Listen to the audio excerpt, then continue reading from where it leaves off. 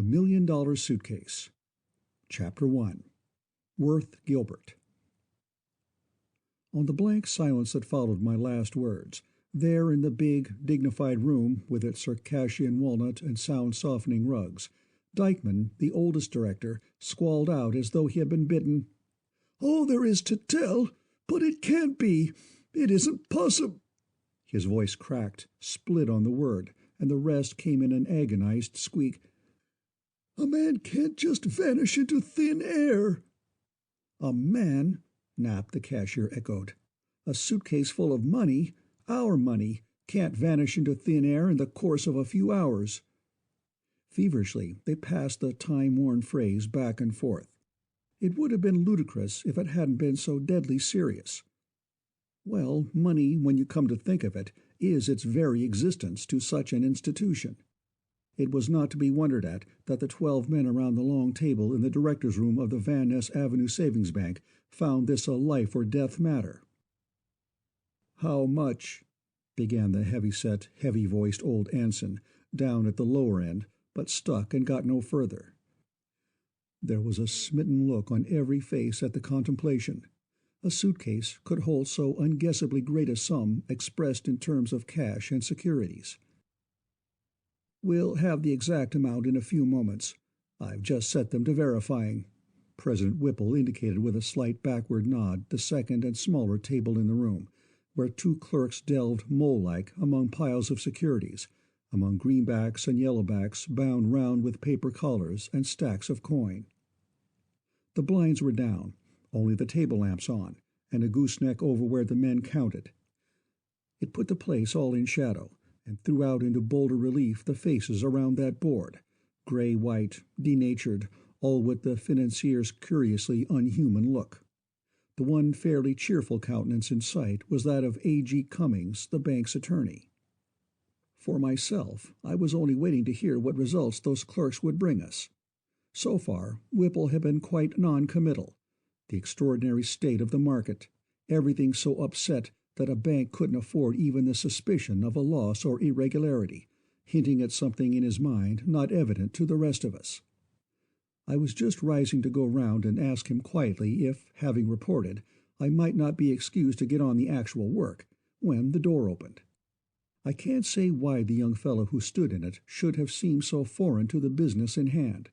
Perhaps the carriage of his tall figure, the military abruptness of his movements, the way he swung the door far back against the wall and halted there, looking us over.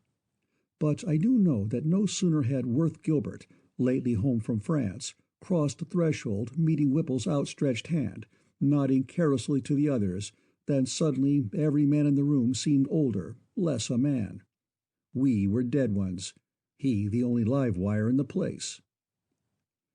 "Boyne," the president turned quickly to me, "would you mind going over for Captain Gilbert's benefit what you've just said?" The newcomer had, so far, not made any movement to join the circle at the table. He stood there, chin up, looking straight at us all, but quite through us. At the back of the gaze was a something between weary and fierce that I have noticed in the eyes of so many of our boys home from what they'd witnessed and gone through over there, when forced to bring their attention to the stale, bloodless affairs of civil life. Used to the instant, conclusive fortunes of war, they can hardly handle themselves when matters hitch and halt upon customs and legalities. The only thing that appeals to them is the big chance, win or lose, and have it over. Such a man doesn't speak the language of the group that was there gathered. Just looking at him, old Dykeman rasped, without further provocation, "What's Captain Gilbert got to do with the private concerns of this bank?" As though the words, and their tone, had been a cordial invitation rather than an offensive challenge, the young man, who had still shown no sign of an intention to come into the meeting at all, walked to the table, drew out a chair, and sat down. "Pardon me, Mr. Dykeman." Cummings' voice had a wire edge on it. "The Hanford block of stock in this bank has, as I think you very well know, passed fully into Gilbert hands today." "Thomas A. Gilbert?" Dykeman was sparing of words. "Captain Worth Gilbert's father." Whipple attempted pacification. Mr. Gilbert Sr. was with me till nearly noon, closing up the transfer. He had hardly left when we discovered the shortage. After consultation, Knapp and I got hold of Cummings. We wanted to get you gentlemen here, have the capital of the bank represented as nearly as we could, and found that Mr. Gilbert had taken the 12:45 train for Santa Isabel. So, as Captain Gilbert was to be found, we felt that if we got him it would be practically, quite the same thing." Worth Gilbert had sat in the chair he selected, absolutely indifferent. It was only when Dykeman, hanging to his point, spoke again, that I saw a quick gleam of blue fire come into those hawk eyes under the slant brow. He gave a sort of detached attention as Dykeman sputtered indecently. "Not the same thing at all. Sons can't always speak for fathers, any more than fathers can always speak for sons. In this case—" He broke off with his ugly old mouth open. Worth Gilbert, the son of divorced parents, with a childhood that had divided time between a mother in the East and a California father, surveyed the parchment-like countenance leisurely after the crackling old voice was hushed. Finally, he grunted inarticulately. "I'm sorry, I can't find a more imposing word for a returned hero," and answered all objections with, "I'm here now, and here I stay. What's all the excitement?" "I was just asking Mr. Boyne to tell you." Whipple came in smoothly. No one else offered any objections. What I repeated briefly amounted to this.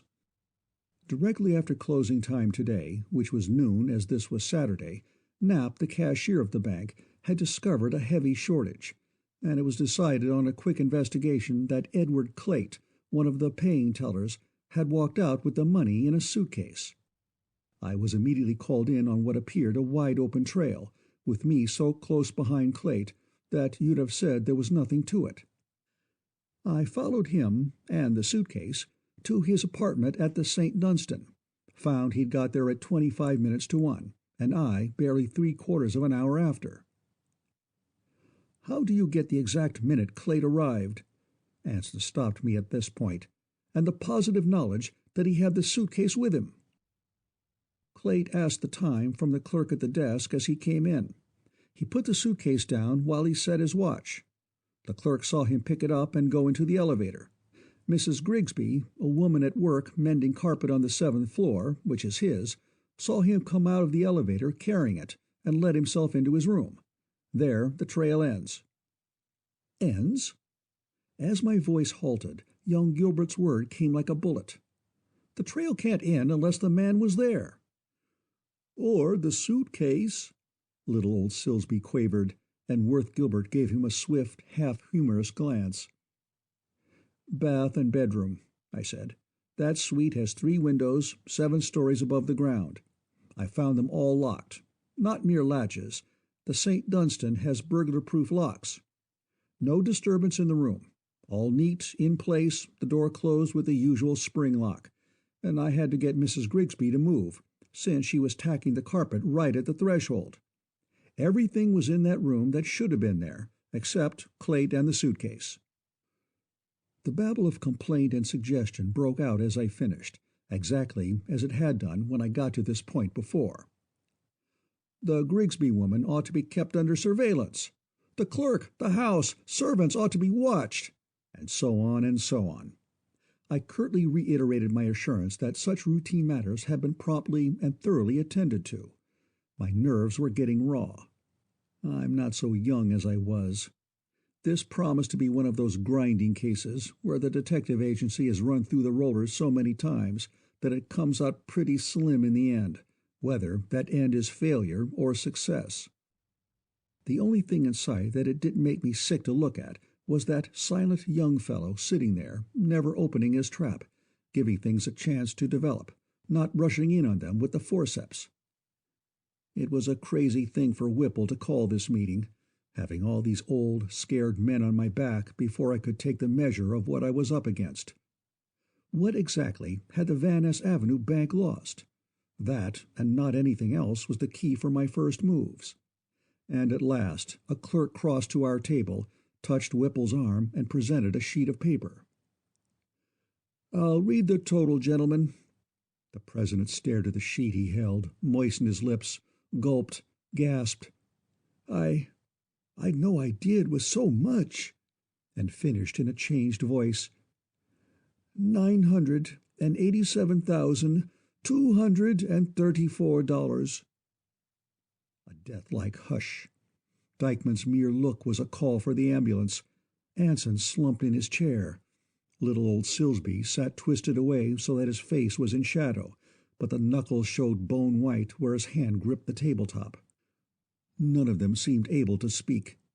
The young voice that broke startlingly on the stillness had the effect of scaring the others, with its tone of nonchalance, rather than reassuring them. Worth Gilbert leaned forward and looked round in my direction with, "This is beginning to be interesting. What do the police say of it?" "We've not thought well to notify them yet." Whipple's eye consulted that of his cashier, and he broke off. Quietly, the clerks got out with the last load of securities. Knapp closed the door carefully behind them, and as he returned to us, Whipple repeated, "I had no idea it was so big," his tone almost pleading as he looked from one to the other. "But I felt from the first that we better keep this thing to ourselves. We don't want a run on the bank, and under present financial conditions, almost anything might start one. But almost $1 million. He seemed unable to go on. None of the other men at the table had anything to offer. It was the silent youngster, the outsider, who spoke again. "I suppose Clayt was bonded, for what that's worth." $15,000. Knapp the cashier gave the information dully.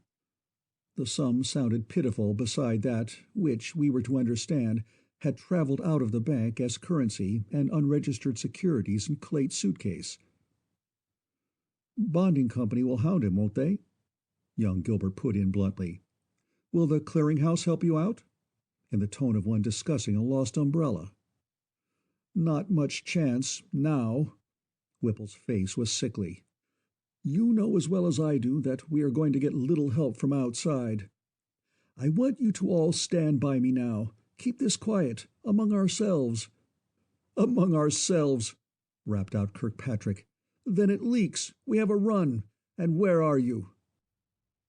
No. Just long enough to give Boyne here a chance to recover our money without publicity. Try it out, anyhow." "Well," said Anson sullenly, "that's what he's paid for. How long is it going to take him?" I made no attempt to answer that fool question. Cummings spoke for me, lawyer fashion, straddling the question, bringing up the arguments pro and con. "Your detective asks for publicity to assist his search. You refuse it. Then you've got to be indulgent with him in the matter of time. Understand me, you may be right. I'm not questioning the wisdom of secrecy, though, as a lawyer, I generally think the sooner you get to the police with a crime, the better. You all can see how publicity and a sizable reward offered would give Mr. Boyne 100,000 assistants, conscious and unconscious, to help nab Clayt." "And we'd be a busted bank before you found him," groaned Knapp. "We've got to keep this thing to ourselves. I agree with Whipple." "It's all we can do," the president repeated. "Suppose a state bank examiner walks in on you Monday," demanded the attorney. "We'll take that chance, that serious chance," replied Whipple solemnly. Silence after that again, till Cummings spoke. "Gentlemen, there are here present 12 of the principal stockholders of the bank." He paused a moment to estimate. "The capital is practically represented. Speaking as your legal adviser, I am obliged to say that you should not let the bank take such a risk as Mr. Whipple suggests. You are threatened with a staggering loss, but, after all, a high % of money lost by defalcations is recovered, made good, wholly or in part." "Nearly $1 million, croaked old Silsby. Yes, of course," Cummings agreed hastily. "The larger amounts against you. The men who can engineer such a theft are almost as strong as you are. You've got to make every edge cut, use every weapon that's at hand, and most of all, gentlemen, you've got to stand together. No dissensions. As a temporary expedient, to keep the bank sufficiently under cover and still allow Boyne the publicity he needs. Replace this money pro rata among yourselves. That wouldn't clean any of you. Announce a small defalcation, such as Clate's bond would cover, so you could collect there. Use all the machinery of the police. Then, when Clate's found, the money recovered, you reimburse yourselves." "But if he's never found, if it's never recovered?" Knapp asked huskily. He was the least able of any man in the room to stand the loss. "What do you say, Gilbert?" The attorney looked toward the young man, who, all through the discussion, had been staring straight ahead of him. He came round to the lawyer's question like one roused from other thoughts, and agreed shortly. "Not a bad bet." "Well, Boyne," Whipple was giving way an inch at a time. "It's a peculiar case," I began, then caught myself up with, "All cases are peculiar. The big point here is to get our man before he can get rid of the money. We were close after Clate. Even that locked room in the St. Dunstan needn't have stopped us. If he wasn't in it, he was somewhere not far outside it. He'd had no time to make a real getaway. All I needed to lay hands on him was a good description." "Description?" echoed Whipple. "Your agency's got descriptions on file, thumbprints, photographs, of every employee of this bank." "Every one of 'em but Clate," I said. "When I came to look up the files, there wasn't a thing on him. Don't think I ever laid eyes on the man myself." "A description of Edward Clate? Every man at the table, even old Silsby, sat up and opened his mouth to give one, but Knapp beat them to it with, 'Clate's worked in this bank 8 years. We all know him. We can get just as many good descriptions as there are people on our payroll or directors in this room, and plenty more at the St. Dunstan, I'll be bound.'" "You think so?" I said wearily. "I have not been idle, gentlemen. I have interviewed his associates. Listen to this. It is a composite of the best I've been able to get." I read, "Edward Clate, height about 5 feet 7 or 8, weight between 140 and 150 pounds, age somewhere around 40, smooth face, medium complexion, fairish, brown hair, light eyes, apparently commonplace features, dressed neatly in blue business suit, black shoes, black derby hat." "Wait a minute," interposed Knapp. "Is that what they gave you at the St. Dunstan? What he was wearing when he came in?" I nodded. "Well, I'd have said he had on tan shoes and a fedora. He did. Or was that yesterday? But aside from that, it's a perfect description. Brings the man right up before me." I heard a chuckle from Worth Gilbert. "That description," I said, "is gibberish, mere words. Would it bring Clate up before anyone who had never seen him? Ask Captain Gilbert, who doesn't know the man. I say that's a list of the points at which he resembles every third office man you meet on the street. What I want is the points at which he differ. You have all known Clate for years. Forget his regularities and tell me his peculiarities, looks, manners, dress, or habits." There was a long pause, broken finally by Whipple. "He never smoked," said the bank president. "Occasionally he did," contradicted Knapp, and the pause continued till I asked, "Any peculiarities of clothing?" "Oh, yes," said Whipple. "Very neat. Usually blue serge." "But sometimes gray," added Knapp heavily, and old Silsby piped in, "I've seen that feller wear pincheck. I know I have." I was fed up on clothes. "How did he brush his hair?" I questioned. "Smooth down from a part high on the left," Knapp came back promptly. "On the right," boomed old Anson from the foot of the table. "Sometimes, yes, I guess he did," Knapp conceded hesitantly. "Oh, well then, what color was it? Maybe you can agree better on that." "Sort of mousy color," Knapp thought. "Oh, Lord, mousy-colored," groaned Dykeman under his breath. "Listen to 'em." "Well, isn't it?" Knapp was a bit stung. "House mousy or field mousy?" Cummings wanted to know. "Knapp's right enough," Whipple said with dignity. "The man's hair is a medium brown, indeterminate brown."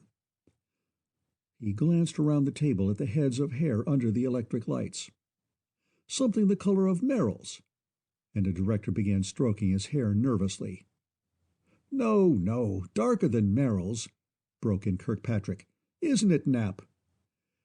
"Why, I was going to say lighter," admitted the cashier discouragedly. "Never mind," I sighed. "Forget the hair. Come on, what color are his eyes?" "Blue," said Whipple. "Gray," said Nap. "Brown," said Kirkpatrick. They all spoke in one breath, and as I despairingly laid down my pencil, the last man repeated firmly, "Brown. But they might be light brown, or hazel, you know." "But, after all, Boyne," Whipple appealed to me, "you've got a fairly accurate description of the man, one that fits him all right." "Does it? Then he's description-proof. No moles, scars, or visible marks?" I suggested desperately. "None." There was a negative shaking of heads. "No mannerisms, no little tricks, such as a twist of the mouth, a mincing step, or a head carried on one side?" More shakes of negation from the men who knew Clate. "Well, at least you can tell me who are his friends, his intimates." Nobody answered. "He must have friends," I urged. "He hasn't," maintained Whipple. "Knapp is as close to him as any man in San Francisco." The cashier squirmed, but said nothing. "But outside the bank, who were his associates?" "Don't think he had any," from Knapp.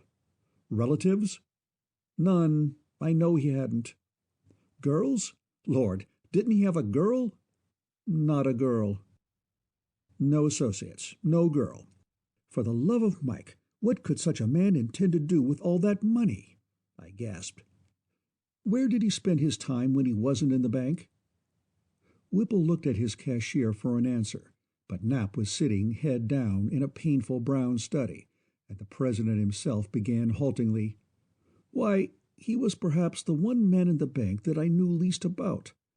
The truth is, he was so unobjectionable in every way, personally unobtrusive, quite unimportant and uninteresting, really, everything, such a, "Shadow," Cummings suggested. "That's the word, shadow. I never thought to inquire where he went till he walked out of here this noon with the bank's money crammed in that suitcase." "Was the Saturday suitcase a regular thing?" I asked, and Whipple looked bewildered. But Knapp woke up with, "Oh, yes, for years. Studious fellow. Books to be exchanged at the public library, I think." "No." Knapp spoke heavily. "Come to think of it, guess that was special work. He told me once he was taking some sort of correspondence course." "Special work," chuckled Worth Gilbert. "I'll tell the world." "Oh, well, give me a description of the suitcase," I hurried. "Brown, sole leather. That's all I ever noticed," from Whipple a bit stiffly. "Brass rings and lock, I suppose?" "Brass, or nickel. I don't remember. What do you say, Knapp?" "I wouldn't know now if it was canvas and tin," replied the harried cashier. "Gentlemen," I said, looking across at the clock, "since 2:30, my men have been watching docks, ferries, railroad stations, every garage near the St. Dunstan, the main highways out of town. 7 of them on the job, and in the first hour they made 10 arrests, on that description, and every time sure they had their man. They thought, just as you seem to think, that the bunch of words described something. We're getting nowhere, gentlemen, and time means money here." Chapter 2. Sight Unseen. In the squabble and snatch of argument, given dignity only because it concerned the recovery of near $1 million, we seemed to have lost Worth Gilbert entirely. He kept his seat, that chair he had taken instantly when old Dykeman seemed to wish to have it denied him, but he sat on it as though it were a lone rock by the sea. I didn't suppose he was hearing what we said any more than he would have heard the mewing of a lot of gulls, when, on a sudden silence, he burst out, "For heaven's sake, If you men can't decide on anything, sell me the suitcase. I'll buy it as it is and clean up the job." "Sell you the suitcase? Clate's suitcase?" They sat up on the edge of their chairs, bewildered, incredulous, hostile. Such a bunch is very like a herd of cattle. Anything they don't understand scares them. Even the attorney studied young Gilbert with curious interest. I was mortal glad I hadn't said what was the fact, that with the naming of the enormous sum lost, I was certain this was a sizable conspiracy with long-laid plans. They were mistrustful enough as Whipple finally questioned, "Is this a bona fide offer, Captain Gilbert?" And Dykeman came in after him. "A gambler's chance at stolen money. Is that what you figure on buying, sir? Is that it?" And heavy-faced Anson asked bluntly, "Who's to set the price on it, you or us? There's practically $1 million in that suitcase. It belongs to the bank. If you got an idea that you can buy up the chance of it for about 50%, you're mistaken. We have too much faith in Mr. Boyne and his agency for that. Why, at this moment, one of his men may have laid hands on Clate, or found the man who planned—" He stopped with his mouth open. I saw the same suspicion that had taken his breath away grip momentarily every man at the table. A hint of what it was in Whipple's voice as he asked gravely, "Do you bind yourself to pursue Clate and bring him, if possible, to justice?" "Bind myself to nothing. I'll give $800,000 for that suitcase." He fumbled in his pocket with an interrogative look at Whipple, and, "May I smoke in here?" and lit a cigarette without waiting a reply. Banking institutions take some pains to keep in their employ no young men who are known to play poker, but a poker face at that board would have acquired more than its share of dignity. As it was, you could see, almost as though written there, the agonizing doubt running riot in their faces as to whether Worth Gilbert was a young hero coming to the bank's rescue or a con man playing them for suckers. It was Knapp who said at last, huskily, "I think we should close with Captain Gilbert's offer." The cashier had a considerable family, and I knew his recently bought Pacific Avenue home was not all paid for. "We might consider it." Whipple glanced doubtfully at his associates. "If everything else fails, this might be a way out of the difficulty for us." If everything else failed, President Whipple was certainly no poker player. Worth Gilbert gave one swift look about the ring of faces, pushed a brown, muscular left hand out on the tabletop, glancing at the wristwatch there, and suggested brusquely, "Think it over. My offer holds for 15 minutes. Time to get all the angles of the case." Gentlemen, I seem to have started something."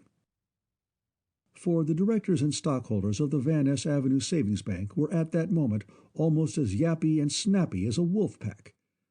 Dykeman wanted to know about the $187,000-odd not covered by Worth's offer.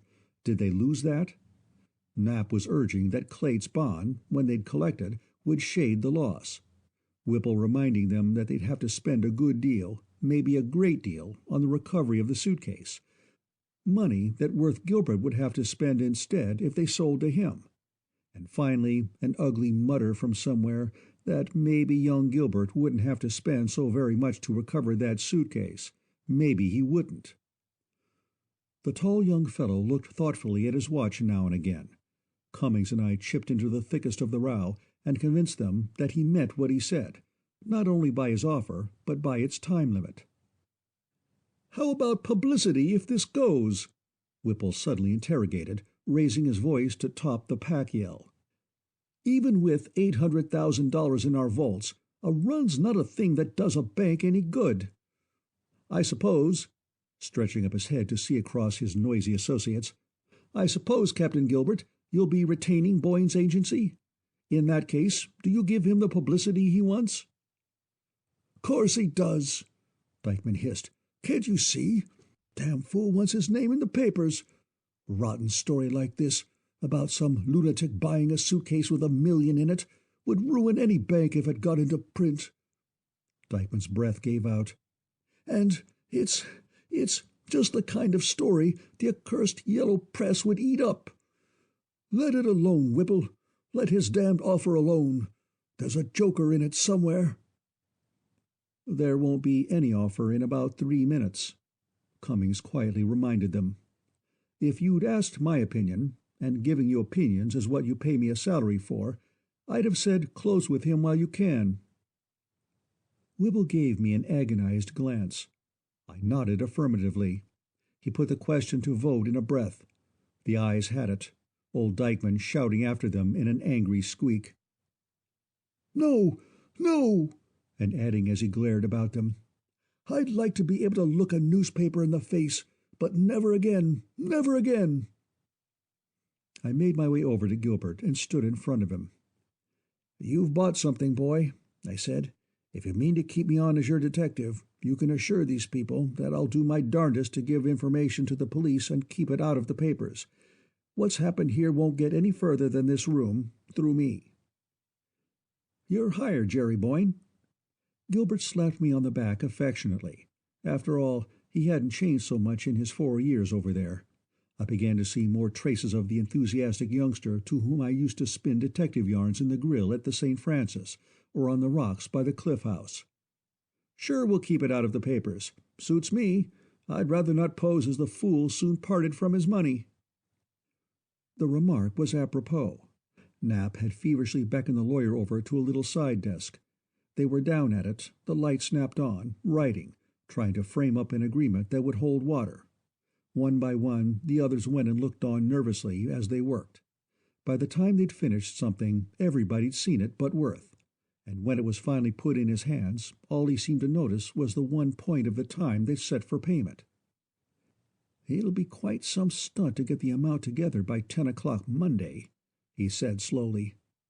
"There are securities to be converted." He paused and looked up with a queer hush. "Securities?" croaked Dykeman. "To be converted? Oh!" "Yes," in some surprise. "Or would the bank prefer to have them turned over in their present form?" Again a strained moment, broken by Whipple's nervous, "Maybe that would be better," and a quickly suppressed chuckle from Cummings. The agreement was in duplicate. It gave Worth Gilbert complete ownership of a described sole-leather suitcase and its listed contents, and, as he had demanded, it bound to him nothing save the payment. Cummings said frankly that the transaction was illegal from end to end, and that any assurance as to the bank ceasing to pursue Clayt would amount to compounding a felony. Yet we all signed solemnly, the lawyer and I as witnesses. A financier's idea of indecency is something about money which hasn't formerly been done. The directors got sorer and sorer as Worth Gilbert's cheerfulness increased. "Acts as though it were a damn crap game," I heard Dykeman muttering to Silsby, who came back vacuously. "Craps? They said our boys did shoot craps a good deal over there. Well, they were risking their lives." And that's as near as any of them came, I suppose, to understanding how a weariness of the little interweaving plans of tamed men had pushed Worth Gilbert into carelessly staking his birthright on a chance that might lend interest to life, a hazard big enough to breeze the staleness out of things for him. We were leaving the bank, Gilbert and I ahead, Cummings right at my boy's shoulder, the others holding back to speak together, bitterly enough if I am any guesser, when Worth said suddenly, "You mentioned in there it's being illegal for the bank to give up the pursuit of Clayt. Seems funny to me, but I suppose you know what you're talking about. Anyhow," he was lighting another cigarette, and he glanced sharply at Cummings across it, "anyhow, they won't waste their money hunting Clayt now, should you say? That's my job. That's where I get my cash back." "Oh, that's where, is it?" The lawyer's dry tone might have been regarded as humorous. We stood in the deep doorway, hunching coat collars, looking into the foggy street. Worth's interest in life seemed to be freshening moment by moment. "Yes," he agreed briskly. "I'm going to keep you and Boyne busy for a while. You'll have to show me how to hustle the payment for those Shylocks, and Jerry's got to find the suitcase, so I can eat. But I'll help him." Cummings stared at the boy. "Gilbert," he said, "where are you going? Right now, I mean." "To Boyne's office." We stepped out to the street where the line of limousines waited for the old fellows inside.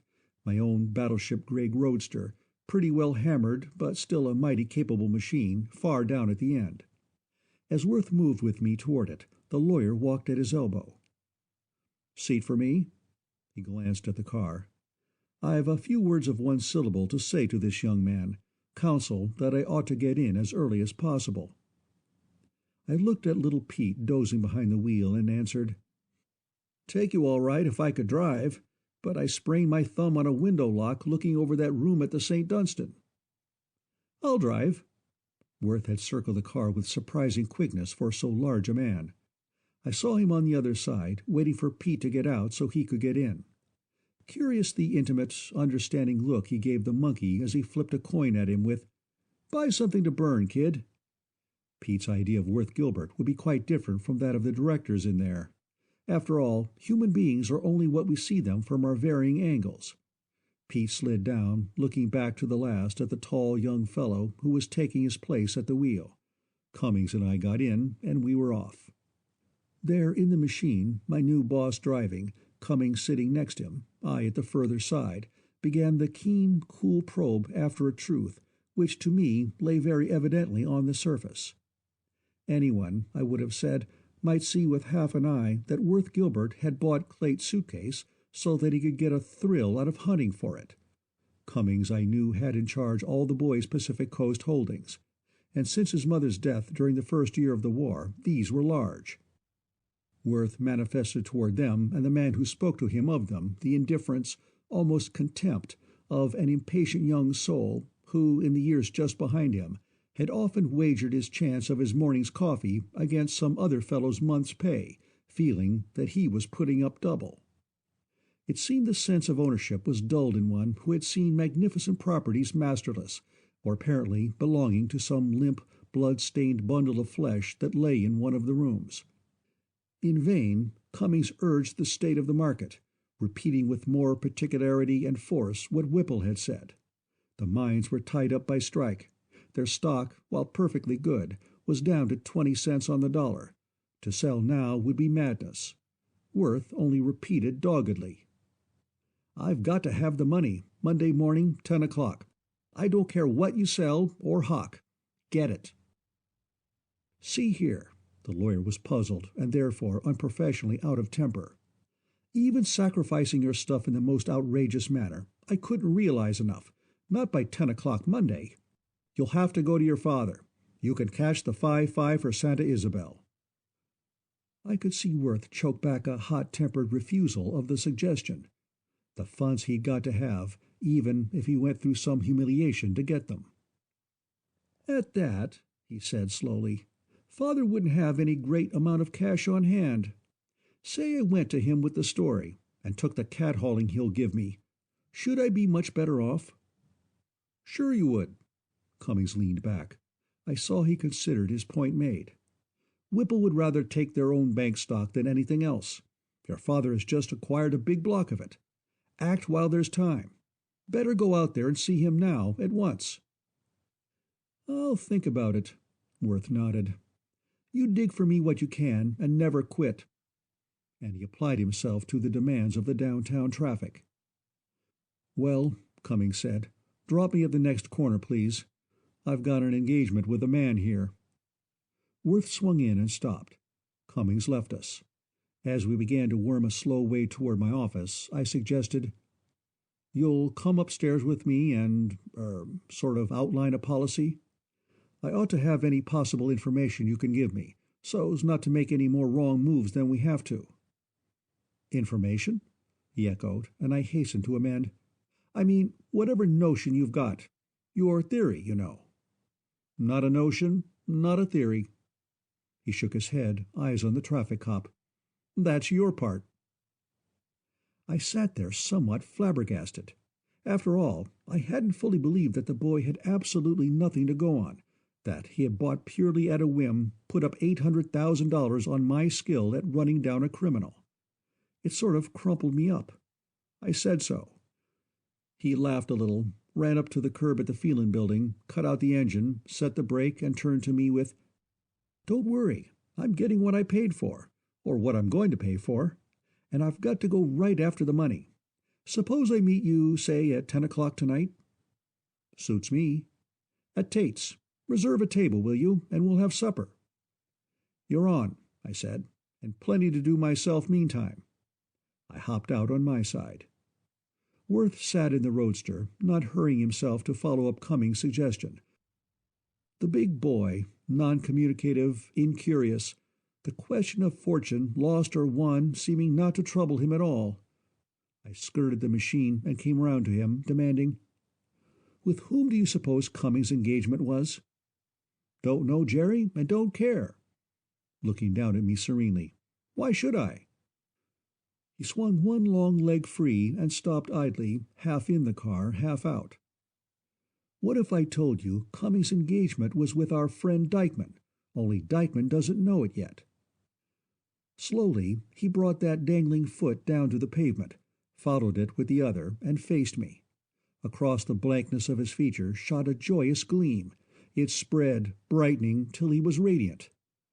"I get you," he chortled. "Collusion! They think I'm standing in with Clayt. Oh, boy!" He threw back his head and roared. Chapter 3. A Wedding Party. I looked at my watch. 10:15, a little ahead of my appointment. I ordered a telephone extension brought to this corner table I reserved at Tate's, and got in touch with my office. Then, with the knowledge that any new kink in the case would be reported immediately to me, I relaxed to watch the early supper crowd arrive. Women in picture hats and bare or half-bare shoulders, with rich wraps slipping off them. Hum of voices. The clatter of silver and china. Waiters beginning to wake up and dart about settling new arrivals. And I wondered idly what sort of party would come to sit around one long table across from me, specially decorated with pale tinted flowers. There was a sense of warmth and comfort at my heart. I am a lonely man. The people I take to seem to have a way of passing on in the stream of life, or death, leaving me with a few well-thumbed volumes on a shelf in my rooms for consolation. Walt Whitman, Montaigne, the Bard, 2 or 3 other lesser poets, and you've the friends that have stayed by me for 30 years. And so, having met up with Worth Gilbert when he was a youngster, at the time his mother was living in San Francisco to get a residence for her divorce proceedings, having loved the boy and got, I am sure, some measure of affection in return, it seemed almost too much to ask of fate that he should come back into my days, plunge into such a proposition as this bank robbery, right at my elbow as it were, and make himself my employer, my boss.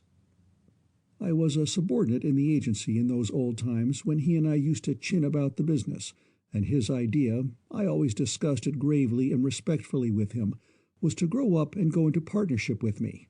Well, we were partners now. Past 10, nearly 5 minutes. Where was he? What up to? Would he miss his appointment? No, I caught a glimpse of him at the door, getting rid of hat and overcoat, pausing a moment with tall bent head to banter Rose, the little Chinese girl who usually drifted from table to table with cigars and cigarettes. Then he was coming down the room. A man who takes his own path in life, and will walk it though hell bar the way, never explaining, never extenuating, never excusing his course. Something seems to emanate from such a chap that draws all eyes after him in a public place, in a look between fear and desire. Sitting there in Tate's, my view of Worth cut off now by a waiter with a high-carried tray, again by people passing to tables from whom he halted, I had a good chance to see the turning of eyeballs that followed him, the furtive glances that snatched at him, or fondled him, or would have probed him, the admiration of the women, the envy of the men, curiously alike in that it was sometimes veiled and half wistful, sometimes very open. Drifters. You see so many of that sort in a restaurant. Why wouldn't they hanker after the strength and ruthlessness of a man like Worth? And the poor prunes, how little they knew him. As my friend Walt would say, he wasn't out after any of the old, smooth prizes they cared for.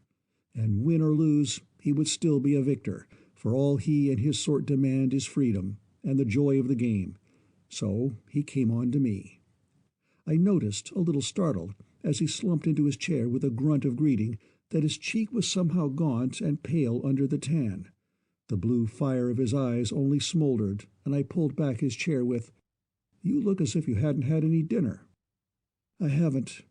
He gave a man-sized order for food and turned back from it to listen to me. "I'll be nearer human when I get some grub under my belt." My report of what had been done on the case since we separated was interrupted by the arrival of our orders, and Worth sailed into a thick, juicy steak while I was still explaining details. The orchestra whanged and blared and jazzed away. The people at the other tables noticed us or busied themselves noisily with affairs of their own.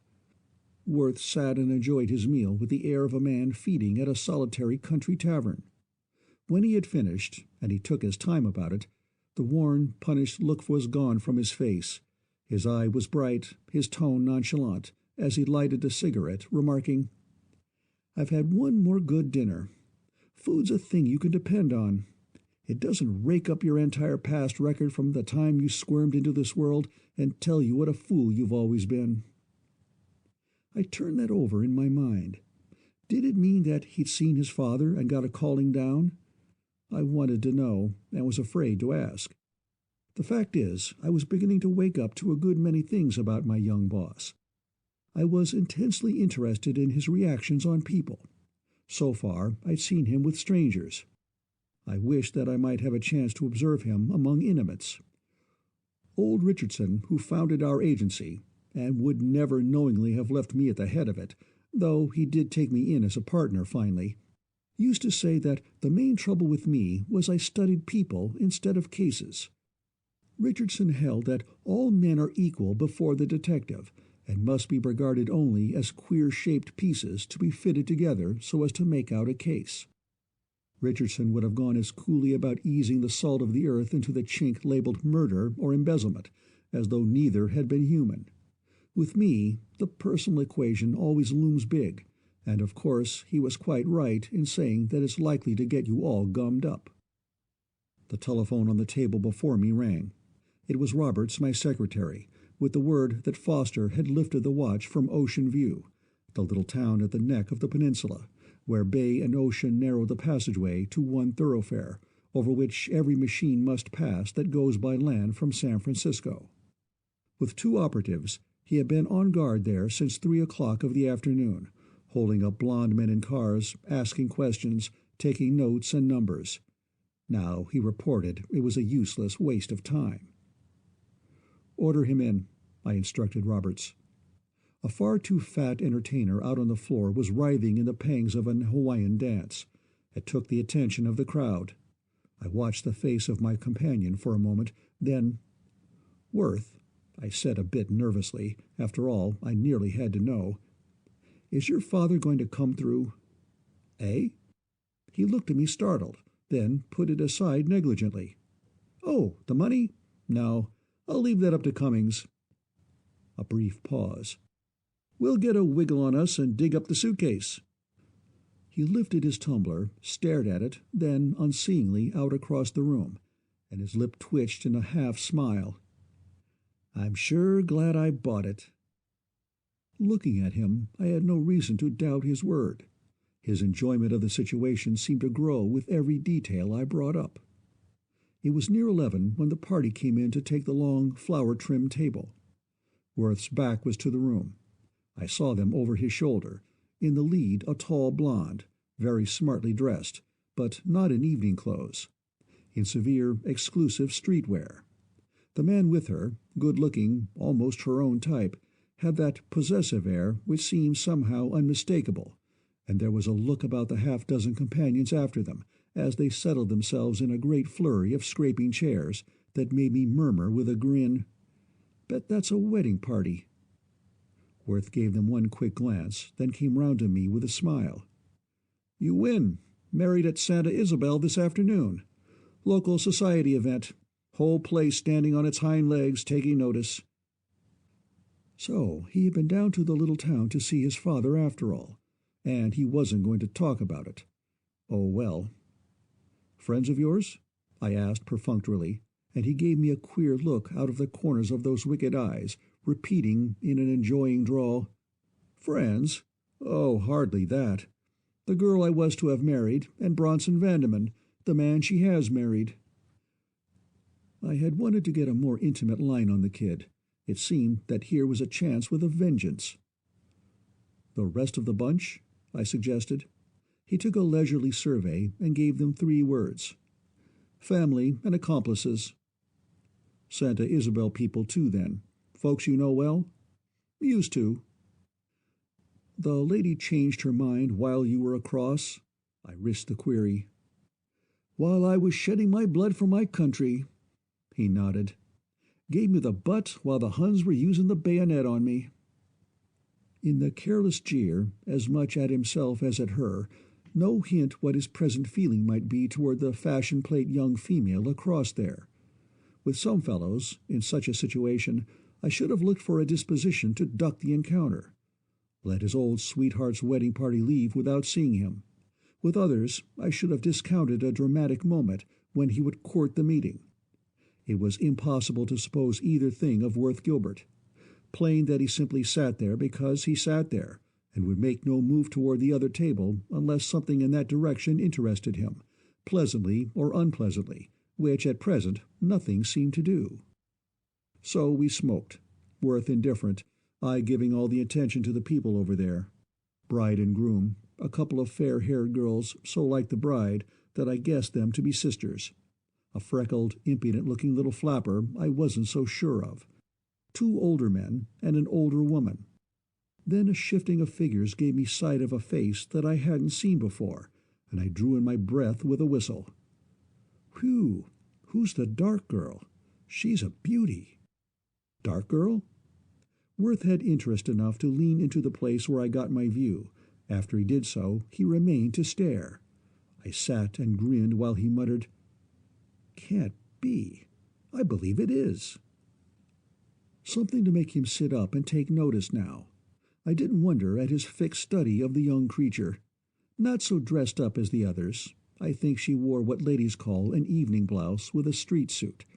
A brunette, but of a tinting so delicate that she fairly sparkled. She took the shine off those blonde girls. Her small, beautifully formed, uncovered head had the living jet of the crow's wing.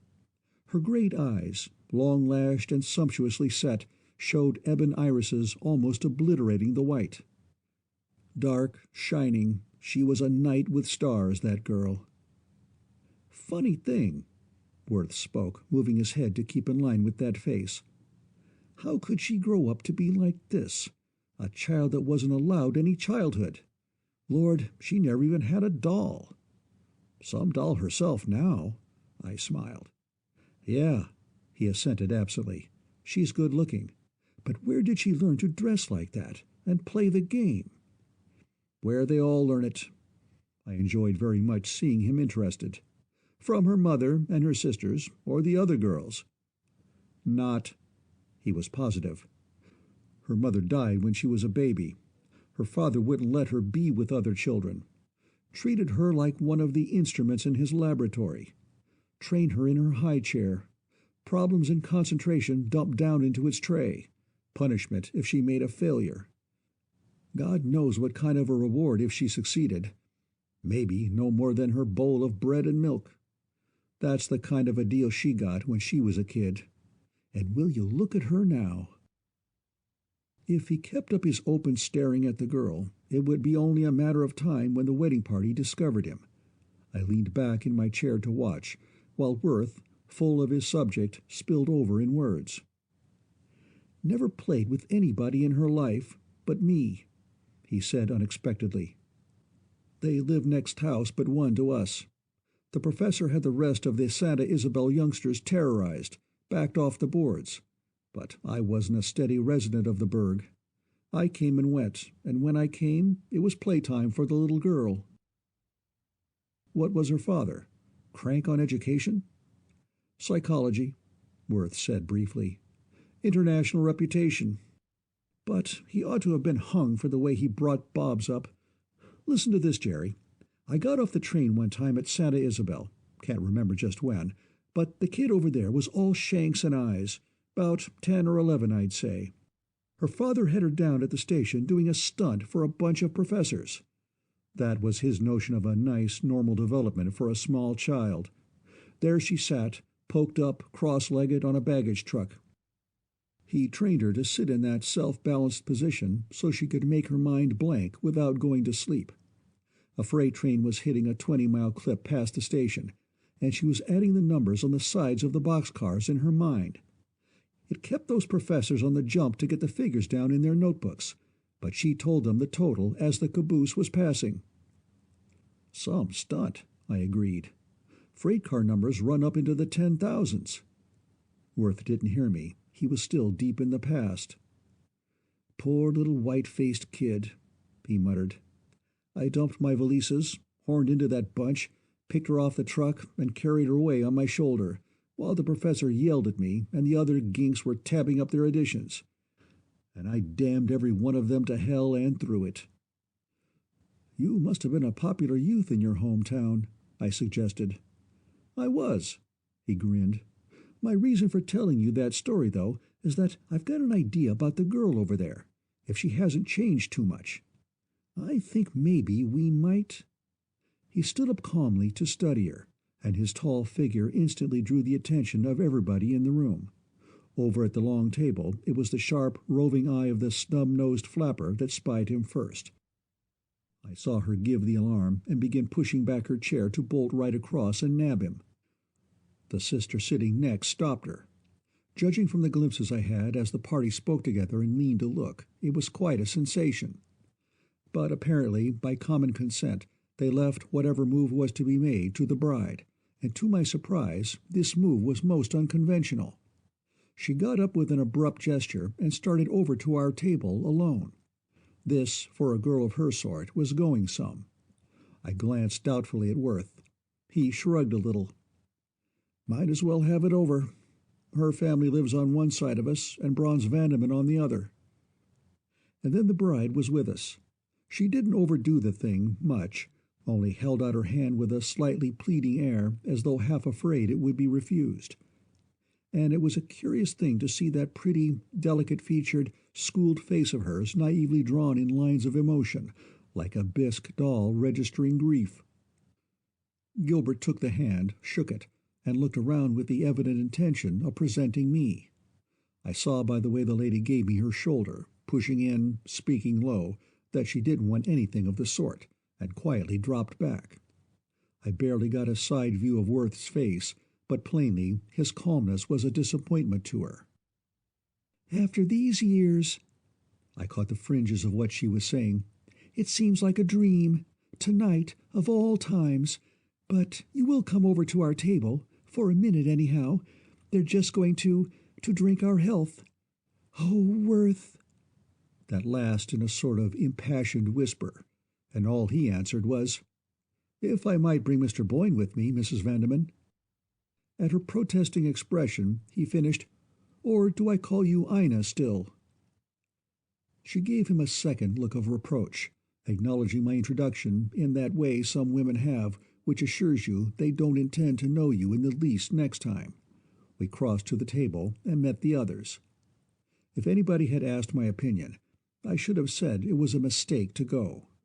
Our advent in that party, or rather Worth Gilbert's advent, was bound to throw the affair into a sort of consternation. No mistake about that. The bridegroom at the head of the table seemed the only one able to keep a grip on the situation.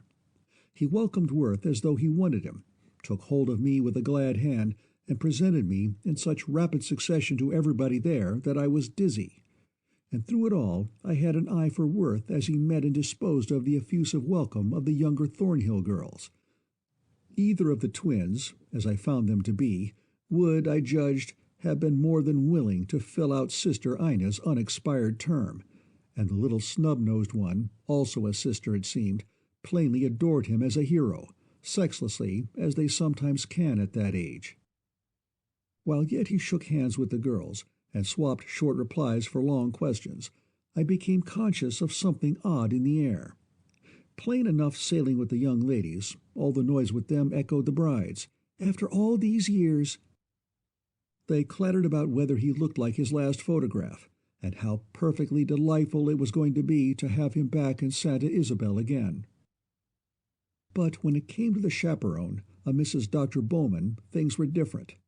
No longer young, though still beautiful in what I might call a sort of wasted fashion, with slim wrists and fragile fingers and a splendid mass of rich auburn hair, I had been startled, even looking across from our table, by the extreme nervous tension of her face. She looked a neurasthenic, but that was not all.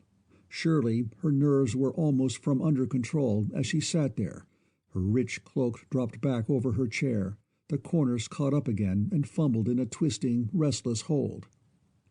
Now, when Worth stood before her appealing eyes, she reached up and clutched his hand in both of hers, staring at him through quick tears, saying something in a low, choking tone, something that I couldn't for the life of me make into the greeting you give even a beloved youngster you haven't seen for several years.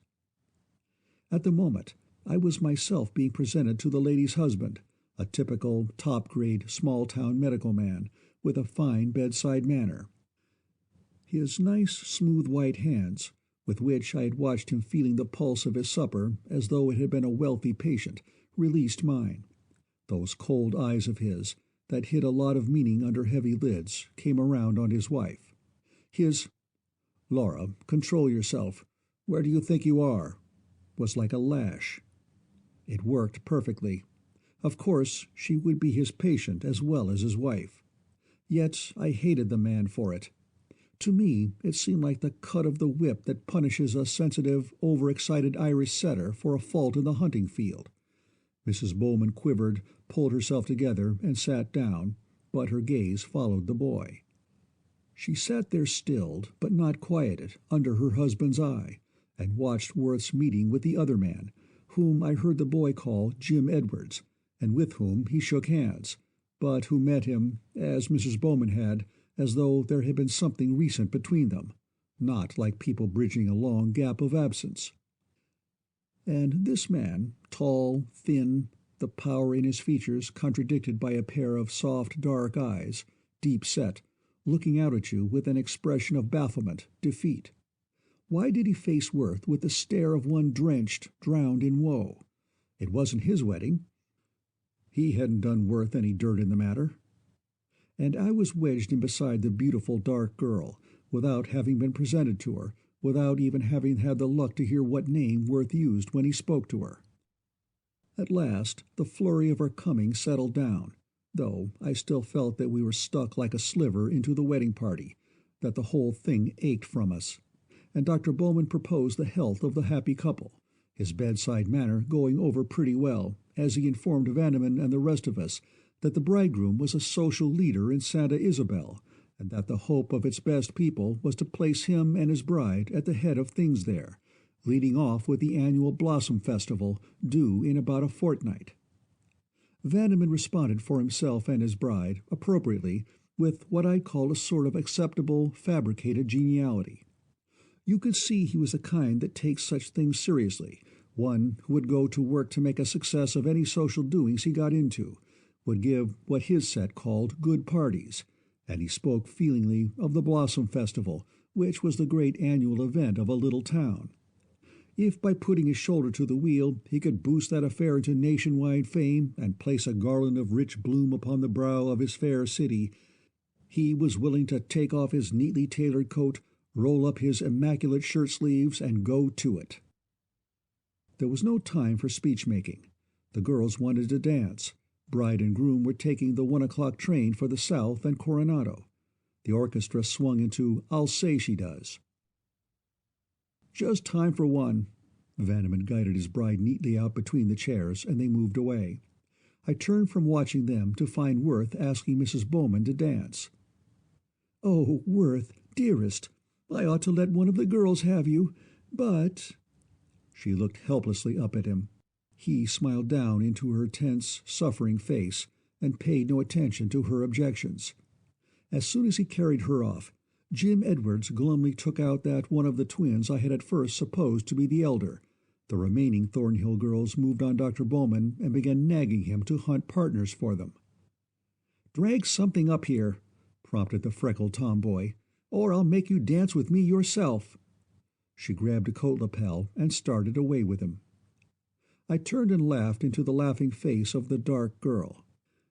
I had no idea of her name, yet a haunting resemblance, A something somehow familiar came across to me, which I thought for a moment was only the sweet approachableness of her young femininity. Bowman had found and collared a partner for Ernestine Thornhill, but that was as far as it went. The little one forebore her threat of making him dance with her, came back to her chair, and tucked herself in, snuggling up to the girl beside me, getting hold of a hand and looking at me across it. She rejoiced, it seems, in the nickname of Skeet, for by that the other now spoke to her whisperingly, saying it was too bad about the dance. "That's nothing," Skeet answered promptly. "I'd a lot rather sit here and talk to you, and your gentleman friend," with a large wink for me, "if you don't mind." At the humorous, intimate glance which again passed between me and the dark girl, sudden remembrance came to me, and I ejaculated, "I know you now." "Only now?" smiling. "You've changed a good deal in 7 years," I defended myself. "And you so very little." She was still smiling. "That I had almost a mind to come and shake hands with you when Ina went to speak to Worth." I remembered then it was Worth's recognition of her which had brought him to his feet. I told her of it, and the glowing, vivid face was suddenly all rosy. Skeet regarded the manifestation askance, asking jealously, "When did you see Worth last, Barbie? You weren't still living in Santa Isabel when he left, were you?" I sat thinking while the girlish voices talked on. Barbie, the nickname for Barbara. Barbara Wallace. The name jumped at me from a poster. That's where I first saw it. It linked itself up with what Worth had said over there about the forlorn childhood of this beguiling young charmer. Why hadn't I remembered then? I, too, had my recollection of Barbara Wallace. About 7 years before, I had first seen her, a slim, dark little thing of 12 or 14, very badly dressed in slinky, too-long skirts that whipped around preposterously thin ankles, blue-black hair dragged away from a forehead almost too fine, made into a bundle of some fashion that belonged neither to childhood nor womanhood. Her little pointed face redeemed by a pair of big black eyes with a wonderful inner light, the eyes of this girl glowing here at my left hand. The father Worth spoke of brusquely as the professor was Elman Wallace, to whom all students of advanced psychology are heavily indebted. The year I heard him and saw the girl, his course of lectures at Stanford University were making quite a stir. I had been one of a bunch of criminologists, detectives, and police chiefs who, during a state convention, were given a demonstration of the little girl's powers, closing with a sort of rapid pantomime in which I was asked to take part. A half-dozen of us from the audience planned exactly what we were to do. I rushed into the room through one door, holding my straw hat in my left hand and wiping my brow with a handkerchief with the right. From an opposite door came 2 men. One of them fired at me twice with a revolver held in his left hand. I fell, and the second man, the one who wasn't armed, ran to me as I staggered, grabbed my hat, and the 2 of them went out the door I had entered, while I stumbled through the one by which they had come in. It lasted, all told, not half a minute, the idea being for those who looked on to write down what had happened. Those trained criminologists, supposed to have eyes in their heads, didn't see half that really took place, and saw a plenty that did not. Most of them would have hung the man who snatched my hat. Only one, I remember, noticed that I was shot by a left-handed man. Then the little girl told us what really had occurred, every detail, just as though she had planned it instead of being merely an observer. "Pardon me," I broke in on the girls. "Miss Wallace, you don't mean to say that you really know me again after seeing me once, 7 years ago, in a group of other men at a public performance?" "Why shouldn't I? You saw me then. You knew me again." "But you were doing wonderful things. We remember what strikes us, as that did me." She looked at me with a little fading of that glow her face seemed always to hold. "Most memories are like that," she agreed listlessly. "Mine isn't. It works like a cinema camera. I've only to turn the crank the other way to be looking at any past record." "But can you?" I was beginning when Skeet stopped me, leaning around her companion, bristling at me like a snub-nosed terrier. "If you want to make a hit with Barbie, Cut out the reminiscences. She does loathe being reminded that she was once an infant phenom. I glanced at my dark-eyed girl. She bent her head affirmatively. She wouldn't have been capable of Skeet's rudeness, but plainly Skeet had not overstated her real feeling. I had hardly begun an apology when the dancers rushed back to the table with the information that there was no more than time to make the Los Angeles train. There was an instant grasping of wraps, hasty goodbyes, and the party began breaking up with a bang. Worth went out to the sidewalk with them. I sat tight, waiting for him to return, and to my surprise, when he finally did appear, Barbara Wallace was with him. Chapter 4. An Apparition. "Don't look so scared," she said smilingly to me. "I'm only on your hands a few minutes. A package left to be called for." I had watched them coming back to me at our old table with its telephone extension, the girl with eyes for no one but Worth, who helped her out of her wrap now with a preoccupied air, and "Shed the coat, Bobs," adding as he seated her beside him, "The luck of luck that I chanced on you here this evening." That brought the color into her face. The delicate rose shifted under her translucent skin almost with the effect of light, until that lustrous midnight beauty of hers was as richly glowing as one of those marvelous dark opals of the Antipodes. "Yes," she said softly, with a smile that set two dimples deep in the pink of her cheeks. "Wasn't it strange, our meeting this way?" Worth wasn't looking at her. He'd signaled a waiter, ordered a pot of black coffee, and was watching its approach. "I didn't go down to the wedding, but Ina herself invited me to come here tonight. I had half a mind not to. Then, at the last minute, I decided I would, and I met you." Worth nodded, sat there humped in a brown study while the waiter poured our coffee. The minute the man left us alone, he turned to her with, "I've got a stunt for you." A stunt?" The light failed abruptly in her face. Her mouth, with its soft, firm molding, its vivid floral red like the lips of a child, went down a bit at the clean-cut corners. A small hand fumbled the trimming of her blouse. It was almost as if she had laid it over a wounded heart.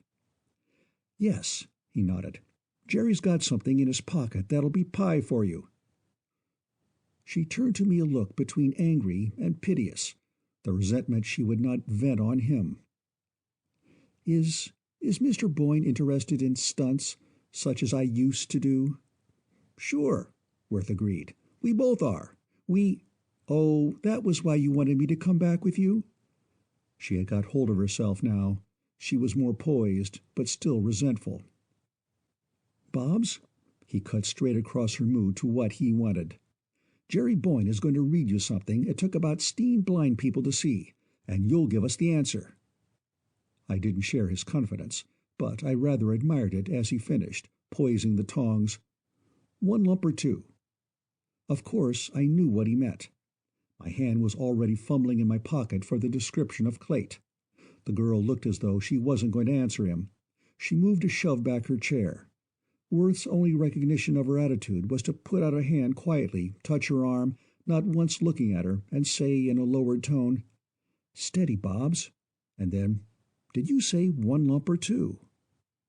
"None." Her voice was scarcely audible, but I saw she was going to stay.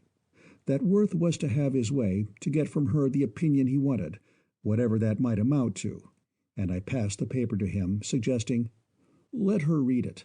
This is too public a place to be declaiming a thing of the sort." She hesitated a minute, then gave it such a mere flirt of a glance that I hardly thought she'd seen what it was, before she raised inquiring eyes to mine and asked coldly, "Why shouldn't that be read? Shouted every 10 minutes by the traffic officer at Market and Kearney. They'd only think he was paging every other man in the Palace Hotel." I leaned back and chuckled. After a bare glance, this sharp-witted girl had hit on exactly what I thought of the Clayt description. "Is that all? May I go now, Worth?" she said, still with that dashed, disappointed look from one of us to the other. "If you'll just put me on a Haight Street car, I won't wait for—" And now she made a definite movement to rise, but again Worth held her by the mere touch of his fingers on her sleeve. "Wait, Bobs. he said. "There's more." "More?" Her eyes on Worth's face talked louder than her tongue, but that also gained fluency as he looked back at her and nodded. "Stunts." She repeated his word bitterly. "I didn't expect you to come back asking me to do stunts. I hated it all so, working out things like a calculating machine." Her voice sank to a vehement undertone. "Nobody thinking of me as a human with human feelings. I have never done one stunt since my father died." She didn't weaken. She sat there and looked Worth squarely in the eye, yet there was a kind of big gentleness in her refusal, a freedom from petty resentment that had in it not so much a girl's hurt vanity as the outspoken complaint of a really grieved heart. "But Bob's," Worth smiled at her trouble, about the same careless, good-natured smile he had given little Pete when he flipped him the quarter. "Suppose you could possibly save me $100,000 a minute." "Then it's not just a stunt?" She settled slowly back in her chair. "Certainly not," I said. "This is business, with me anyhow. Miss Wallace, why do you think a description like that could be shouted on the street without anyone being the wiser?" "Was it supposed to be a description?" she asked, raising her brows a bit. "The best we could get from 16 or 18 people, most of whom have known the man a long time, some of them for 8 years." "And no one, not one of all these people could differentiate him?" "I've done my best at questioning them." She gave me one straight, level look, and I wondered a little at the way those velvety black eyes could saw into a fellow. But she put no query, and I had the cheap satisfaction of knowing that she was convinced I'd overlooked no details in the quiz that went to make up that description. Then she turned to Worth. "You said I might save you a lot of money. Has the man you're trying here to describe anything to do with money, in large amounts, financial affairs of importance?" Again, the little girl had unconsciously scored with me. To imagine a rabbit like Clayt alone swinging such an enormous job was ridiculous. From the first, my mind had been reaching after the others, the big-brained criminals, the planners whose instrument he was. She evidently saw this, but Worth answered her. "He's quite a financier, Bobs. He walked off with nearly $1 million cash today." "From you?" with a quick breath. "I'm the main loser if he gets away with it." "Tell me about it." And Worth gave her a concise account of the theft and his own share in the affair. She listened eagerly now, those innocent great eyes growing big with the interest of it. With her there was no blind stumbling over Worth's motive in buying a suitcase sight unseen. I had guessed, but she understood completely and unquestioningly. When he had finished, she said solemnly, "You know, don't you, that if you've got your facts right, if these things you've told me are square, even cubes of fact, they prove Clayt among the wonderful men of the world." Worth's big brown paw went out and covered her little hand that lay on the table's edge. "Now we're getting somewhere," he encouraged her. As for me, I merely snorted. "Wonderful man, my eye. He's got a wonderful gang behind him." "Oh, you should have told me that you know there is a gang, Mr. Boyne," she said simply. "Of course, then, the result is different." "Well," I hedged, "there's a gang, all right. But suppose there wasn't. How would you find any wonderfulness in a creature as near nothing as this Clayt?" She sat and thought for a moment, drawing imaginary lines on the tabletop, finally looking up at me with a narrowing of the lids, a tightening of the lips, which gave an extraordinary look of power to her young, feminine face. "In that case, Clayt would inevitably be one of the wonderful men of the world." She repeated her characterization with the placid, soft obstinacy of falling snow. "Didn't you stop a minute, one little minute, Mr. Boyne, to think it wonderful that a man so devoid of personality as that—" she slanted a slim finger across the description of Clayt. "Didn't you add up in your mind all that you told me about the men disagreeing as to which side he parted his hair on, whether he wore tan shoes or black, a fedora or derby, smoked or didn't? Absolutely nothing left as to the peculiarities of face, figure, movement, expression, manner, or habit to catch the eye of one single observer among the 16 or 18 you questioned? Surely you added that up, Mr. Boyne. What result did you get?" "Nothing," I admitted. "To hear you repeat it, of course, it sounds as if the man was a freak. But he wasn't. He was just one of those fellows that are born utterly commonplace and slide through life without getting any marks put on 'em." "And is it nothing that this man became a teller in a bank without infringing at all on the circle of his nothingness?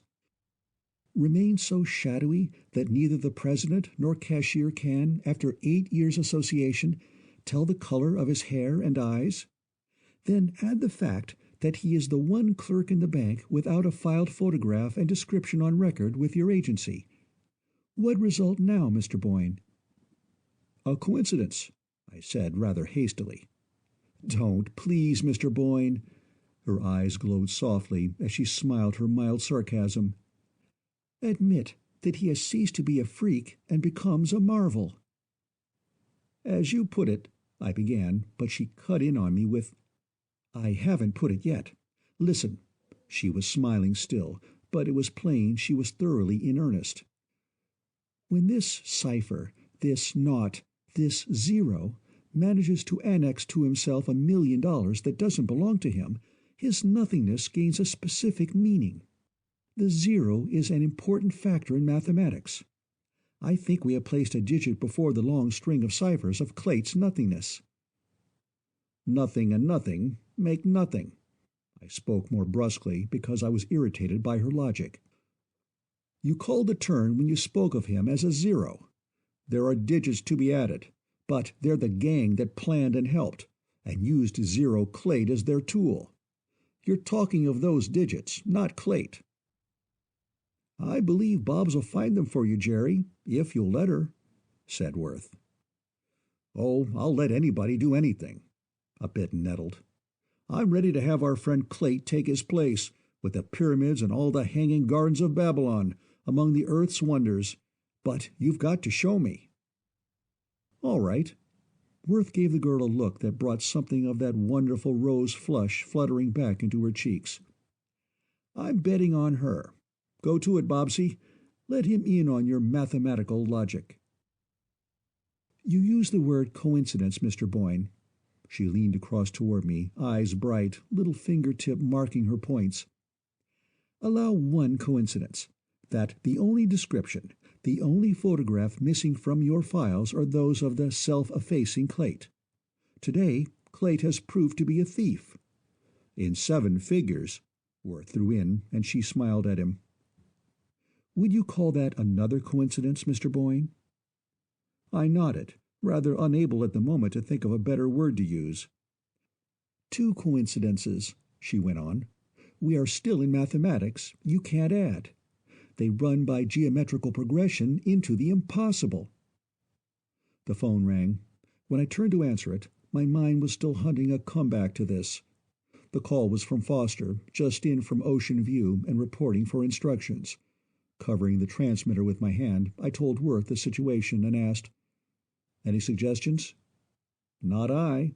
He shook his head. I added, a bit sarcastically, "Or you, Miss Wallace?" "Yes." She surprised me.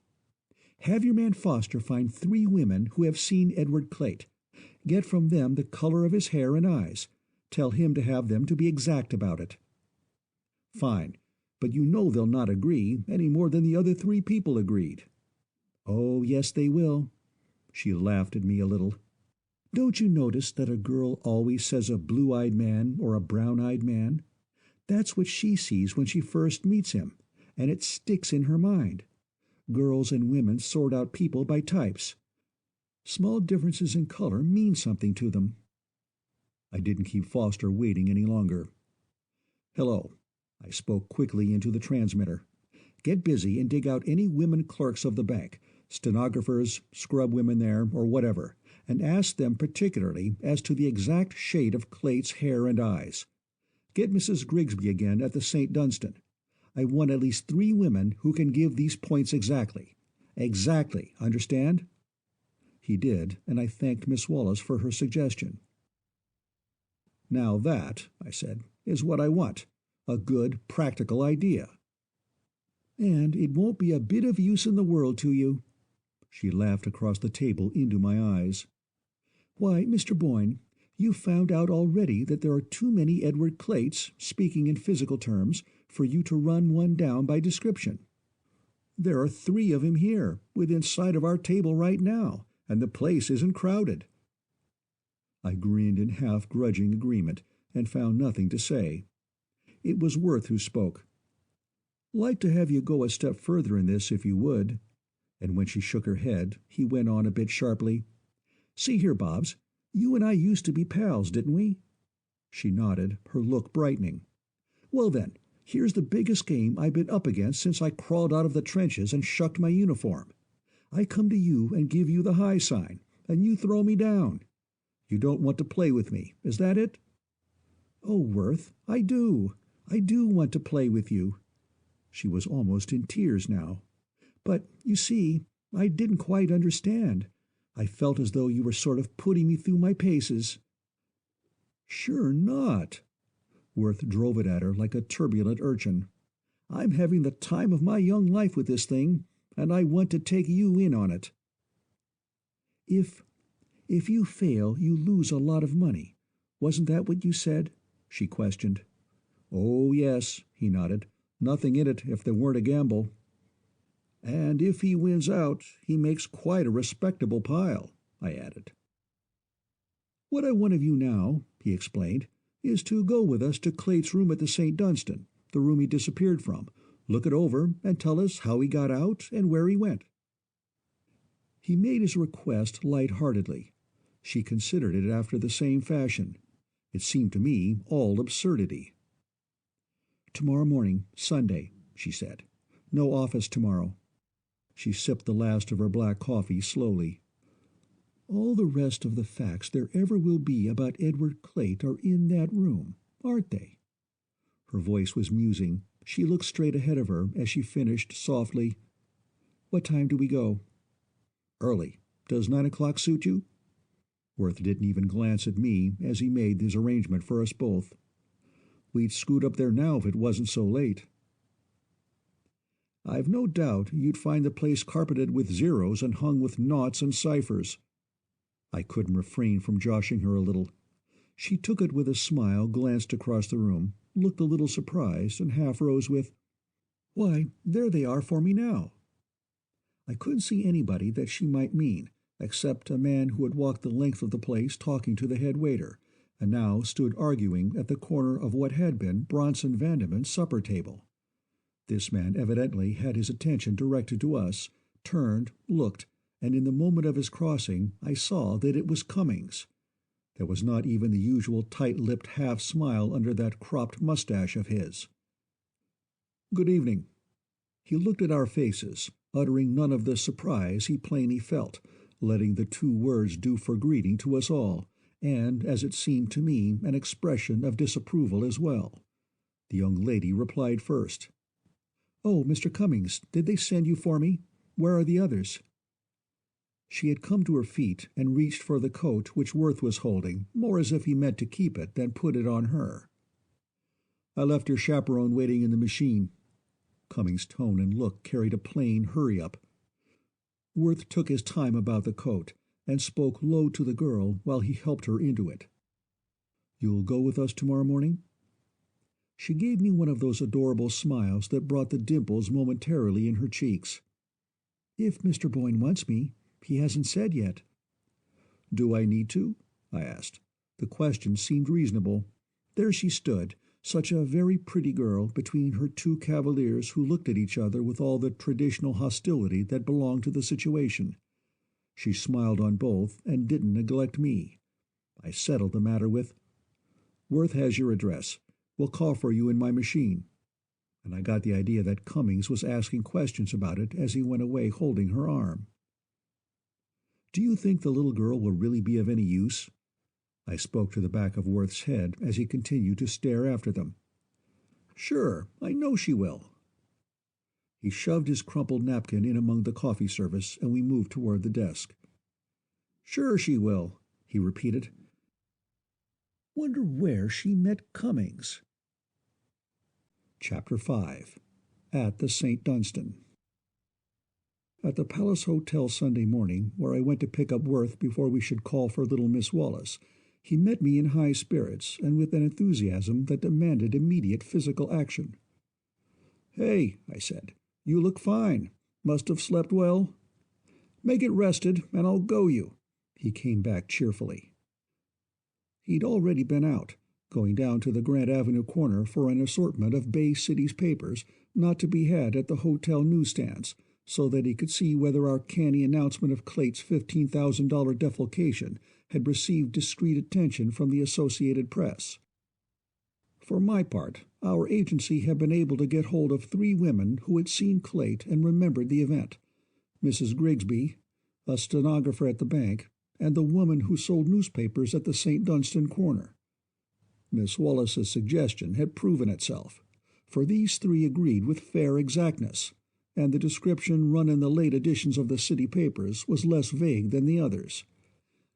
It gave Clate's eyes as a pale gray blue, and his hair as dull brown, eliminating at least all brown-eyed men. Worth asserted warmly, "That girl's going to be useful to us, Boyne." I couldn't well disagree with him, after using her hint. We were getting out of the elevator on the office floor when he looked at me, grinned boyishly, and added, "What will you say if I told you I was being shadowed?" That I thought it very likely. I nodded. Also, I might hazard a guess at whose money is paying for it. He gave me a quick glance, but asked no questions. I could see he was enjoying his position up to the hilt, considered the attentions of a trailer as one of its perquisites. "Keep your eyes open, and you'll spot him as we go out," he said, as he left the key at the desk. It was hardly necessary to keep my eyes open to see the lurking figure over beyond the easy-chairs, which started galvanically as we passed through the court, and a moment later came sidling after us. Little Pete had left my machine at the Market Street entrance. Worth was to drive me, and we wheeled away from a disappointed man racing for the taxi line around the corner. "More power to his legs," Worth said. "Oh, I don't know," I grunted as we cut into Montgomery, negotiated the corner onto Bush Street's clearway, striking a fair clip at once. "That end of him already works better than the other. How did you get wise?" "Barbara Wallace telephoned me to look out for him." He smiled and let my car out another notch once we passed the traffic cop at Kearney. I myself had foreseen the possibility, but only as a possibility, that Dykeman would put a man on Worth's coat-tails, since I knew Dykeman and had been at that bank meeting. Yet I had not regarded it as likely enough to warn Worth, and here was this girl phoning him to look out for a trailer. Was this some sort of her deductive reasoning, or had Cummings dropped a hint? She was waiting for us in front of the Haight Street boarding house that served her for a home, and we tucked her between us on the roadster's wide seat. At the St. Dunstan we found my man, left there since the hour of the alarm the day before, and everybody belonging to the management surly and glum. The clerk handed me Clate's key across the morning papers spread out on his desk. Apartment houses dislike notoriety of this sort, and the St. Dunstan set up to be as rapidly respectable, as chemically pure as any in the city. Well, no use their blaming me. Clate was their misfortune. They couldn't expect me to keep the matter out of print entirely. The 3 of us crowded into the automatic elevator, and I pressed the 7th-floor button. The girl's eyes shone under the wisp of veil twisted around a knowing little turban. She liked the taste of the adventure. "That man came this way with that suitcase," she breathed. "Maybe set it down right there when he pressed the button, just as Mr. Boyne did now." It was a fine morning. The shades had been left up, and Clate's room when I opened the door was ablaze with sunlight. "How delightful!" Barbara Wallace stopped on the threshold and looked about her. I expected the scientific investigating to begin, but no, she was all taken up with the beauty of sunlight and view. The 7th was the top floor. The St. Dunstan stood almost at the summit where Nob Hill slants obliquely to the north and east, and Powell Street dizzies down the steep descent to North Beach and the bay. The girl had run to a window and was looking out toward the marvelous show of blue-green water and distant Berkeley hills. "Will you open this window for me, please?" she asked. I stepped to her side, forestalling Worth, who was eyeing the room's interior with curiosity. "You'll notice the burglar-proof sash locks," I said as I manipulated this one. She gave only casual interest, her attention still on the view beyond. The steel latch, fastened to the upper sash, locked into the socket on the lower sash by a lever catch. "See? I must pull out this little lever before I can push the hasp back with my thumb, so. Now the window may be shoved up," and I illustrated. "Yes," she nodded. Then, "Look at the wisps of fog around Tamalpaya's top. Worth, come here and see the violet shadows of the clouds on the bay." "North wind coming up," agreed Worth, stepping to the farther window. "It's bringing in the fog," she said. Then abruptly, giving me the first hint that little Miss Wallace considered herself on the job, "Will it not latch by itself if you jam it shut hard?" "It will not," I illustrated with a bang. The latch still remained open. "I must close it by hand." I pushed the hasp into the keeper, and snap, the lever shot back, and it was fast. "But a window like that couldn't be opened from outside, even without the locking lever," she remarked, gazing again toward the Marin shore. "A man with the know, a burglar, can open the ordinary window latch in less than a minute," I told her. "With a jimmy pinched between the sash and the sill, a recurring pressure starts the latch back, nothing to hold it. This, unless he cuts the glass, is burglar-proof." Worth, at her shoulder, now looked down the sheer descent which exaggerated the 7 stories of the St. Dunstan. Because of its crowning position on the hill and the intersection of streets, we looked over the roofs of the houses before us, far above their chimney tops. I caught his eye and grinned across the girl's head, suggesting, "Besides, we weren't trying to find how someone could break into this room, but how they could break out.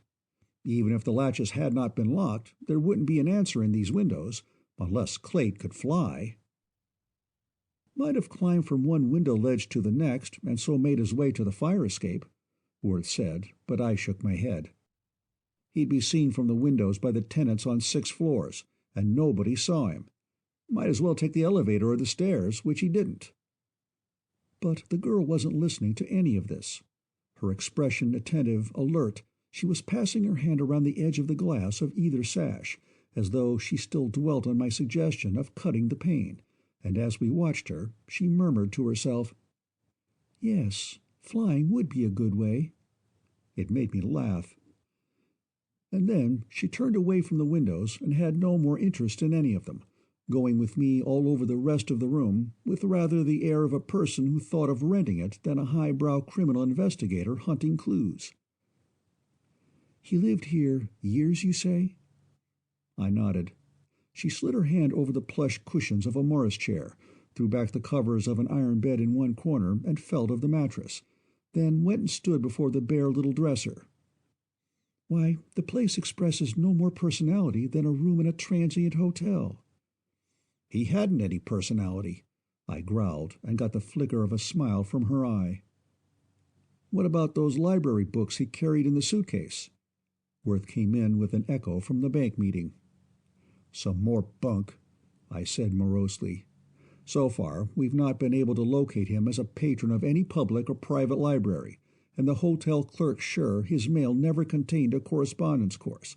In fact, neither here nor at the bank can anyone remember his getting any mail. If he ever carried books in that suitcase as Knapp believed, it was several years back." "Several years back," Miss Wallace repeated low. "Myself, I've given up the idea of his studying.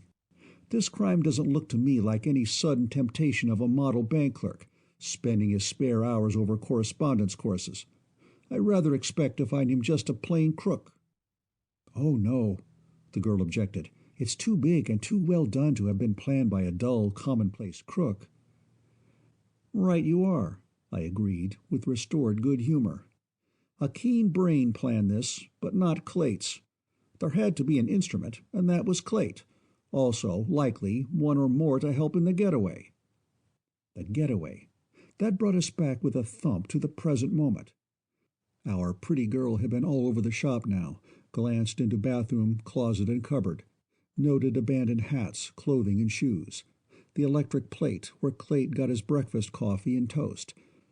Asked without much interest where he ate his other meals, and nodded agreeingly when she found that he'd been only an occasional customer at the neighboring restaurants, never regular, apparently eating here and there downtown. She seemed to get something out of that. What, I didn't know. You speak of this crime not being committed on impulse. She turned to me at length. How long ahead should you say he planned it? Or had it planned and prepared for him, I reminded her. Well, that then, she conceded with slight impatience. How long do you think it might have been planned or prepared for? Years? Hardly that. Not more than a year, probably. A gang like this wouldn't hold together on a proposition for many months. The black brows over those clear, childlike eyes puckered a bit. I saw she wasn't at all satisfied with what I had said. Made all the observations you want to, Bobs? Worth asked. All here. I want to see the roof. She gave us a rather mechanical smile as she silently ticked off her points on her fingers, appealing to me with, I'm depending upon you for such facts as I have been unable to observe for myself, so if you give me wrong facts, make mistakes, I'll make mistakes in deduction. There was such confidence in her deductive abilities that a tinge of irony crept into my tones as I replied, I'll be very careful what opinions I hold. I don't mind the opinions. This astounding young woman took me up gaily. I never have any of my own, so I don't pay attention to anybody else's. But do be careful of your facts. I'll try to, was all I said. Worth cut in with, Do you consider the roof another fact, Bobs? I hope to find facts there, she answered promptly. Remember, I said, your theory means another man up there, and you haven't yet. Please, Mr. Boyne, don't take 2 and 2 and make 5 of them at this stage of the game. She checked me hastily, and I left them together while I made a hurried survey of the hall ceilings, looking for the scuttle. There was no hatchway in view, so I started down to the clerk to make inquiry. As I passed Clayt's open door, Miss Wallace seemed to be adjusting her turban before the dresser mirror, while Worth waited impatiently. Just a minute, I called. I'll be right back. And I ducked into the elevator. Chapter 6. On the Roof. When I returned with the key and the information that the way to the roof ran through the janitor's tool room at the far end of the hall, I found my young people already out there. Worth was trying the tool room door. Got the key? He called. It's locked. Yes. I took my time fitting and turning it. How did you know this was the room? I didn't, briefly. Bobs walked out here, and I followed her. She said we went into this one. She'd guessed right again. I wheeled on her, ejaculating, For the love of Mike, tell a mere man how you deduced this stairway. Feminine intuition, I suppose? I hadn't meant to be offensive with that last, but her firm little chin was in the air as she countered, Is it a stairway? It might be a ladder, you know. It was a ladder, an iron ladder, as I found when I ushered them in. My eyes snapped inquiry at her. Very simple, she said. Worth was pushing aside pails and boxes to make a better way for her to the ladder's foot. There wouldn't be a roof scuttle in the rented rooms, so I knew when you called in to tell us there was none in the halls. I didn't. I said nothing of the sort. Where was the girl's fine memory that she couldn't recollect a man's words for the little time I'd been gone? All I said was, Just a minute and I'll be back. Yes, that's all you said to Worth. She glanced at the boy serenely as he waited for her at the ladder's foot. He's not a trained observer. He doesn't deduce even from what he does observe. There were twinkling lights in her black eyes. But what your hurried trip to the office said to me was that you'd gone for the key of the room that led to the roof scuttle. Well, that was reasonable. Simple enough, too, but... This room? How did you find it? She stepped to the open door and placed the tip of a gloved finger on the nickeled knot that marked the panels. The significant 0 again, Mr. Boyne, she laughed. Here it means the room is not a tenanted one, and is therefore the way to the roof. Shall we go there? "Well, young lady," I said as I led her along the trail Worth had cleared, "it must be almost as bad to see everything that way, in minute detail, as to be blind." "Carry on," Worth called from the top of the ladder, reaching down to aid the girl. She laughed back at me as she started the short climb. "Not all bad. You others seem to me only half awake to see what is about you, only half living." And she placed her hand in the strong one held down to her. As Worth passed her through the scuttle to the roof, I saw her glance carelessly at the hooks and staples, the clumsy but adequate arrangement for locking the hatch, and, following her, gave them more careful attention, wondering what she had seen. Plenty that I did not, no doubt. They had no tale to tell my eyes. Once outside, she stopped a minute with Worth to adjust herself to the sharp wind which swept across from the north. Here was a rectangular space surrounded by walls which ran around its four sides to form the coping, unbroken in any spot. A gravel and tar roof, almost flat, with the scuttle and a few small, dust-covered skylights its only openings, 4 chimney-tops its sole projections. It was bare of any hiding place, almost as clear as a tennis court. We made a solemn tour of inspection. I wasn't greatly interested. How could I be, knowing that between this roof and my fugitive there had been locked windows and a locked door under reliable human eyes? Still, the lifelong training of the detective kept me estimating the possibilities of a getaway from the roof, if Clayt could have reached it. Worth crossed to where the St. Dunstan fire escape came up from the ground to end below us at a top-floor window. I joined him, explaining as we looked down.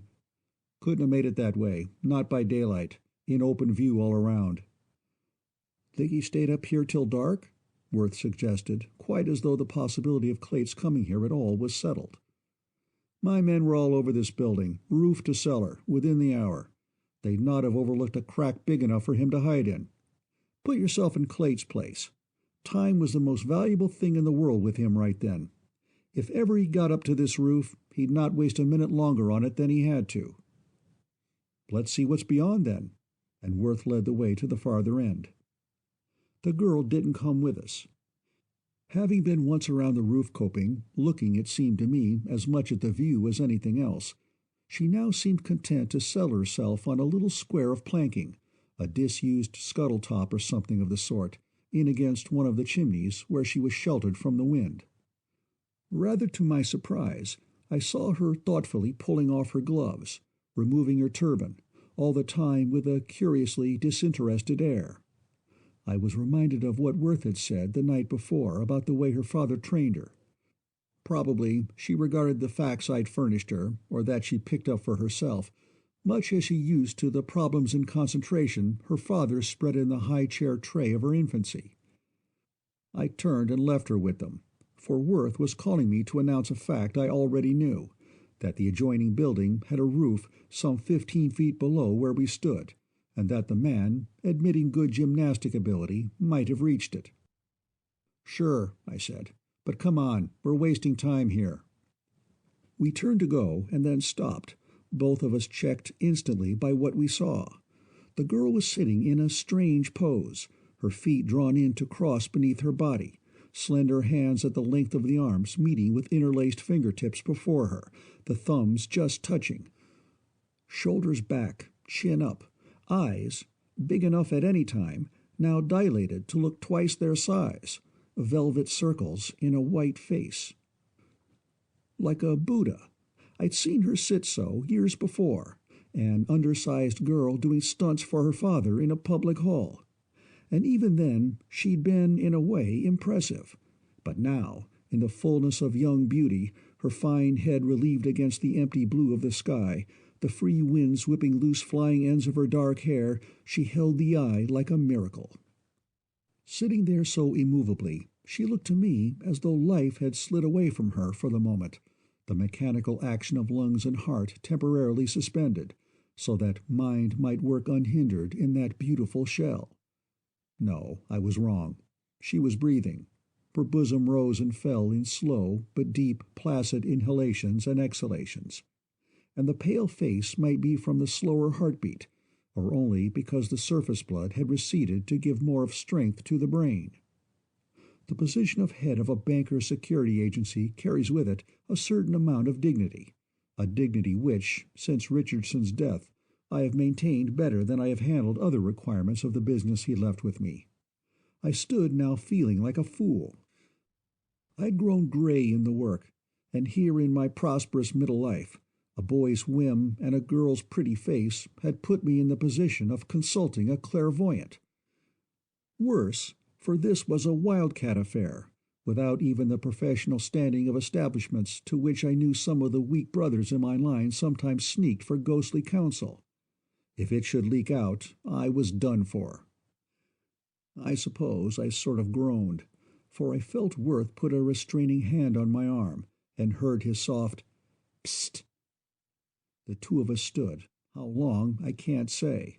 Something besides the beauty of the young creature, even the dignity of her face in this outre situation, getting hold of me, so that I was almost reverent when at last the rigidity of her image-like figure began to relax.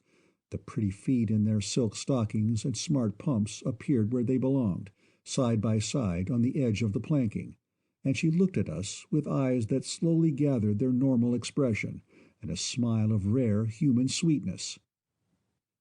It is horrid to see, and I loathe doing it. She shook her curly dark head like a punished child, and stayed a minute longer, eyes downcast, groping after gloves and hat. I thought maybe I'd get the answer before you saw me, sitting up like a trained seal. Like a mighty pretty little heathen idol, Bobs, Worth amended. Well, it's the only way I can really concentrate effectively, but this is the first time I've done it since Father died. And never again for me, if that's the way you feel about it. Worth crossed quickly and stood beside her, looking down. She reached a hand to him. Her eyes thanked him, but as he helped her to her feet, I was struck by a something poised and confident that she seemed to have brought with her out of that strange state in which she had just been. "Doesn't either of you want to hear the answer?" she asked. Then, without waiting for a reply, she started for the scuttle and the ladder, bareheaded, carrying her hat. We found her once more adjusting turban and veil before the mirror of Clate's dresser. She faced around and announced, smiling steadily across at me, "Your man Clate left this room while Mrs. Grigsby was kneeling almost on its threshold. Left it by that window over there. He got to the roof by means of a rope and grappling hook. He tied the suitcase to the lower end of the rope, swung it out of the window, went up hand over hand, and pulled the suitcase up after him. That's the answer I got." It was? Well, it was a beaut. Only Worth Gilbert, standing there giving the proceeding respectability by careful attention and a grave face, brought me down to asking with mild jocularity, "He did? He did all that? Well, please, ma'am, who locked the window after him?" "He locked the window after himself." "Oh, say!" I began in exasperation. Hadn't I just shown the impractical little creature that those locks couldn't be manipulated from the outside? "Wait. Examine carefully the wooden part of the upper sash at the lock again," she urged, but without making any movement to help. "You'll find what we overlooked before, the way he locked the sash from the outside." I turned to the window and looked where she had said. Nothing. I ran my fingers over the painted surface of the wood, outside, opposite the latch, and a queer, chilly feeling went down my spine. I jerked out my knife, opened it, and scraped at a tiny inequality. "There is something," I was beginning, when Worth crowded in at my side and pushed his broad shoulders out the window to get a better view of my operations, then commanded, "Let me have that knife." He took it from my fingers, dug with its blade, and suddenly, from the inside, I saw a tiny hole appear in the frame of the sash beside the lock hasp. "Here we are." He brought his upper half back into the room and held up a wooden plug, painted, dipped in paint, the exact color of the sash. It had concealed a hole, pierced the wood from out to in. "And she saw that in her trance," I murmured, gaping in amazement at the plug. I heard her catch her breath, and Worth scowled at me. "Trance? What do you mean, Boyne? She doesn't go into a trance." That, whatever she does, I corrected rather helplessly. Never mind, Mr. Boyne, said the girl. It isn't clairvoyance or anything like that, however it looks. But I wouldn't have believed any human eyes could have found that thing. I discovered it only by sense of touch, and that after you told me to hunt for it. You saw it when I was showing you the latch, did you? Oh, I didn't see it. She shook her head. I found it when I was sitting up there on the roof. Guessed at it? I never guess, indignantly. When I'd cleared my mind of everything else, had concentrated on just the facts that bore on what I wanted to know, how that man with the suitcase got out of the room and left it locked behind him, I deduced the hole in the sash by elimination. By elimination? I echoed. Show me. Simple as 2 and 2, she assented. Out of the door? No. Mrs. Grigsby. So out of the window. Down? No. You told why. He would be seen. So up. Ladder? No.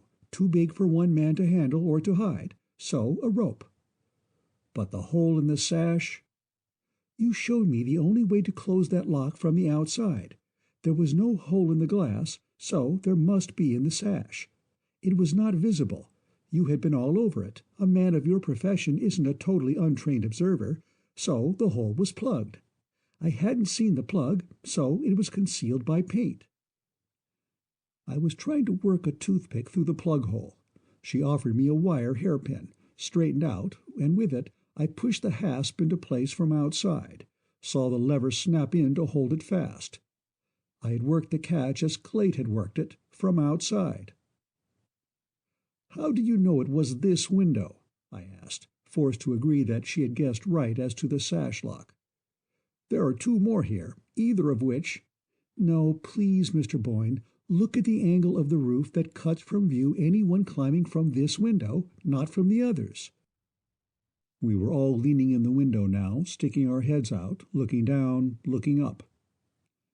I can't yet see how you get the rope and hook, I said. Still seems to me that an outside man posted on the roof to help in the getaway is more likely. Maybe. I can't deal with things that are merely likely. It has to be a fact, or nothing, for my use. I know that there wasn't any second man because of the nicks Clayt's grappling hook has left in the cornice up there.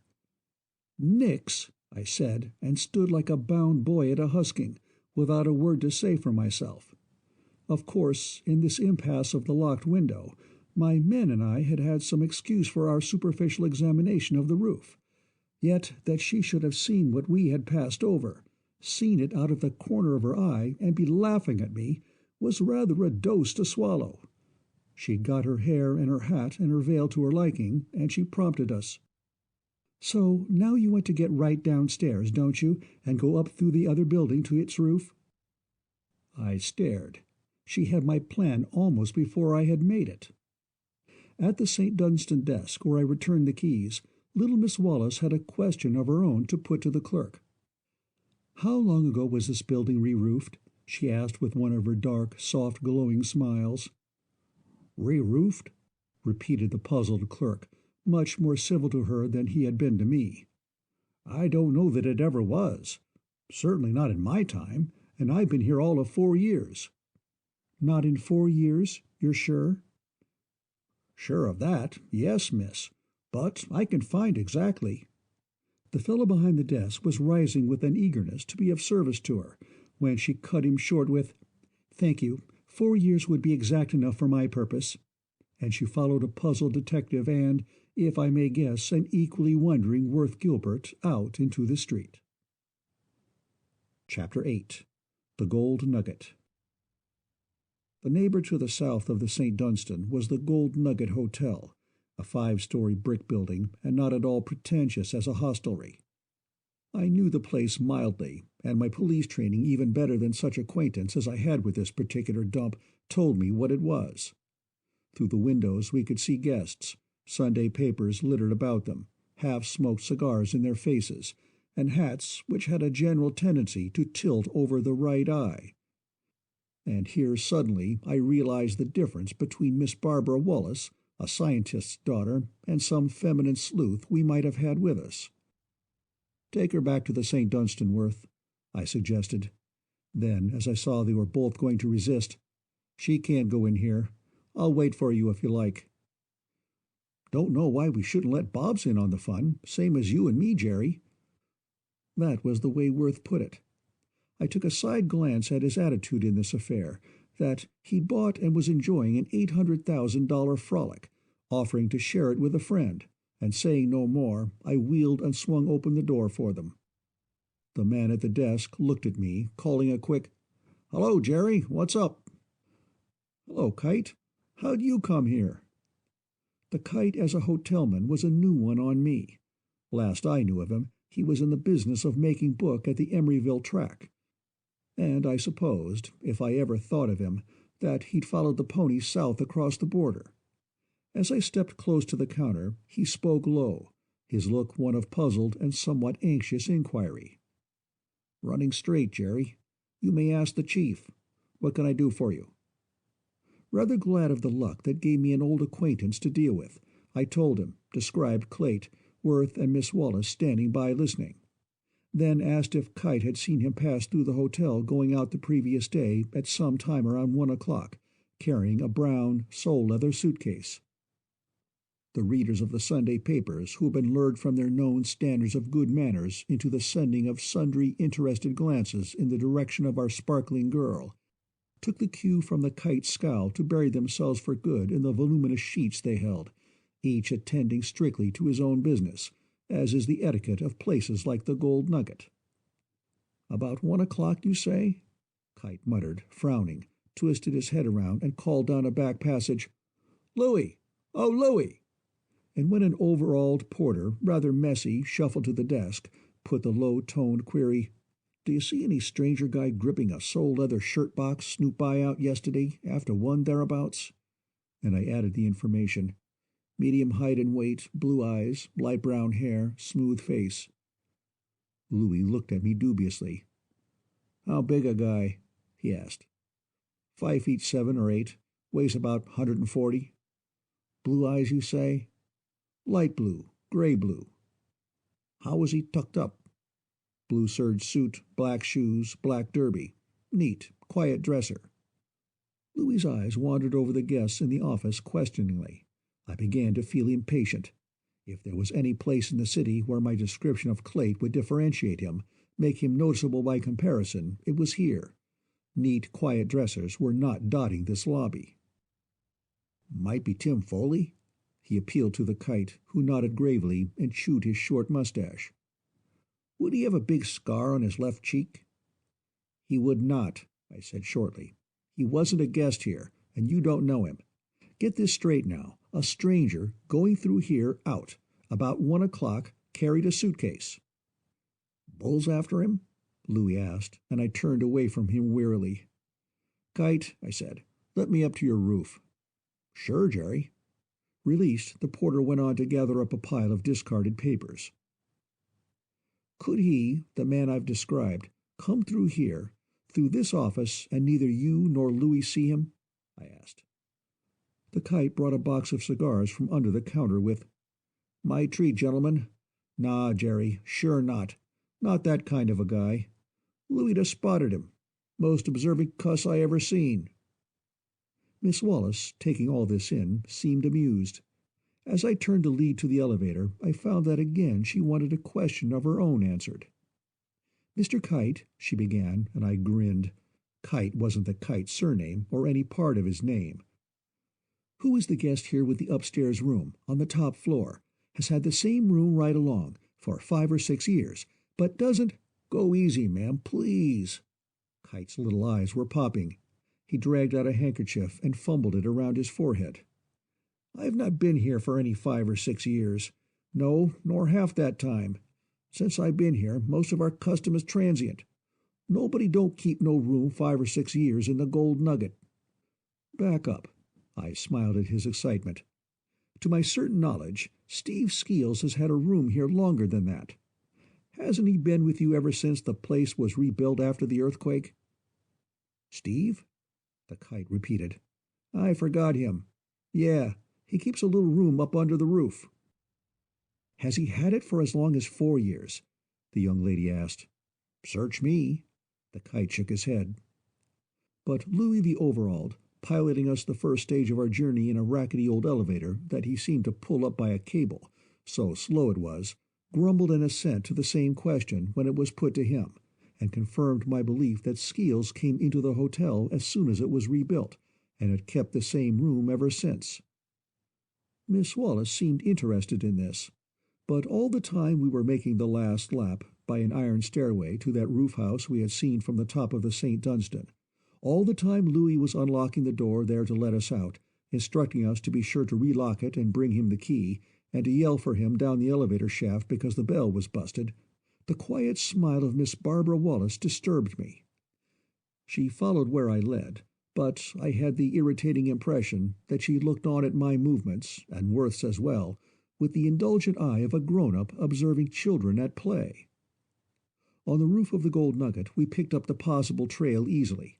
Clayt hadn't needed to go through the building, or have a Confederate staked out in a room here to make a downward getaway. For here the fire escape came all the way up, curving over the coping to anchor into the wall, and it was a good iron stairway with landings at each floor, and a handrail the entire length, its lower end in the alley between Powell and Mason Streets.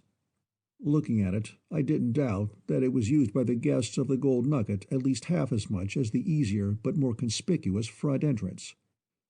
Therefore, a man seen on it would be no more likely to attract attention than he would in the elevator. I explained this to the others, but Worth had attacked a rack of old truck piled in the corner of the roof house, and paid little attention to me, while Miss Wallace nodded with her provoking smile and said, "Once, yes.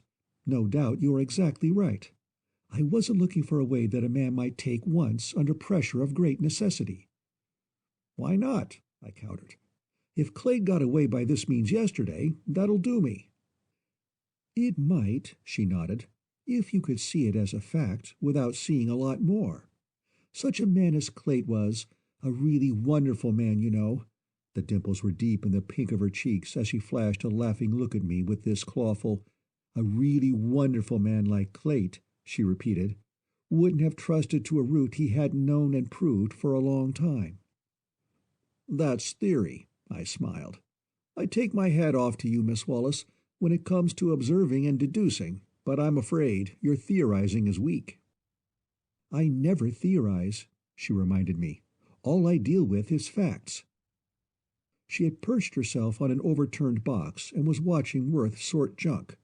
I leaned against the roof house, pushed Kite's donated cigar unlighted into a corner of my mouth, and stared at her. "Miss Wallace," I said sharply, "what's this Steve Skeels stuff? What's this re-roofing stuff? What's the dope you think you have and you think I haven't? Tell us, and we'll not waste time. Tell us, and we'll get ahead on this case. Worth, let that rubbish alone. Nothing there for us. Come here and listen." For all answer, he straightened up, looked at us without a word, and went to it again. I turned to the girl. "Worth doesn't need to listen to me, Mr. Boyne," she said serenely. "He already has full faith in me and my methods." "Methods be blowed," I exploded. "It's results that count, and you've produced. I'm willing to hand it to you. All we know now, we got from you. Beside you, I'm a thick-headed blunderer. Let me in on how you get things, and I won't be so hard to convince." "Indeed, you aren't a blunderer," she said warmly. "You do a lot better than most people at observing."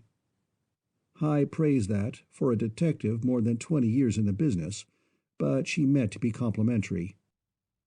"I'm glad to tell you my processes. How much time do you want to give to it?"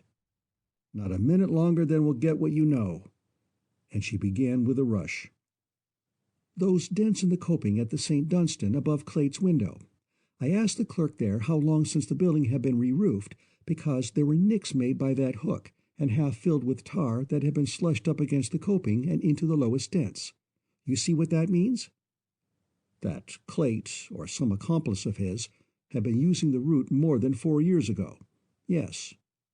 And the other scars were made at varying times, showing me that coming over here from there was quite a regular thing.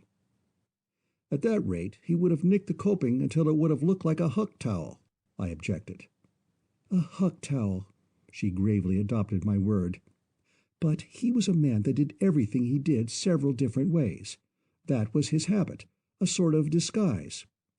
That's why he was shadowy and hard to describe.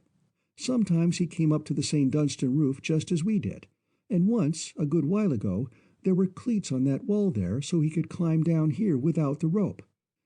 They have been taken away some time, and the places where they were are weathered over so you would hardly notice them. Right you are, I said feelingly. I'd hardly noticed them. If I could notice things as you do, fame and fortune for me. I thought the matter over for a minute. That lodger on the top floor, Steve Skeels, I debated. A poor bet. Yet, after all, he might have been a member of the gang, though somehow I don't get the hunch. What sort of looking person was this man Skeels? She asked. Quiet fellow, dressed like a church deacon. Silent Steve, they call him. I'll send for him downstairs and let you give him the once-over if you like. Oh, that's not the kind of man I'm looking for. She shook her head. My man would be more like those down there in the easy chairs, so he wasn't noticed in the elevator or when he passed out through the office. Wasn't it cute of him? I grinned. But, you see, we've just heard that he didn't take the elevator and go through the office. Saturday, anyhow, which is the only time that really counts for us, the time when he carried that suitcase with a fortune in it. But he did, she persisted. He went that way. He walked out the front door and carried away the suitcase. He didn't, Worth shouted, and began throwing things behind him like a terrier in a wood-rat's burrow. Derelict stuff of all sorts, empty boxes, pasteboard cartons, part of an old trunk. He hurled them into a heap and dragged out a square something in a gunny sack. As he jerked to clear it from the sacking, I glanced at little Miss Wallace. She wasn't getting any pleasurable kick out of the situation. Her eyes seemed to go wider open with a sort of horror. Her face paled as she drooped in on herself, sitting there on the box. Then Worth held up his find in triumph, assuming a famous attitude. "The world is mine!" he cried. "Maybe 'tis, maybe 'tisn't," I said as I ran across to look at the thing close. Sure enough, he dug up a respectable brown sole-leather suitcase with brass trimmings, such as a bank clerk might have carried, suspiciously much too good to have been thrown out here. Could it be that the thieves had indeed met in one of the Gold Nuggets' rooms, or in the roof-house up here, made their divvy, split the swag, and thus clumsily disposed of the container?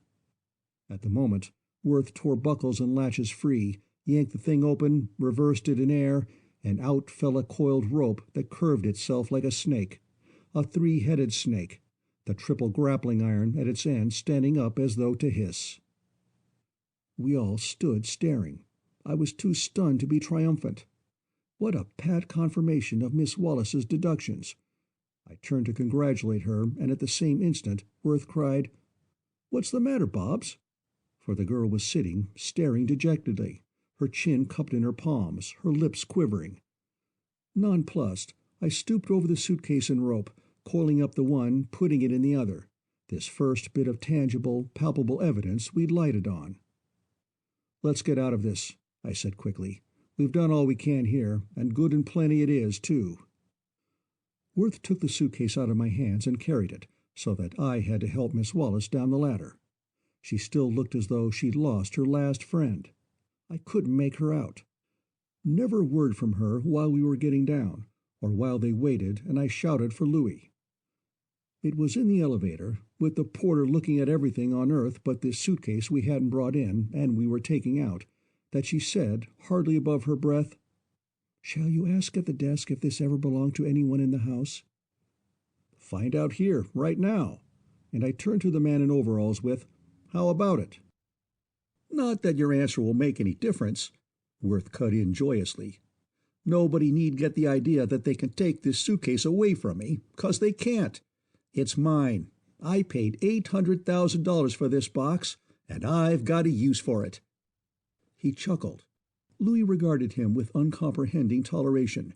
Queer doings were the order of the day at the Gold Nuggets, and allowed negligently, You'll get to keep it. It don't belong here."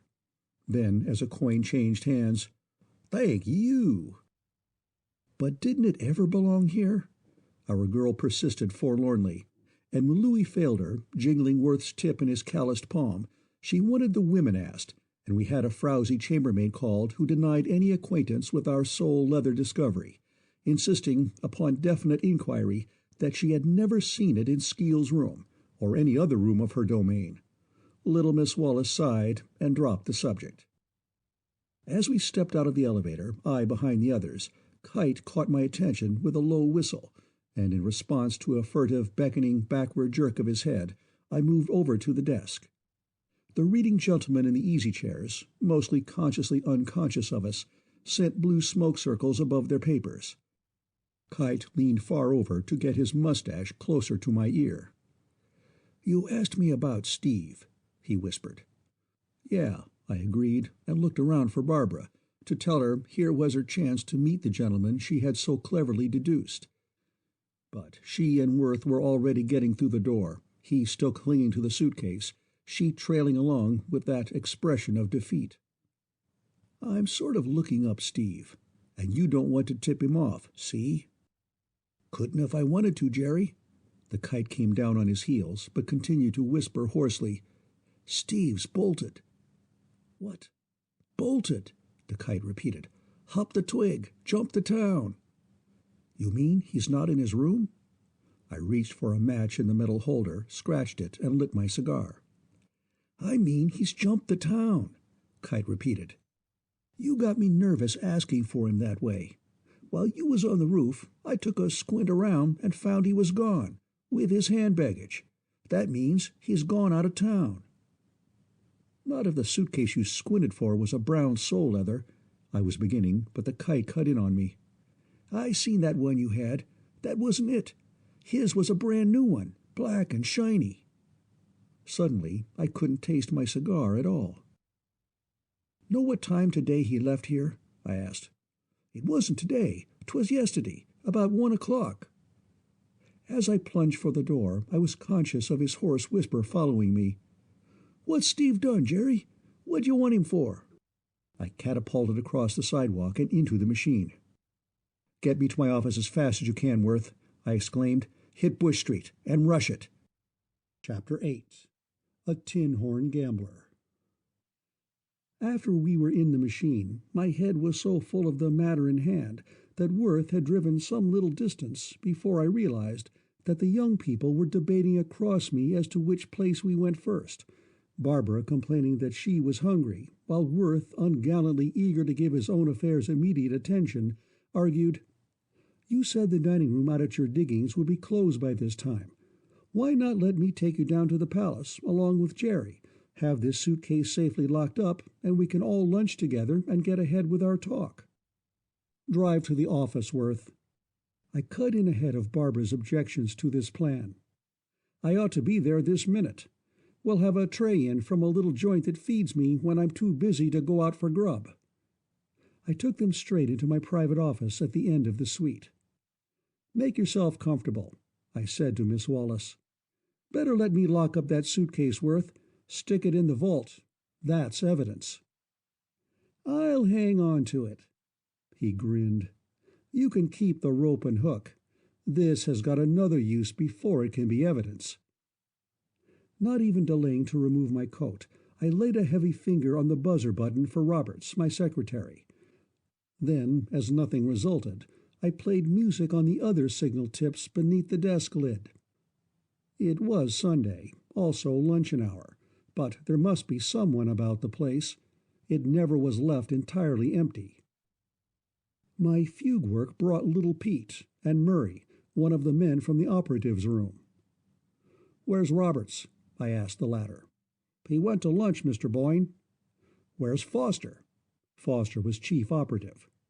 "He telephoned in from Redwood City half an hour ago, chasing a Clate clue down the peninsula. If he calls up again, tell him to report in at once. Is there a stenographer about?" "Not a one. Sunday, you know."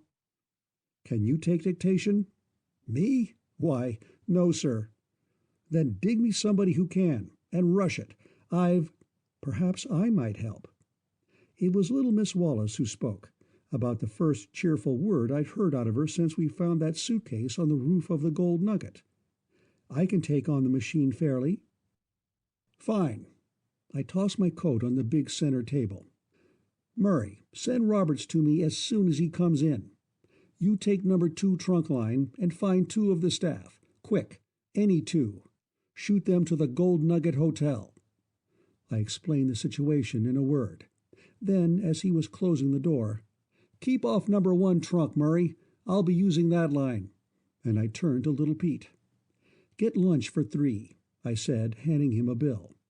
From his first glance at Barbara, one could have seen that the monkey was hers truly, as they say at the end of letters. I knew as he bolted out that he felt something very special ought to be dug up for such a visitor. The girl had shed coat and hat and was already fingering the keys of the typewriter, trying their touch.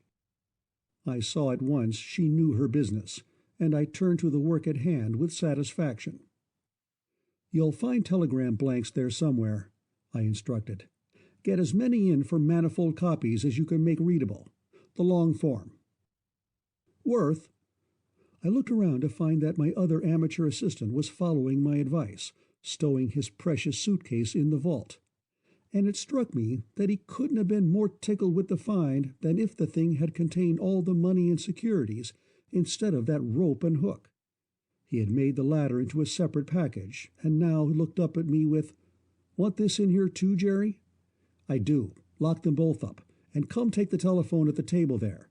Press down number 1 button. Then call every taxi stand in the city. Find their numbers at the back of the telephone directory, and ask if they picked up Silent Steve at or near the Gold Nugget yesterday afternoon about 1. Steve Skeels or any other man. If so, where'd they take him? Get me?" "All hunk, Jerry." He came briskly to the job. I returned to Miss Wallace with, "Ready, Barbara?" "Yes, Mr. Boyne." "Take dictation. We offer $500. You authorize that, Worth?" "Sure. What's it for?" "Never mind. You keep it your job. $500 for the arrest of Silent Steve Skeels. Wait. Make that arrest or detention. Got it?" "All right, Mr. Boyne." "Skeels, gambler, who left San Francisco about 1 in the afternoon yesterday, March 6th. Presumed he went by train, maybe by auto. He is a man 38 to 40, 5 feet 7 or 8, weighs about 140. Hair light brown, eyes light blue. Make it gray blue, Barbara." Worth glanced up from where he was jotting down telephone numbers to drawl, "You know who you're describing there?" "Yes, Steve Skeels." I saw Miss Wallace give him a quick look, a little shake of her head, as she said to me, "Go on, please, Mr. Boyne." Hair parted high, smoothed down. Appears of slight build, but is well muscled. Neat dresser, quiet. Usually wears blue serge suit, black derby hat, black shoes. "By golly, you see it now yourself, don't you, Jerry?" "I see that you're holding up work," I said impatiently. And now it was the quiet girl who came in with, "Who gave you this description of Steve Skeels? I mean, how many people's observation of the man does this represent?" "1, my own." I jerked out, "I know Skeels. Have known him for years." "Years?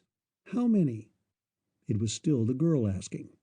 "Since 1907 or thereabouts." "Was he always a gambler?" she wanted to know. "Always. Ran a joint on Fillmore Street after the big earthquake, and before San Francisco came back downtown." A gambler. She spoke the word just above her breath, as though trying it out with herself. A man who took big chances, risks. "Not Steve." I smiled at her earnestness. "Steve was a piker always, a tin-horn gambler. Hid away from the police instead of doing business with them. Take a chance? Not Steve." Worth had left the telephone and was leaning over her shoulder to read what she had typed. "Exactly and precisely," he said, "the same words you had in that other full description of him." "Of whom?" "Clayt." Worth let me have the one word straight between the eyes, and I leaned back in my chair, the breath almost knocked out of me by it. By an effort, I pulled myself together and turned to the girl. "Take dictation, please." Skeel's eyes are wide apart, rather small but keen. And for the next few minutes I was making words mean something, drawing a picture of the Skeels I knew, so that others could visualize him. And it brought me a word of commendation from Miss Wallace, and made Worth exclaim, "Sounds more like Clayt than Clayt himself. You've put flesh on those bones, Jerry." "You keep busy with that phone and help land him," I growled. "Finish, please. Wire information to me. I hold warrant. Jeremiah Boyne, Banker Security Agency." "That's all." The girl pulled the sheets from the machine and sorted them while I was stabbing the buzzer. Roberts answered, breezing in with an apology which I nipped. "Never mind that. Get this telegram on the wires to each of our corresponding agencies as far east as Spokane, Ogden, and Denver. Has Murray got in touch with Foster?" "Not yet. Young and Stroud are outside." "Send them to bring in Steve Skeels," I ordered. "Description on the telegram there. Any word, Worth?" "Nothing yet." Worth was calling one after another of the taxi offices. Little Pete came in with a tray. "All right, Worth," I said. "Turn that job over to Roberts. Here's where we eat." The kid's idea of catering for Barbara was club sandwiches and pie a la mode. It wouldn't have been mine, but I was glad to note that he'd guessed right. The youngsters fell to with appetite. For myself, I ate, the receiver at my ear, talking between bites. San Jose, Stockton, Santa Rosa. In all the nearby towns of size, I placed the dragnet out for Silent Steve, Tin Horn Gambler. They talked as they lunched. I didn't pay any attention to what they said now. My mind was racing at the new idea Worth had given me. So far, I had been running Skeels down as one of the same gang with Clayt, the man on the roof, the go-between for the getaway.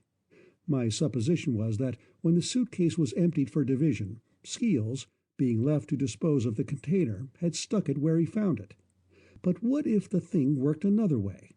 What if all the money, almost a round $1,000,000, which came to the gold nugget roof and the brown sole-leather case, walked out of its front door in the new black shiny carrier of Skeels the Gambler?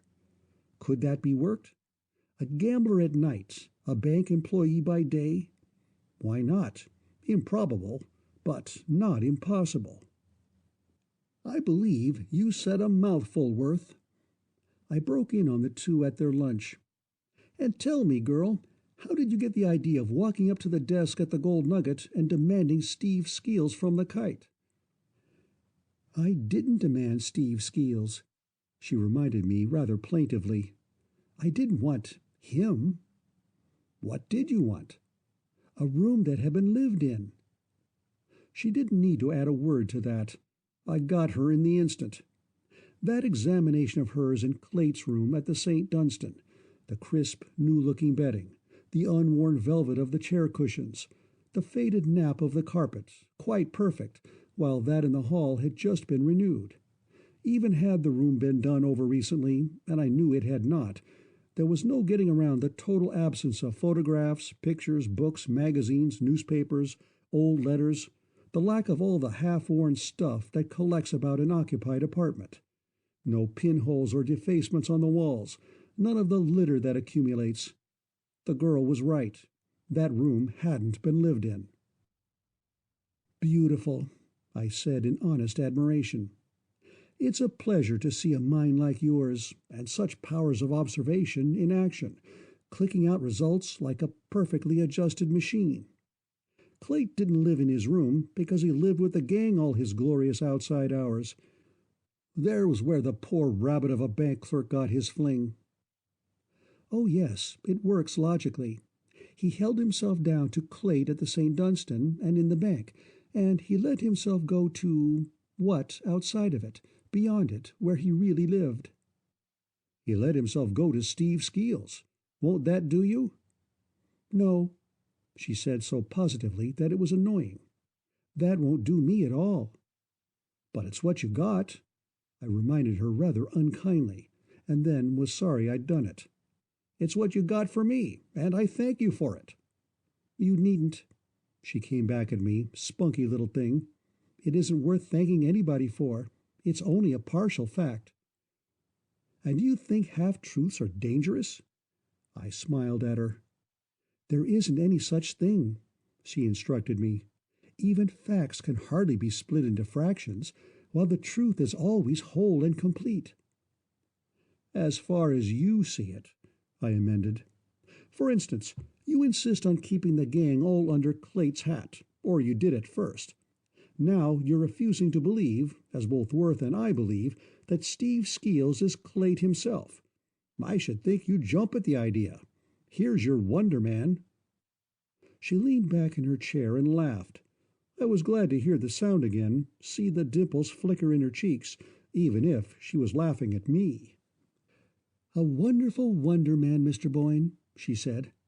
One who does things so bunglingly that you can follow him right up and put your hand on him. Not so I could, I reminded her gaily. So you could. Quite a different matter.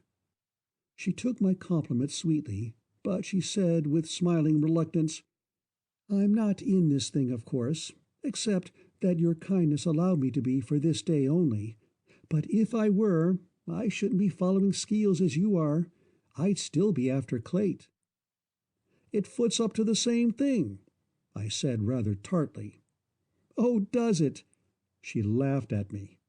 2 and 2 are making about 3.5 this afternoon, are they? What we've got today ought to land something, I maintained. You've been fine help, Barbara. And I broke off suddenly with the knowledge that I'd been calling her that all through the rush of the work. Thank you. She smiled inclusively. I knew she meant my use of her name as well as my commendation. I began clearing my desk preparatory to leaving. Worth was going to take her home, and as he brought her coat, he spoke again of the suitcase. Hey there, I remonstrated. You don't want to be lugging that thing with you everywhere, like a 3-year-old kid who's found a dead cat. Leave it where it is. Give me an order for it, then, he said. And when I looked surprised, might need that box, and you not be in the office. Need it? I grumbled. I'd like to know what for. But I scribbled the order. Over by the window, the young people were talking together earnestly. They made a picture against the light, standing close, the girl's vivid dark face raised, the lad's tall head bent, attentive. But, Bobbs, you must get some time to play about, I heard Worth say. Awfully little. Her look up at him was like that of a wistful child. You said you were in the accounting department, he urged impatiently. A lightning calculator like you could put that stuff through in about 1/10 of the usual time. I use an adding machine, she half-whispered, and it made me chuckle. An adding machine? Worth exploded in a peal of laughter. For Barbara Wallace? What's their idea? It isn't their idea, it's mine, with dignity. They don't know that I used to be a freak mathematician. I don't want them to. Father used to say that all children could be trained to do all that I did, if you took them young enough. But till they are, I'd rather not be. It's horrid to be different, and I'm keeping it to myself, in the office anyhow, and living my past down the best I can. As though her words had suggested it, Worth spoke again. Where did you meet Cummings? Seems you find time to go out with him. I've known Mr. Cummings for years. Barbara spoke quietly, but she looked self-conscious. I knew he was with those friends of mine at the Orpheum last night, but I didn't expect him to call for me at Tate's. Or rather, I thought they'd all come in after me. There wasn't anything special about it. No special appointment with him, I mean. I had forgotten them for a minute or two, closing my desk, finding my coat. When I heard someone come into the outer office, a visitor, for little Pete's voice went up to a shrill yap with the information that I was busy. Then the knob turned, the door opened, and there stood Cummings. At first, he saw only me at the desk. Your friend calling for you again, Bobbs, by appointment? Worth's question drew the lawyer's glance, and he stared at them, apparently a good deal taken aback, while Worth added, Seems to keep pretty close tab on your movements. The low tone might have been considered joking, but there was war in the boy's eye. It was as though Cummings answered the challenge, rather than open with what he had intended. "My business is with you, Gilbert." He came in and shut the door behind him, leaving his hand on the knob. "And I've been some time finding you." He stopped there, and was so long about getting anything else out that Worth finally suggested, "The money?" And when there was no reply but a surprised look, "How do you stand now?" "Still 72,000 to raise." Cummings spoke vaguely. This was not what had brought him to the office. He finished with the abrupt question, "Were you at Santa Isabel last night?" "Hold on, Cummings," I broke in. "What you got? Let us—" I was shut off there by Worth's, "It's Sunday afternoon. I want that money tomorrow morning. You've not come through? You've not dug up what I sent you after?" I could see that the lawyer was absolutely nonplussed. Again he gave Worth one of those queer, probing looks before he said doggedly, "The question of that money can wait." "It can't wait." Worth's eyes began to light up. "What you talking, Cummings? An extension?" And when the lawyer made no answer to this, "I'll not crawl in with a broken leg asking favors of that bank crowd. Are you quitting on me? If so, say it, and I'll find a way to raise the sum myself." "I've raised all but 72,000 of the necessary amount," said Cummings slowly. "What I want to know is, how much have you raised?" "See here, Cummings," again I mixed in, "I was present when that arrangement was made. Nothing was said about Worth raising any money." Cummings barely glanced around at me as he said, "I made a suggestion to him, in your presence, as you say, Boyne. I want to know if he carried it out." Then, giving his full attention to Worth, "Did you see your father last night?" On instinct I blurted, "For heaven's sake, keep your mouth shut, Worth." For a detective, that certainly was an incautious speech. Cummings' eye flared suspicion at me, and his voice was a menace. "You keep out of this, Boyne." "You tell me what's up your sleeve, Cummings," I countered. "This is no witness stand cross-examination. What you got?" But Worth answered for him hotly. "If Cummings hasn't $72,000 I commissioned him to raise for me, I don't care what he's got." "And you didn't go to your father for it last night?" Cummings returned to his question. He had moved close to the boy. Barbara stood just where she was when the door opened. Neither paid any attention to her. But she looked at the two men, drawn up with glances clinched, and spoke out suddenly in her clear young voice, as though there was no row on hand. "Worth was with me last night, you know, Mr. Cummings." "I seem to have noticed something of the sort," Cummings said with labored sarcasm. "And he'd been with that wedding party earlier in the evening, I suppose." "With me till Miss Wallace came in." Worth's natural disposition to disoblige the lawyer could be depended on to keep from Cummings whatever information he wanted before giving us his own news. "What you got, Cummings?" I prompted again impatiently. "Come through." His eyes never shifted an instant from Worth Gilbert's face. "A telegram from Santa Isabel," he said slowly. Worth shrugged and half turned away. "I'm not interested in your telegram, Cummings." Instantly I saw what the boy thought, that the other had taken it on himself to apply for the money to Thomas Gilbert, and had been turned down. "Not interested?" Cummings repeated in that dry, lawyer voice that speaks from the teeth out. On the mere tone, I braced for something nasty. "I think you are. My telegram's from the coroner." Silence after that. Worth obstinately mute. Barbara and I afraid to ask. There was a little tremor of Cummings' nostril. He couldn't keep the flicker out of his eye as he said, staring straight at Worth, "It states that your father shot himself last night. The body wasn't discovered till late this morning in his study." Chapter 9. Santa Isabel. Of all unexpected things, I went down to Santa Isabel with Worth Gilbert. It happened this way. Cummings, one of those individuals on whose tombstone may truthfully be put, born a man and died a lawyer, seemed rather taken aback at the effect of the blow he'd launched. If he was after information, I can't think he learned much in the moment while Worth stood regarding him with an unreadable eye. There was only a little grimmer tightening of the jaw muscle, something bleak and robbed in the glance of the eye. The face of one, it seemed to me, who grieved the more because he was denied real sorrow for his loss, and Worth had tramped to the window and stood with his back to us, putting the thing over in his silent, fighting fashion, speaking to none of us. It was when Barbara followed, took hold of his sleeve and began half-whispering up into his face, that Cummings jerked his hat from the table where he had thrown it and snapped, "Boyne, can I have a few minutes of your time?" "Jerry," Worth's voice halted me at the door, "leave that card, an order for me, for the suitcase." Cummings was ahead of me, and he turned back to listen, but I crowded him along and was pretty hot when I faced him in the outer office to demand, "What kind of a deal do you call this, ripping in here to throw this thing at the boy in such a way? What is your idea? What you trying to put over?" "Go easy, Boyne." Cummings chewed his words a little before he let them out. "There's something queer in this business.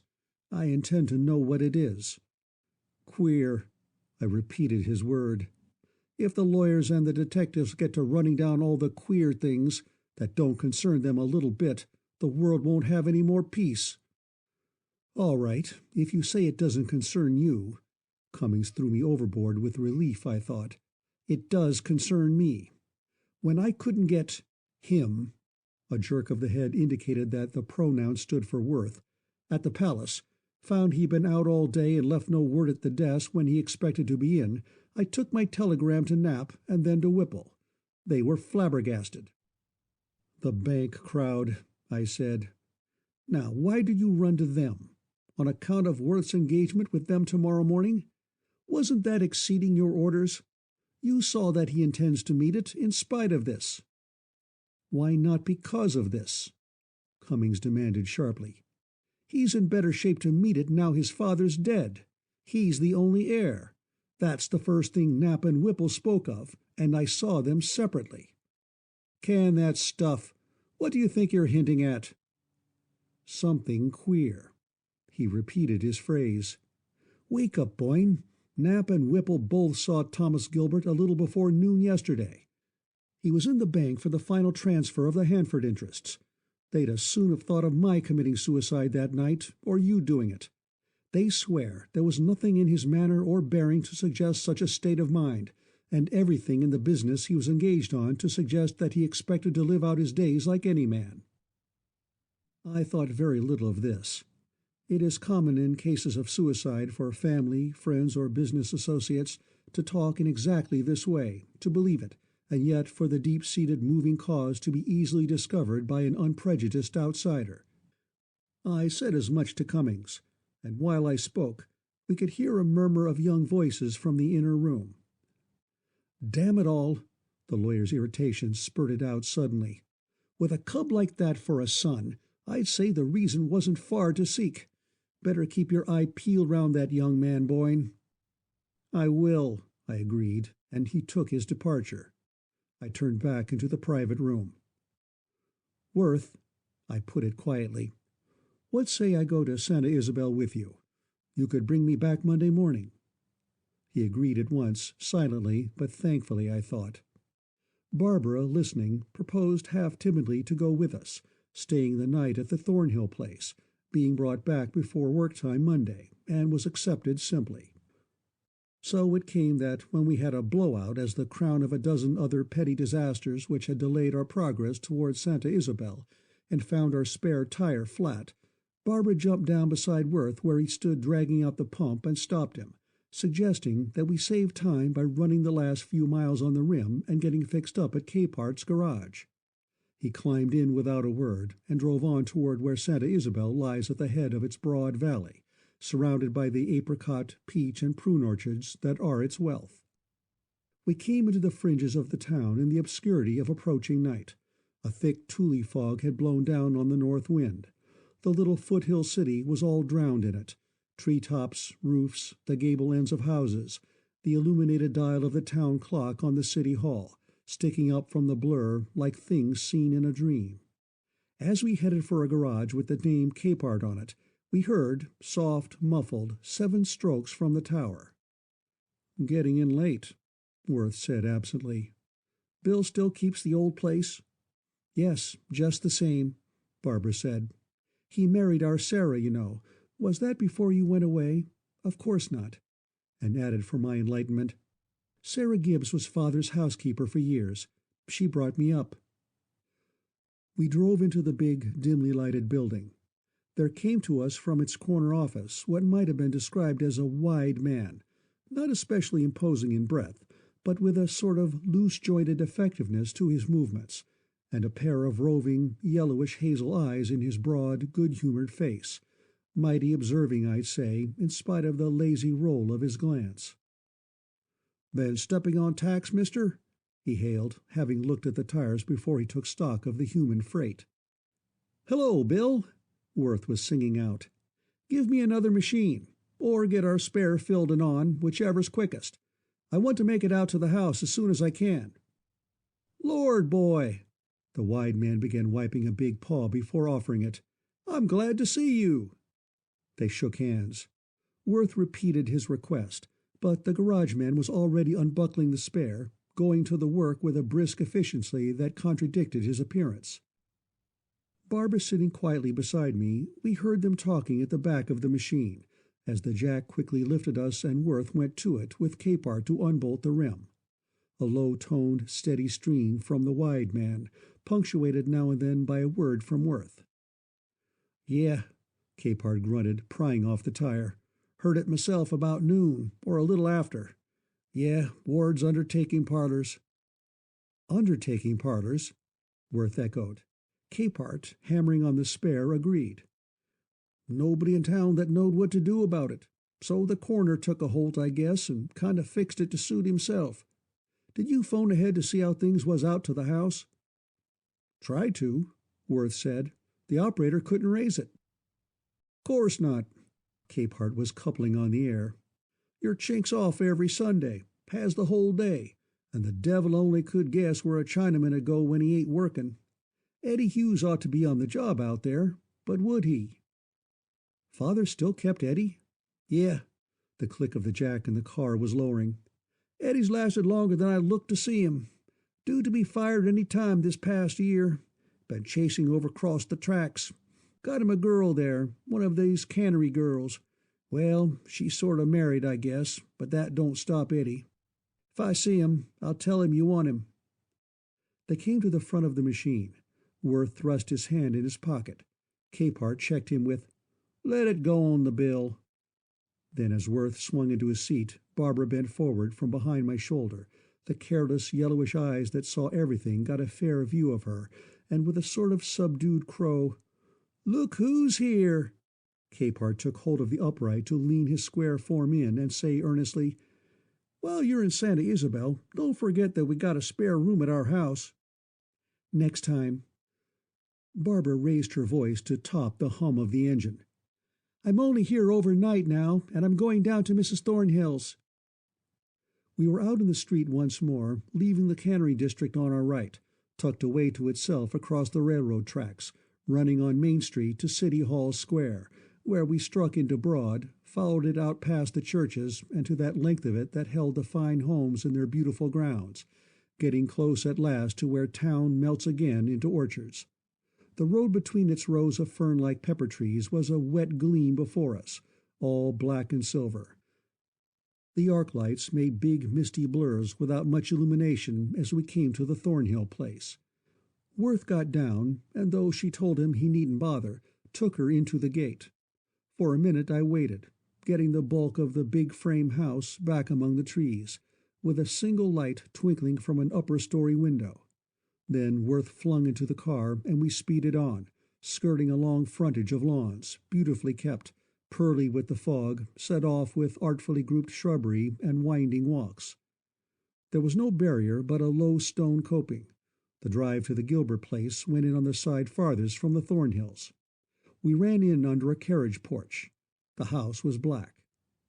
"See if I can raise anybody," said Worth as he jumped to the ground. Let you in, and then I'll run the roadster around to the garage." But the house was so tightly locked up that he had finally to break in through a pantry window. I was out in front when he made it, and saw the lights begin to flash up, the porch lamp flooding me with a sudden glare before he threw the door open. "Cold as a vault in here." He twisted his broad shoulders in a shudder, and I looked about me. It was a big entrance hall, with a wide stairway. There on the hat tree hung a man's light overcoat, a gray fedora hat. A stick leaned below.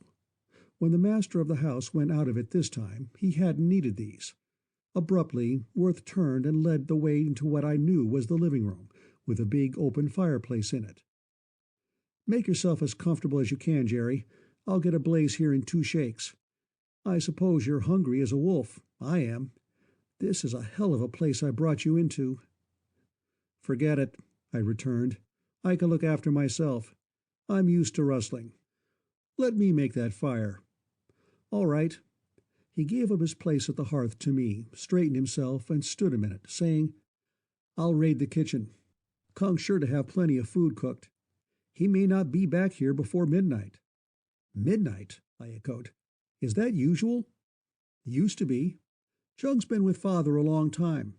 Good chink. Always given his whole Sunday, and if he was on hand to get Monday's breakfast, no questions." "Left last night, you think?" Worth shot me a glance of understanding.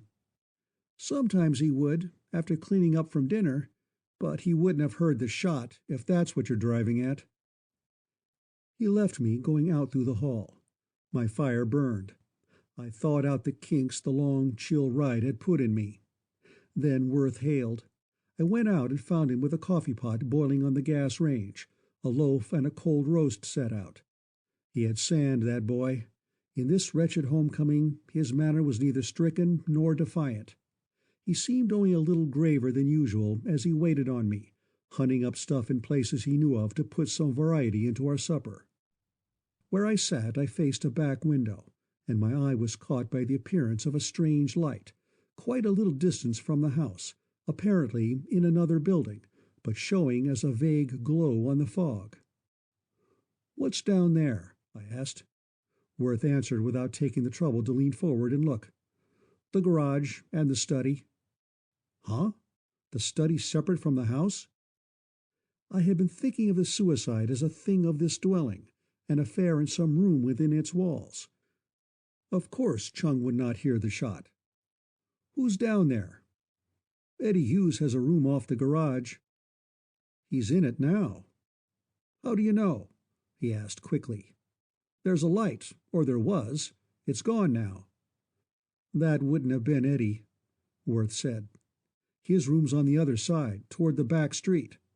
What you saw was the light from these windows shining on the fog.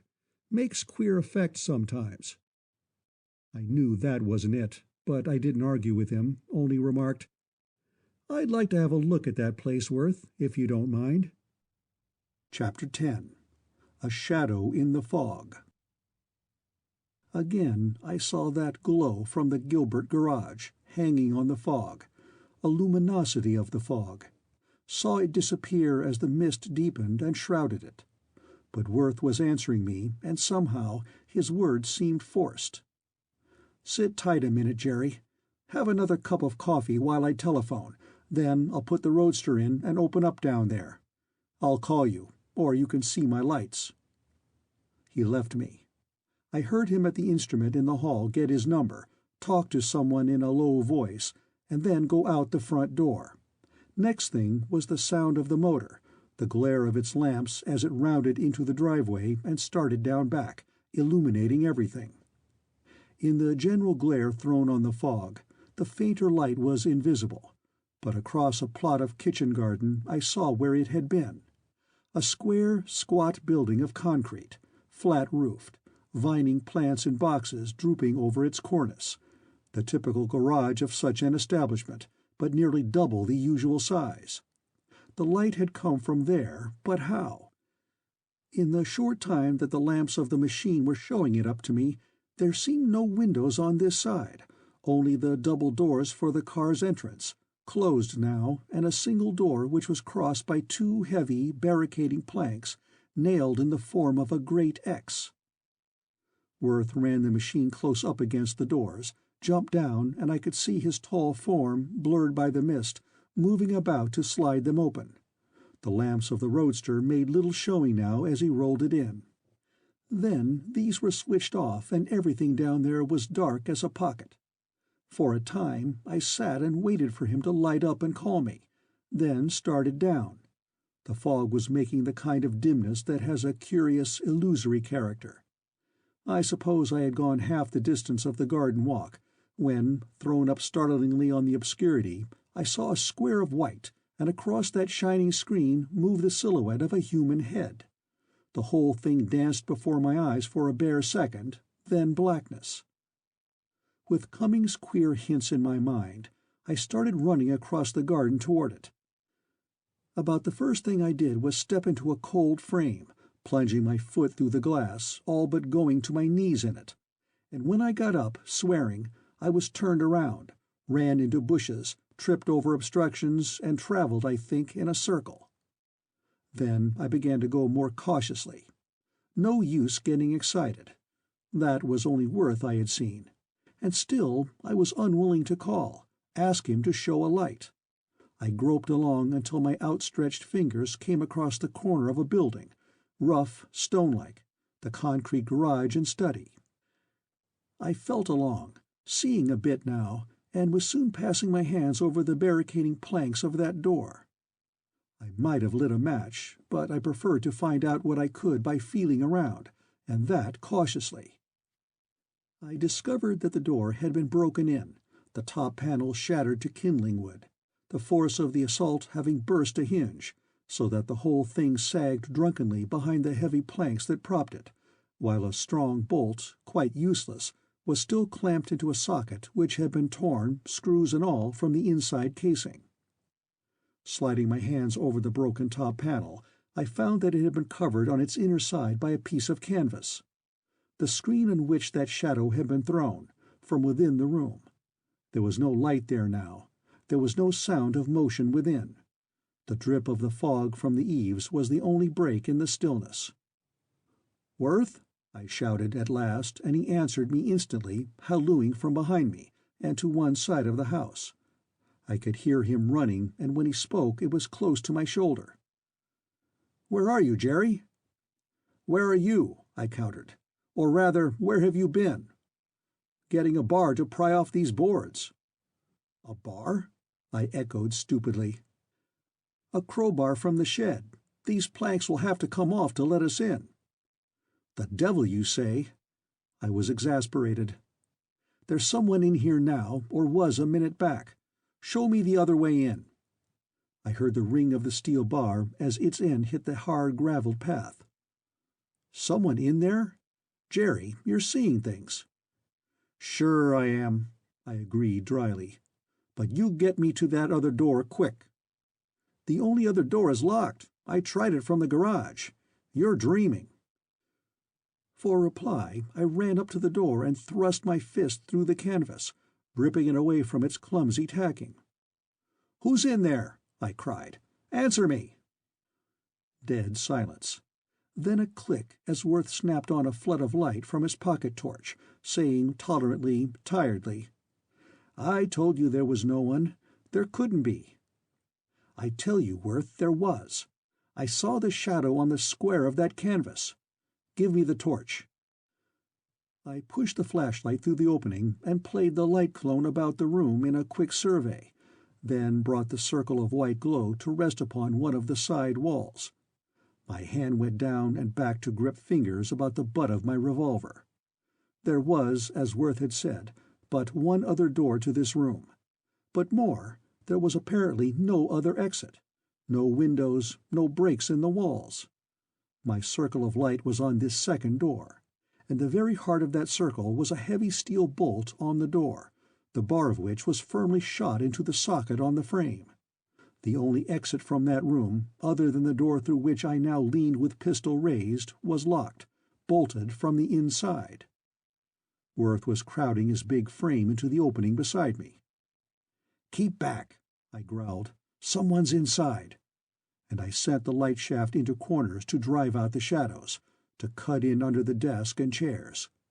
Worth's reply was a laugh, and his arm went by me to reach inside the door. Then, as his fingers found the button, a light sprang out from a lamp upon the center desk. "You're letting your nerves play the deuce with you, Jerry," he said lightly. "Make way for my crowbar, and we'll get in out of the wet." I made no answer, but for a long moment more I searched that room with my eyes. But it was the kind you see all over at a glance. Big, square, plain. It had no window in it. The walls, lined with bookshelves, floor to ceiling, a fireplace, a library table with drawers, a few chairs. No chance for a hideout. I glanced at the ceiling and confirmed the evidence of my eyes. There was a skylight, and through it had come that curious glow that first attracted my attention to the place. Then I gave Worth room to wield his tools on the barred door, while I ran quickly back to the house into the kitchen and plumped down in the chair where I had sat before. The light showed on the fog, brightened and dimmed as the mist drifted past. There was no possibility of a mistake. Someone had been in the study, had turned on the table lamp, had projected his shadow against the patched panel of the door, and had somehow left the room, one door bolted, the only other exit barred and nailed. I went back and rejoined Worth, who was standing where a brownish stain on the rug marked a spot a little nearer the corner of the table than it was to the outer door. A curious place for a suicide to fall. Behind the table was the library chair in which Thomas Gilbert worked when at his desk. Beside it a small cabinet with a humidor on its top and the open door below revealing several decanters and bottles, whiskey and wine glasses, a tray. Between the desk and the fireplace were two other chairs, large and comfortable, but in front of the table, between it and the door, was barren floor. It is a fact that most men who shoot themselves do so while sitting, some lying in a bed, few standing. The psychology of this I must leave to others, but experience has taught me to question the suicide of one who has seemingly placed the muzzle of a revolver against him while on his feet. Thomas Gilbert had stood, had chosen to take his life as he was walking from door to desk, or from desk to door. "Worth," I said, "there was somebody in here just now." "Couldn't have been, Jerry," he answered absently, then added, his eyes on that stain, "I never could calculate what my father would do. But when I talked to him last night, right here in this room, he didn't seem to me a man ready to take his own life." "You quarreled?" "We always quarreled, whenever we met." "But this quarrel was more bitter than usual?" "The last quarrel would seem the bitterest, wouldn't it, Jerry?" he asked. Then, after a moment, "Poor Jim Edwards." I caught my tongue to hold back the question. Worth went on. "When I phoned him just now, he hadn't heard a word about it. Seemed terribly upset." "Hadn't heard?" I echoed. "How was that?" "You know we saw him at Tate's last night. He took the Pacheco Pass Road from San Francisco, drove straight to his ranch without hitting Santa Isabel."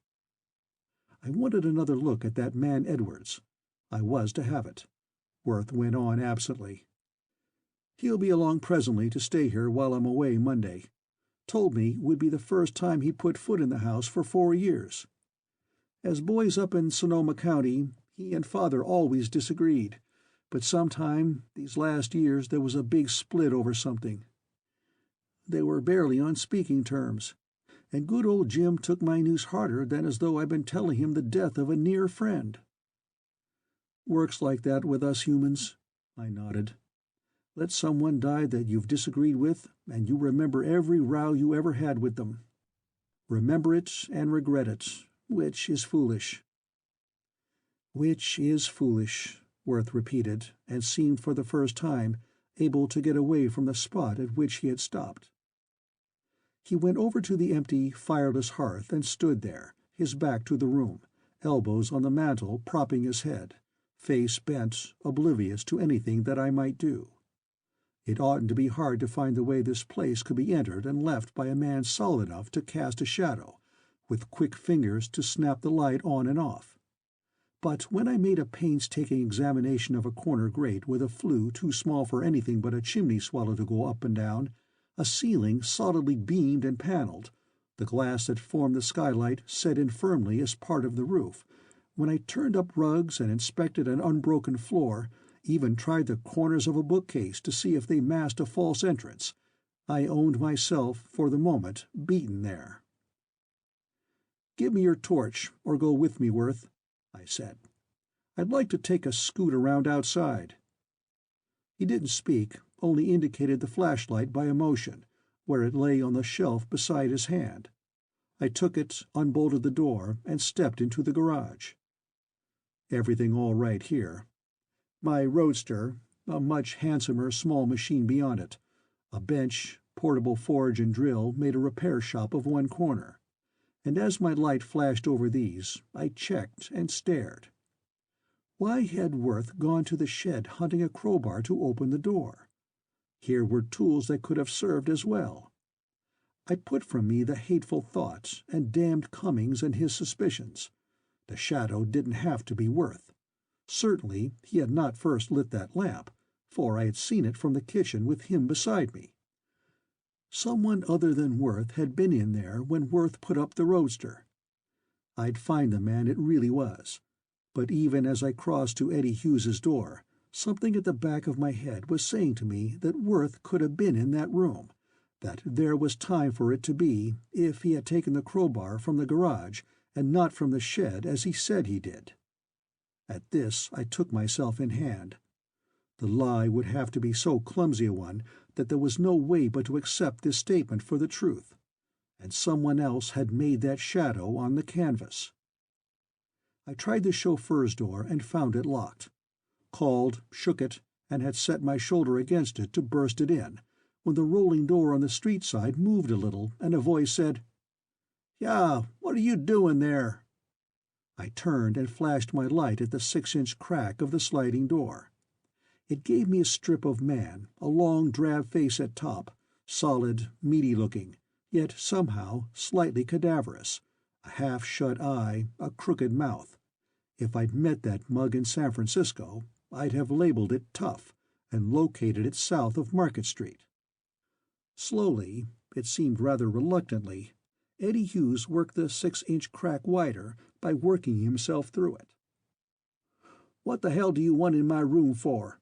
he demanded. The form of the words was truculent, but the words themselves slid in a sort of spiritless fashion from the corner of that crooked mouth of his, and he added in the next breath, "I'll open up for you when I've lit the blinks." There was a central lamp that made the whole place as bright as day. Eddie fumbled a key out of his pocket, threw the door of his room open, and stepped back to let me pass him. "Capehart tells me Worth's here," he said as we went in. "When?" I gave him a sharp look. He seemed not to notice it. "Just now. I came straight from there." He came straight from there? Did he supply an alibi so neatly because of that shadowy head on the door panel? For a long minute we each took measure of the other, but Eddie's nerves were less reliable than mine. He spoke first. "Well?" he grunted, scarcely above his breath. And when I continued to stare silently at him, he writhed a shoulder with, "What's doing? What do you want of me?" Still silently, I pulled out with my thumb through the armhole of my vest the police badge pinned to the suspender.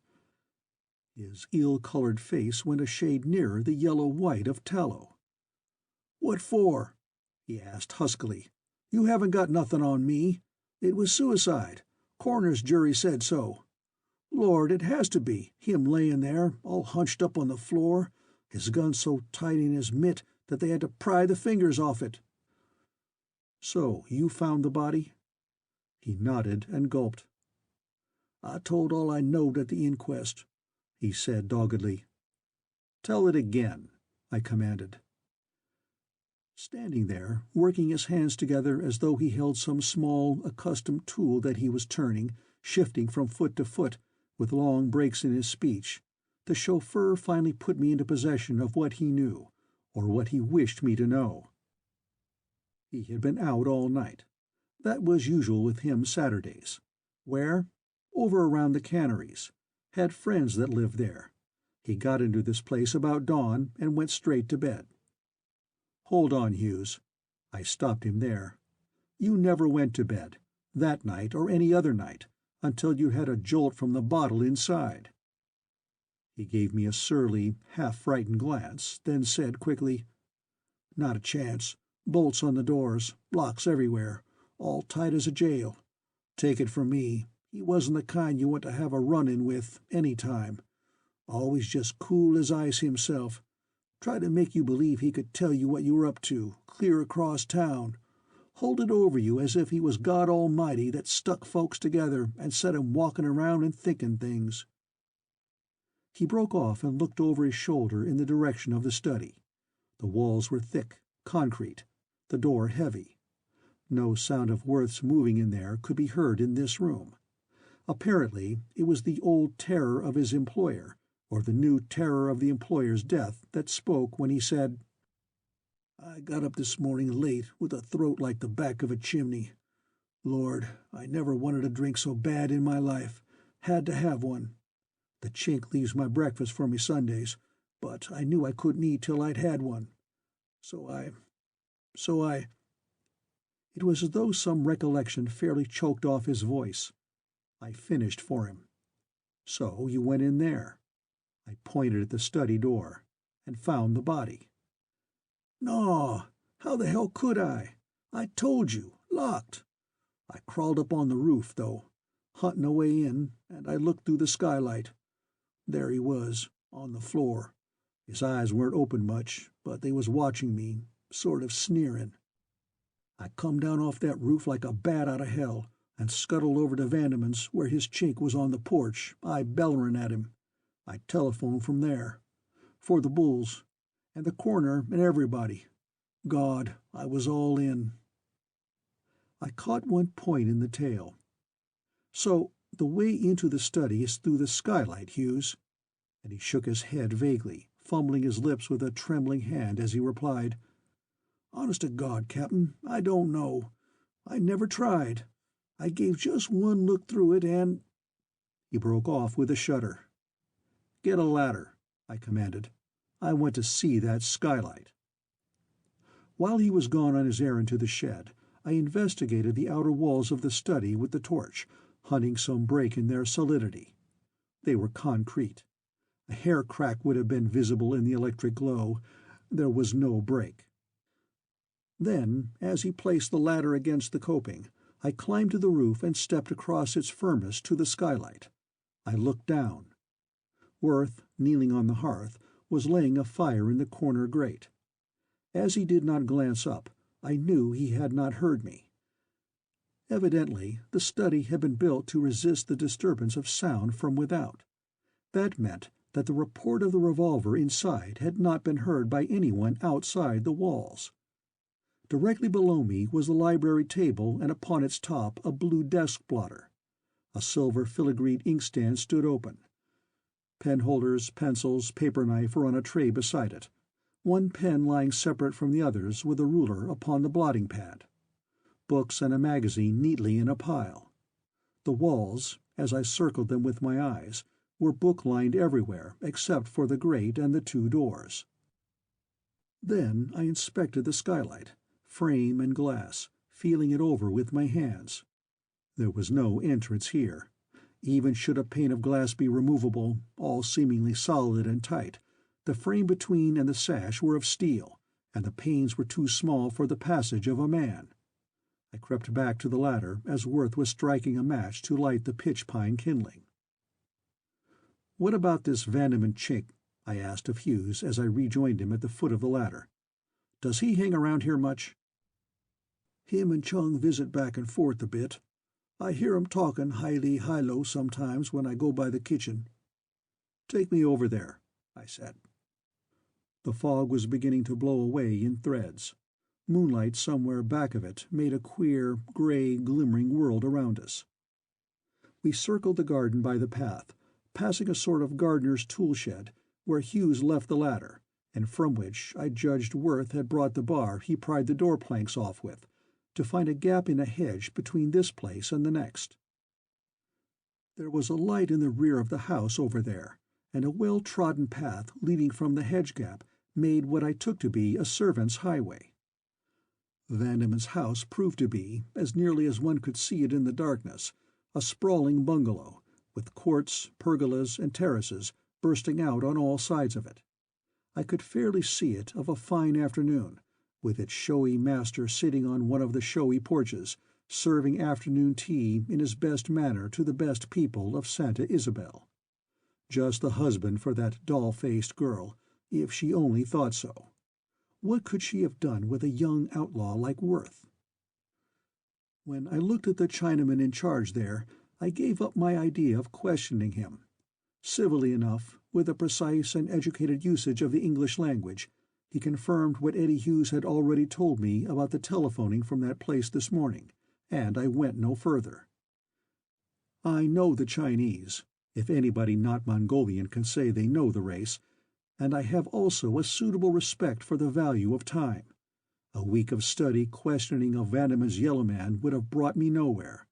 He was that kind of a chink, grave, respectful, placid, and impervious.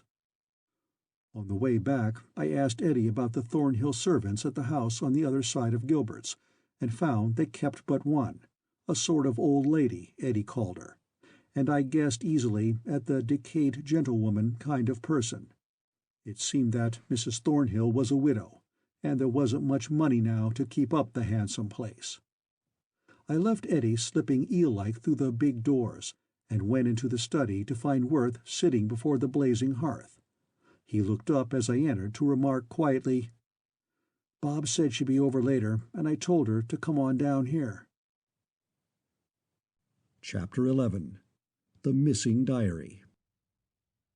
My experience as a detective has convinced me that the evident is usually true, that in a great majority of cases crime leaves a straight trail, and ambiguities are more often due to the inability of the trailer than to the cunning of the trailed.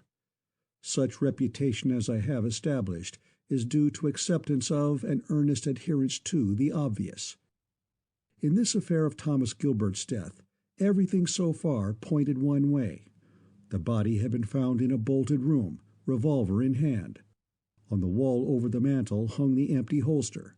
Worth assured me the gun was kept always loaded, and there might be motive enough for suicide in the quarrel last night between father and son. Because of that flitting shadow I had seen, I knew this place was not impervious. Some one person, at least, could enter and leave the room easily, quickly, while its doors were locked.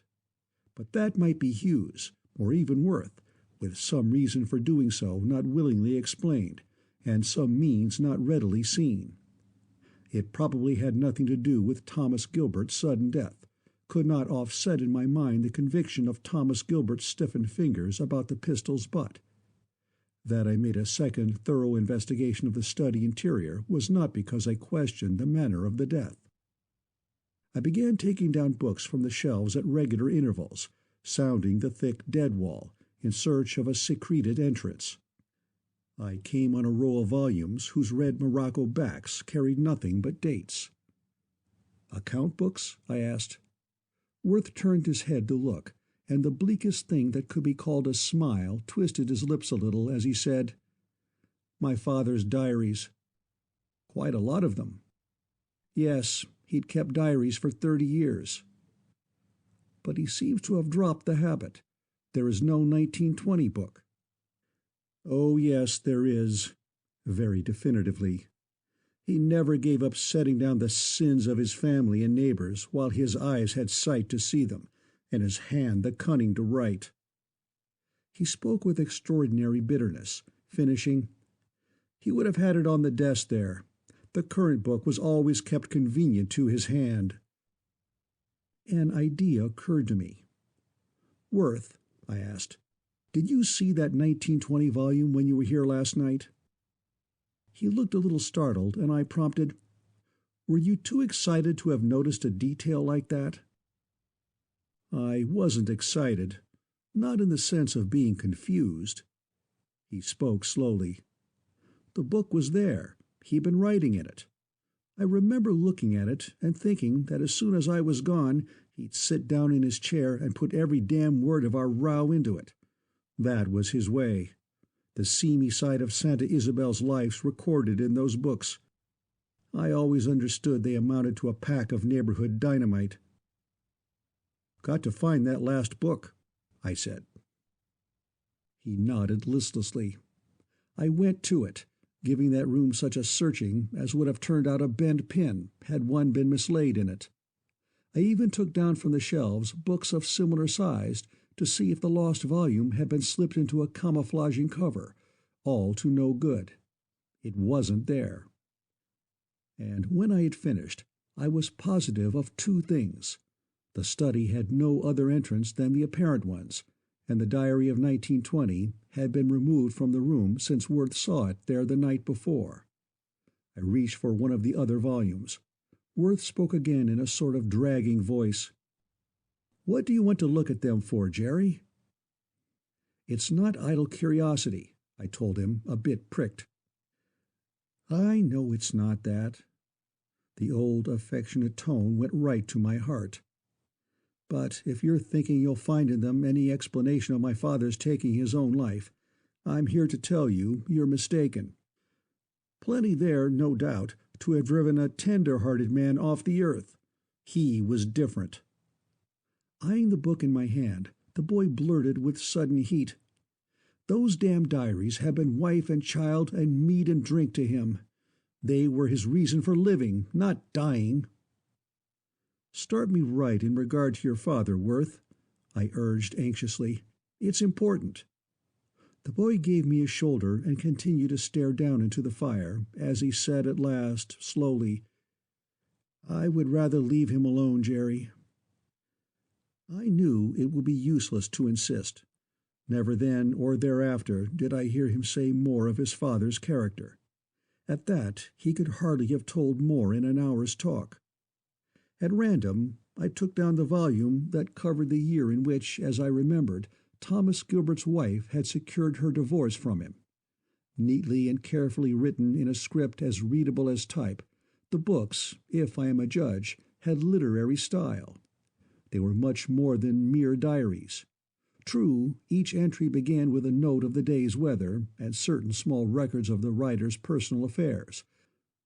But these went oddly enough with what followed: a biting analysis of the inner life, the estimated intentions and emotions of the beings nearest to him. It was inhuman stuff, but Worth was right. There was no soil for suicide in this matter, written by a hand guided by a harsh, censorious mind. Too much egotism here to willingly give over the role of conscience for his friends.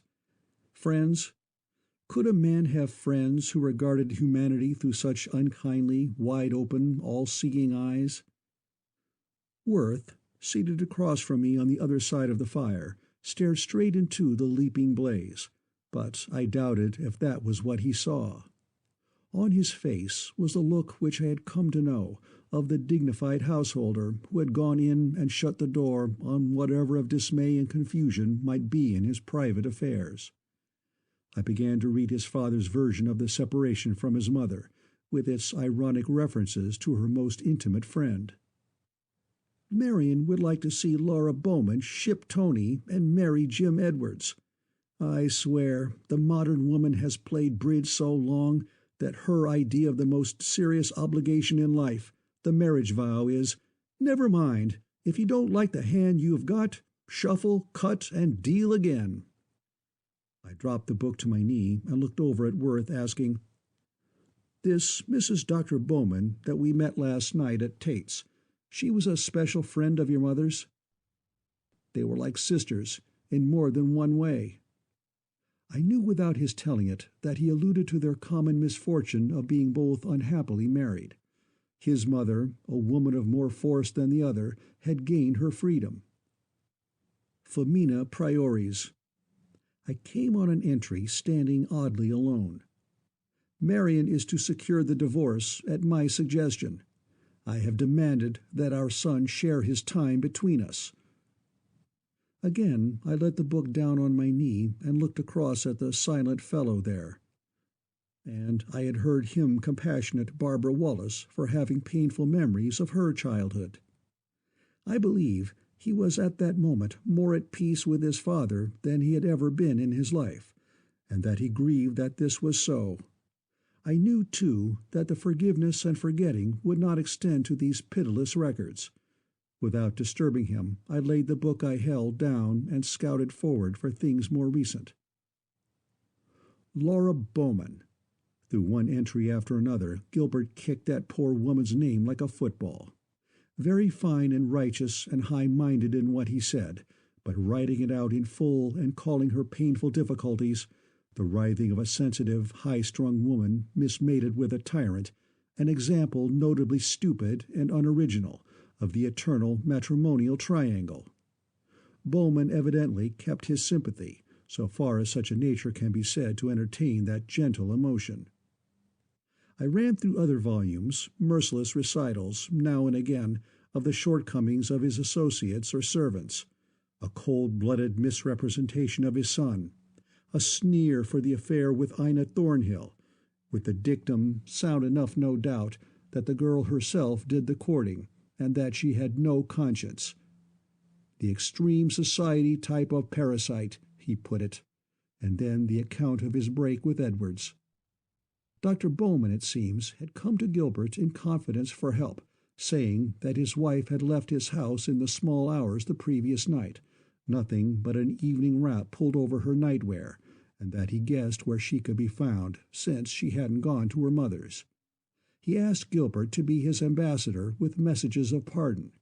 Didn't want to go himself, because that would mean a row, and he was determined, if possible, to keep the thing private, giving a generous reason, that he wasn't willing to disgrace the woman.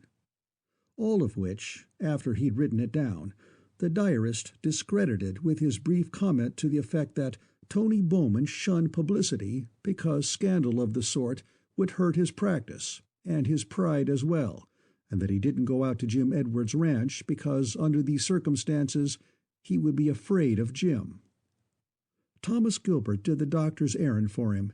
The entry concerning it occupied the next day.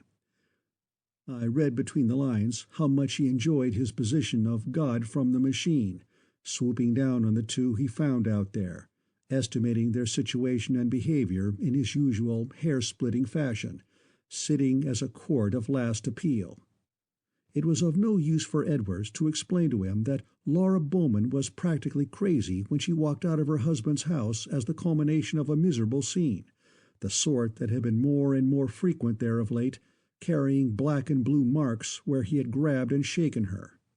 The statement that it was by mere chance she encountered Jim seemed to have made Gilbert smile, and Jim's taking of her out to the ranch, the assertion that it was the only thing to do, that she was sick and delirious, had inspired Gilbert to say to him, quite neatly, "You weren't delirious, I take it, not more than usual." Then he demanded that Laura go with him, at once back to her husband, or out to her mother's. She considered the matter and chose to go back to Bowman, saying bitterly that her mother made the match in the first place, and stood always against her daughter and with her son-in-law whatever he did. Plainly, it took all of Laura's persuasions to prevent actual blows between Gilbert and Edwards. Also, she would only promise to go back and live under Bowman's roof, but not as his wife, and the whole situation was much aggravated. I followed Mr. Thomas Gilbert's observation of this affair, his amused understanding of how much Jim Edwards and Laura hated him, his private contempt for Bowman, to whom he continued to give countenance and moral support, his setting down of the quarrels, intimate, disastrous, between Bowman and his wife, as the doctor retailed them to him, the woman dragging herself on her knees to beg for her freedom, and his callous refusals, backed by threat of the wide publicity of a scandalous divorce suit, with Thomas Gilbert as main witness. I turned to Worth and asked, "When will Edwards be here?" "Any minute now." Worth looked at me queerly, but I went on. "You said he phoned from the ranch. Did he answer you in person from out there?" "That's what I told you, Jerry." My searching gaze made nothing of the boy's impassive face. I plunged again into the diaries, running down a page, getting the heading of a sentence, not delaying to go further unless I struck something which seemed to me important, and each minute thinking of the strangeness of a man like this killing himself. It was in the 1916 volume that I made a discovery which surprised an exclamation from me. "What will you call this, Worth? Your father's way of making corrections?" "Corrections?" Worth spoke without looking around. "My father never made corrections in anything." It was said without animus, a simple statement of fact. "But look here." I held toward him the book. There were 3 leaves gone. That meant 6 pages, and the entries covered May 31 and June 1st. I had verified that before I spoke to him, noticing that the statement of the weather for May 31 remained at the foot of the last page left, while a run-over on the page beyond the missing ones had been marked out. It had nothing to do with the weather. As nearly as I could make out with the reading glass I held over it, the words were, "Take the woman for no other than she appears." "Worth," I urged, "give me your attention for a minute here. You say your father did not make corrections, but one of the diaries is cut. The records of 2 days are gone. Were those pages stolen?" "How should I know?" said Worth, and added helpfully, "Pity they didn't steal the whole lot. That would have been a relief." There were voices and the sound of steps outside. I shoved the diary back into its place on the shelf and turned to see Barbara at the broken door with Jim Edwards. She came in, her clear eyes a little wide, but the whole young personality of her quite composed. Edwards halted at the door, a haggard eye roving over the room, until it encountered the blood-stain on the rug, when it sheared abruptly and fixed itself on Worth, who crossed to shake hands with a quiet, "Come in, won't you, Jim? Or would you rather go up to the house?" Keenly I watched the man as he stood there struggling for words. There was color on his thin cheeks, high under the dark eyes. It made him look wild. The chill of the drive, or pure nervousness, had him shaking. "Thank you. The house, I think," he said rather incoherently. Yet he lingered. "Barbara's been telling me," he said in that deep voice of his, with the air of one who utters at random. "Worth, had you thought that it might have been happening down here, right at the time we all sat at Tate's together?"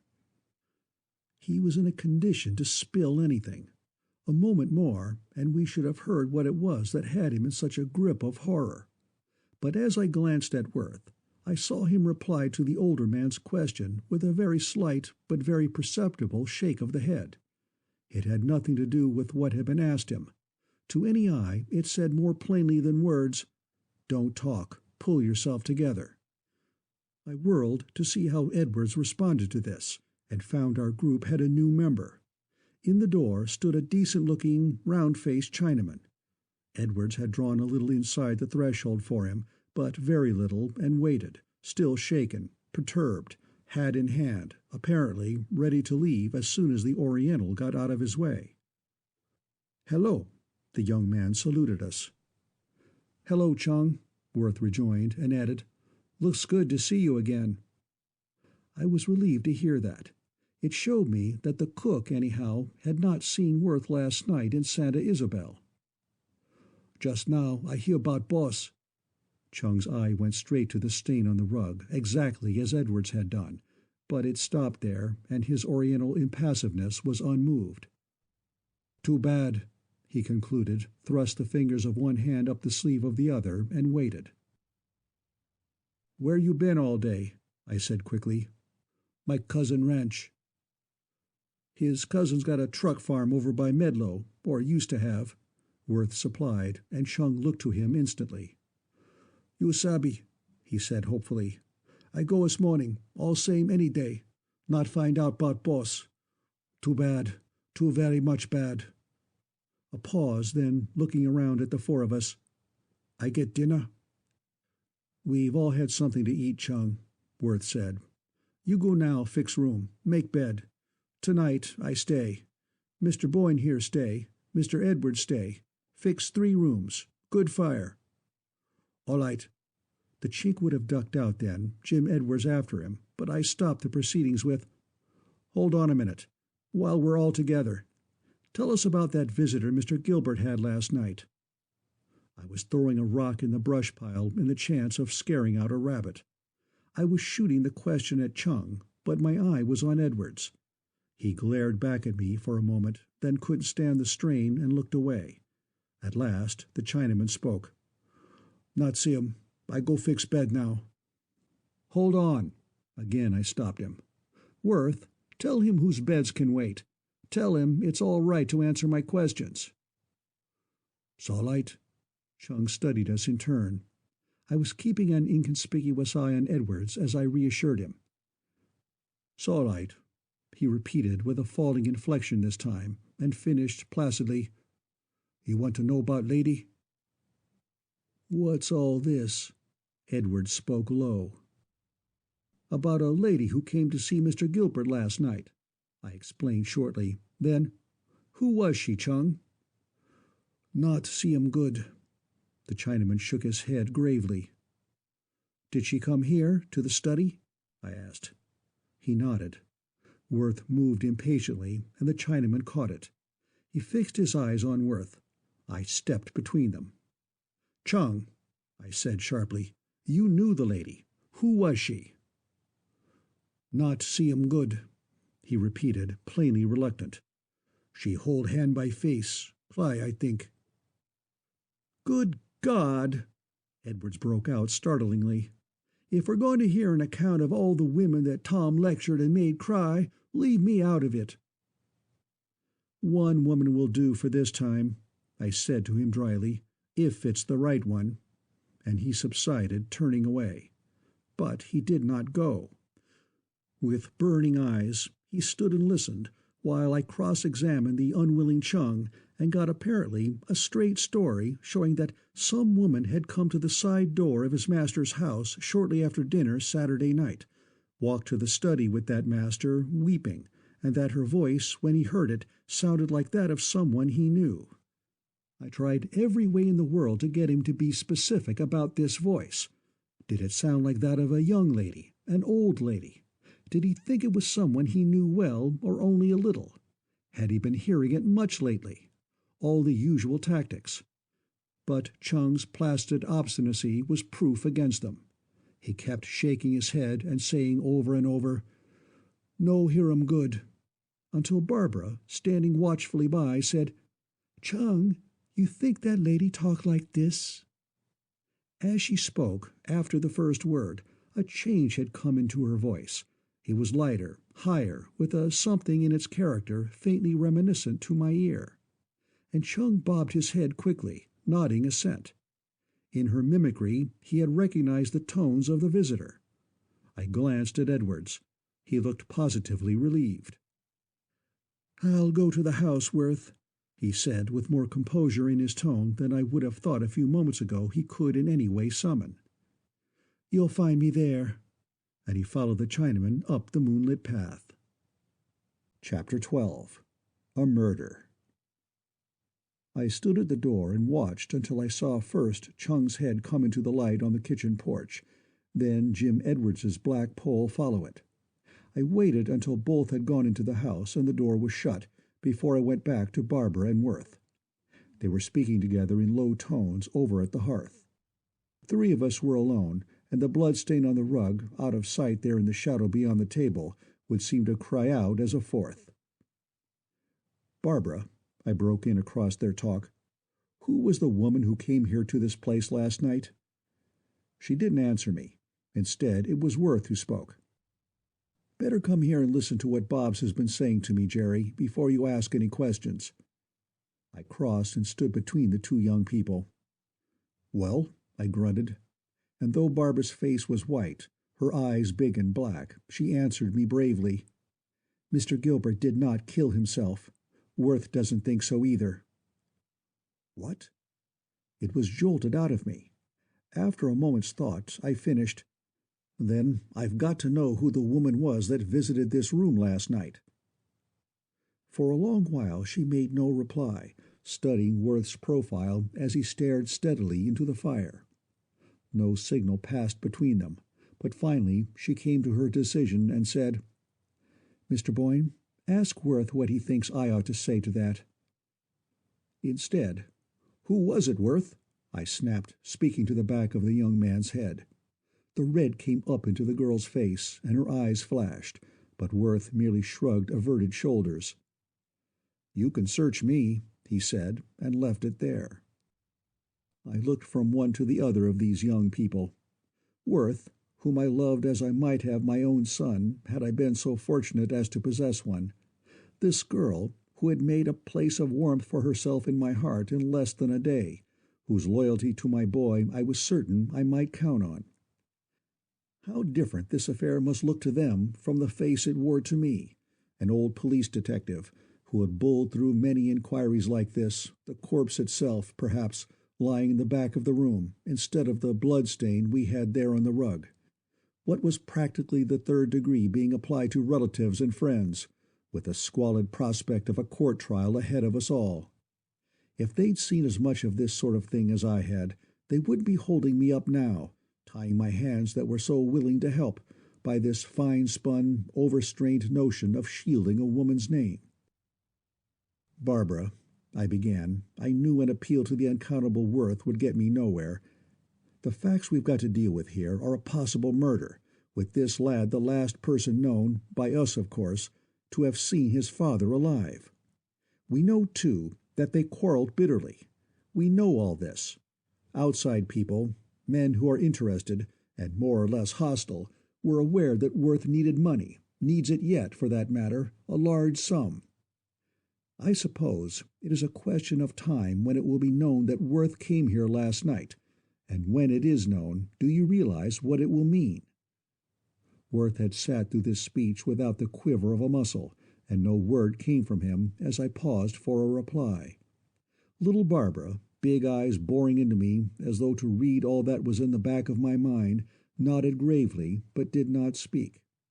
I crossed to the shelves and took down the diary whose leather back bore the date of 1916. As I opened it, finding the place where its pages had been removed, I continued, "You and I know, we three here know," I included Worth in my statement, "that the crime was neither suicide nor patricide. But it is likely we must have proof of that fact. Unless we find the murderer—" "But the motive. There would have to be motive." Barbara struck right at the core of the thing. She didn't check at the mere material facts of how a murder could have been done, who might have had opportunity. The fundamental question of why it should have been done was her immediate interest. "I believe I've the motive here," I said, and thrust the mutilated volume into her hand. "Someone stole these leaves out of Mr. Gilbert's diary. The books are filled with intimate details of the affairs of people, things which people prefer should not be known, names, details, and dates written out completely. It's likely murder was done last night to get possession of those pages." She went to the desk and glanced over the book, not the minute examination with the reading glass which I had given it, the mere flirt of a glance which, when I had first noticed it the night before at Tate's, skimming across that description of Clayt, had seemed so inadequate. Then she turned to me. "Mr. Gilbert cut these out himself," she pronounced. That brought Worth's head up and his face around to stare at her. "You say my father removed something he had written?" he asked. Barbara nodded. "He never changed a decision, and those books were his decisions." "Then this wasn't a correction, but he cut it out. Can't you see, Mr. Boyne? Those leaves were removed by a man who respected the book, and was as careful in his mutilation of it as he was in its making. It is precisely written. I'm referring to workmanship, not its literary quality. Carefully margined, evenly indented on the paragraph beginnings. And so, in this removal of 3 leaves, the cutting was done with a sharp knife drawn along the edge of a ruler." I picked up from where they lay on the blotting pad a small pearl-handled knife, its sharp blade open, and the ruler I had seen when looking down from the skylight, and placed them before her. She nodded and continued. There is a bit of margin left, so no other leaves could be loosened by this removal. The marking out of the run-over has been neatly ruled, done so recently that the ink is not yet black, done with that ink in the stand. It was blotted with this. She lifted a hand blotter to show me the print of a line of ink. There were other markings on the face of the soft paper, and I took it eagerly. Barbara smiled. You will get little from that, she said. I had not even seen her give it attention. Scattered words and parts of words, blotted frequently as they were written. Perhaps with care we might learn something, but we can turn more easily to the last pages of his diary, and— There are no last pages, I interrupted. The 1920 book is missing. Gone? Stolen? She exclaimed. It brought a smile to my face.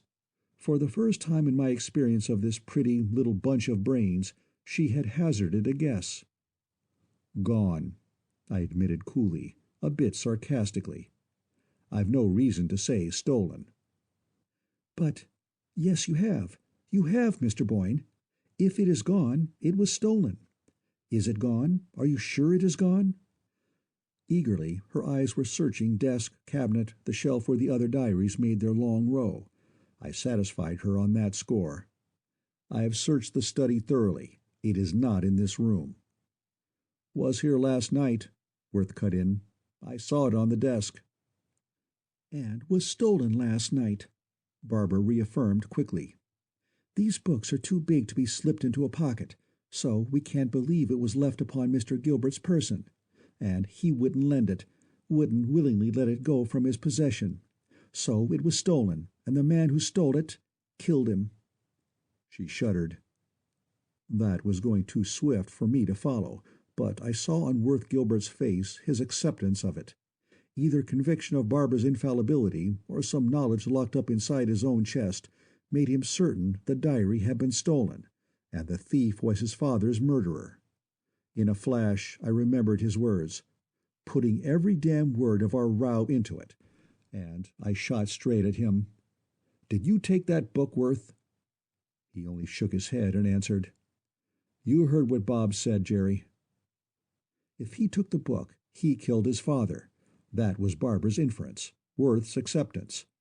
I threw back my shoulders to cast off this suspicion, then reached across to place my fingers under the girl's hand and pull from it the only record of that last written page, the blotter. Will you read me that? I asked her. Every word and part of a word, every letter. Her eyes smiled into mine with a reassurance that was like balm. Worth rose and found her a hand-glass on the mantel, passing it to her, and with this to reverse the scrawlings, she read, and I wrote down in my memoranda book 2 complete words, 2 broken words, and 5 single letters picked from overlying marks that were too confused to be decipherable. Though the 3 of us struggled with them, they held no meaning. Worth's interest quickly ceased. I'll join Jim Edwards in the house, he said, but I stopped him. 1 minute, Worth. There was a woman visitor here last night. It would seem she carried away with her the diary of 1920 and 3 leaves from the book of 1916. I want you and Barbara, to tell me what you know that happened here in Santa Isabel on the dates of the missing pages, May 31 and June 1st, 1916. Barbara accepted the task, turning that wonderful cinematograph memory back, and murmured, I never tried recollecting on just a bare date this way, but— then glanced around at me and finished, Nothing happened to me in Santa Isabel then, because I wasn't in Santa Isabel. I was in San Francisco, and I was in Flanders, so that lets me out. Worth broke in brusquely. I'll go into the house. Wait, Worth. I placed a hand on his shoulder. Go on, Barbara. You had that thought of something. Yes. Father died in January of that year, and in March I had to vacate the house. It had been sold, and they wanted to fix it over. I left Santa Isabel on the 18th of March, but they didn't get into the house until June 1st. Again Worth interrupted. which jogs my memory for an unexciting detail." He smiled enigmatically. "I was jilted June 1st. "In Flanders? How many times had this lad been jilted?" "No, right here. I wasn't here, of course, but the letter which did the trick was written here and bore that date, June 1, 1916. "How did you get the date so pat?" "It was handed me by the mail orderly. I was on the Verdun sector then, on the morning of the 4th of July. Remember the date the letter was written because of the quick time it made. Most of our mail took from 6 weeks to eternity. What are you smiling at, Bobs?" "Just a little, you don't mind, do you, at your saying you remember Ina's letter by the quick time it made in reaching you." "Who bought your house, Barbara?" I asked her. "Dr. Bowman, or rather Mrs. Bowman's uncle, bought it and gave it to her." "And they went in on the 1st of June, 1916? I was all excitement, turning the pages of the diary to get to certain points I remembered. "What can either one of you tell me about the state of affairs at that time between Dr. Bowman and his wife, and that man who was just in here, Jim Edwards?" Worth turned a hostile back. Barbara seemed to shrink in her chair. I hated like a whipping to pull this sort of stuff on them, but I knew that Barbara's knowledge of Worth's danger would reconcile her to whatever painful thing must be done, and I had to know who was that visitor of last night. "Is that stuff in those damnable books?" I saw the hunch of Worth's broad shoulders. "Some of it is. Some of it has been cut out," I replied. "And you connect Jim Edwards with this crime?" "I don't connect him. He connects himself, by them and by his manner." "Burn them." He faced me, came over and reached for the book. "Dump the whole rotten mess into the fire, Jerry, and be done with it." Easy said, but that would sure be a short-cut to trouble. "Tell me, I've got to know, if you think this man Edwards, under great provocation, capable of, well, of killing a fellow creature." "Jerry," Worth took the book out of my hand and laid it on the table, "what you want to do is to forget this dirt that you've been reading and go at this thing without prejudice. If you open any trails and they lead in my direction, don't be afraid to follow them. This thing of trying to find a criminal in someone that my father has already deeply injured, someone that he's made life a hell for, so that suspicion needn't be directed to me, makes me sick. If I'd allowed you to do it, I'd be yellow clear through." That was about the longest speech I'd heard Worth Gilbert make since his return from France, and he meant every word of it, too. But it didn't suit me. This hew-to-the-line stuff is all right until the chips begin whacking the head of your friend. In this case, there wasn't a doubt in my mind that when a breath of suspicion got out that Thomas Gilbert had not killed himself, that minute would see the first finger point at Thomas Gilbert's son as the murderer. So I grumbled, "Just the same, Edwards has something on his mind about last night." "He has, and it's pretty nearly tearing him to pieces," Worth admitted, but would go no further. "He was here last night, I'm sure, and Mrs. Bowman was with him," I ventured. Barbara, who had been sitting through this, her eyes on Worth, turned from him to me and pronounced gently, "Yes, he was here, and Laura was with him." "Bobs!" Worth spoke so sternly that she glanced up, startled. "I'll not stand for you throwing suspicion on Jim." "Did I do that?" Her lip trembled. Worth's eyes were on the fire. "Don't quarrel with the girl," I remonstrated. Barbara had told me the visitor. I covered my elation with, "She's only looking out for your safety." "I can look out for myself," curtly. He turned hard eyes on us. It made me feel put away from him, chucked out from his friendship. "And I never quarreled with anybody in my life. Sometimes—" He turned from one to the other of us, speaking slowly. "Sometimes I seem to antagonize people, for no reason that I can see, and sometimes I fight, but I never quarrel." "No offense intended, or taken," I assured him hastily. My heart was full of his danger, and I told myself that it was his misery spoke, and not the true Worth Gilbert. But a very pale and subdued Barbara said tremulously, "I guess I'd better go home now," suggesting, after the very slightest pause, "Mr. Boyne can take me." "Don't, Bobbsey." Worth's voice was gentle again, but absent. It sounded as though he had already forgotten both of us and our possible cause of offense. "Go to the house with Jerry. I'll bar the door and follow." "Can't I help with that?" I offered. "No. Eddie will give me a hand if I need it. Go on. I'll be with you in a minute." Chapter 13. Dr. Bowman. But it was considerably more than a minute before Worth followed us to the house.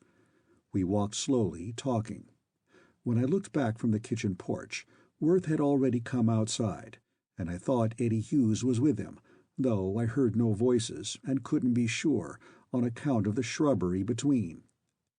Getting into the house, we found that Chung had the downstairs all opened up through, lights going, heat turned on from the basement furnace. Everywhere that tended, home-like appearance a competent servant gives a place. On the hall table, as we passed, I noticed a doctorish topcoat, with a primly folded muffler laid across it. "Dr. Bowman is here," Barbara said, hardly above her breath. We listened. No sound of voices from the living room. Then I got the tramp of feet that moved back and forth in there. We opened the door, and there were the two men, a queer proposition. Bowman had taken a chair pretty well in the middle of the room. It was Jim Edwards whose feet I had heard as he roamed about. No word was going between them. Apparently they hadn't spoken to each other at all. The looks that met or avoided were those strange looks of persons who lived in lengthened and what might be termed intimate hostility. "Ah, Boyne, isn't it?" Bowman greeted me. I thought our coming relieved the situation. He shook hands, then turned to Barbara with, "Mrs. Thornhill said you were here. I told her I would bring you back with me." I rather wondered not to hear him insist on being taken at once to the study, but his next words gave the reason. He'd reached Santa Isabel too late for the inquest itself, but not too late to make what he informed us was a thorough investigation of everything it treated of. Barbara and I found places on the davenport. Edwards prowled up and down the other end of the room, openly in torment. Those stormy black eyes of his were seldom off Bowman, while the doctor's gray, heavy-lidded gaze never got beyond the toes of the restless man's moving boots. He had begun a grumbling tale of the coroner's incompetence and neglect to reopen the inquest when he, the family physician, arrived, as though that were important, when Worth came in. Instantly the doctor was on his feet, had paced up to the new master of the house and began pumping his arm in a long handshake, while he passed out those platitudes of condolence a man of his sort deals in at such a time. The stuff I'd been reading in those diaries had told me what was the root and branch of his friendship with the dead man. It made the hair at the back of my neck lift to hear him boasting of it in Jim Edwards' presence, and know what I knew. "And, my dear boy," he finished, "they tell me you've not been to view the body yet. I thought perhaps you'd like to go with me. I can have my machine here in a minute. No?" As Worth declined with a wordless shake of the head. I hoped he'd leave then, but he didn't. Instead, he turned back to his chair, explaining, "If Mrs. Thornhill's cook hadn't phoned me, when Mrs. Thornhill had a second collapse last night, I suppose I should be in San Francisco still. The coroner seemed to think there was no necessity for having competent medical testimony as to the time of death and the physical condition of the deceased. I should have been wired for. The inquest should have been delayed until I arrived. The way the thing was managed was disgraceful." "It was merciful." Jim Edwards spoke as though unwillingly, in a muttered undertone. Evidently it was the first word he'd addressed to Bowman, if he could be said to address him now, as he finished, "I hadn't thought of an inquest. Yet, of course, there'd be one in a case of suicide." Bowman only heard and wholly misconstrued him, snatching at the concluding words. Of course it was suicide. Done with his own weapon, taken from the holster where we know it always hung, fully loaded. The muzzle had been pressed so close against the breast when the cartridge exploded that the woolen vest had taken fire. I should say it had smoldered for some time. There was a considerable hole burned in the cloth.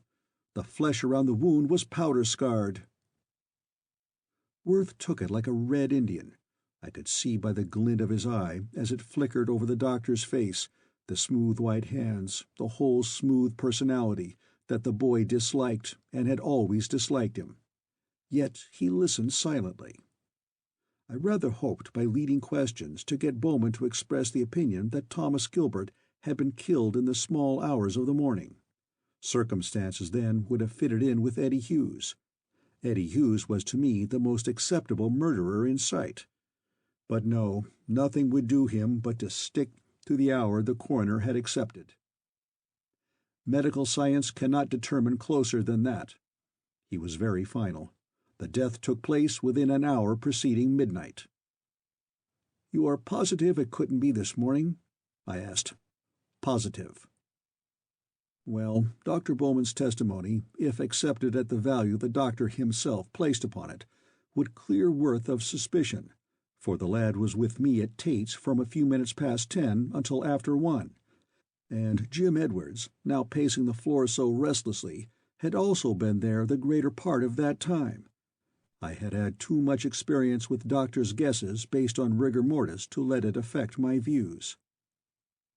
In the minute of silence we could hear Chung moving about at the back of the house. The doctor spoke querulously. "Never expect anything of a Chinaman, but I should think when the chauffeur found the body he might have had the sense to summon friends of the family. He could have phoned me. I was only in San Francisco." "He could have phoned me at the ranch." Jim Edwards' deep voice came in. "You? Why should he phone for you?" Bowman wheeled on him at last. "I was the man's physician, as well as his close friend. Everybody knows you weren't on good terms with him. Gad, you wouldn't be here in this house tonight if he were alive." In the sort of silence that comes when someone's been suddenly struck in the face, Worth crossed to Edwards, laid an arm along his shoulders. "I've asked Jim to stay in my place here, in my house, while I'm away over Monday, and he can do as he likes about whom he chooses to have around." Bowman gradually got to his feet, his face a study. "I see," he said. "Then I'll not trespass on your time any longer. I felt obliged to offer my services, patients of mine, for years, in affliction."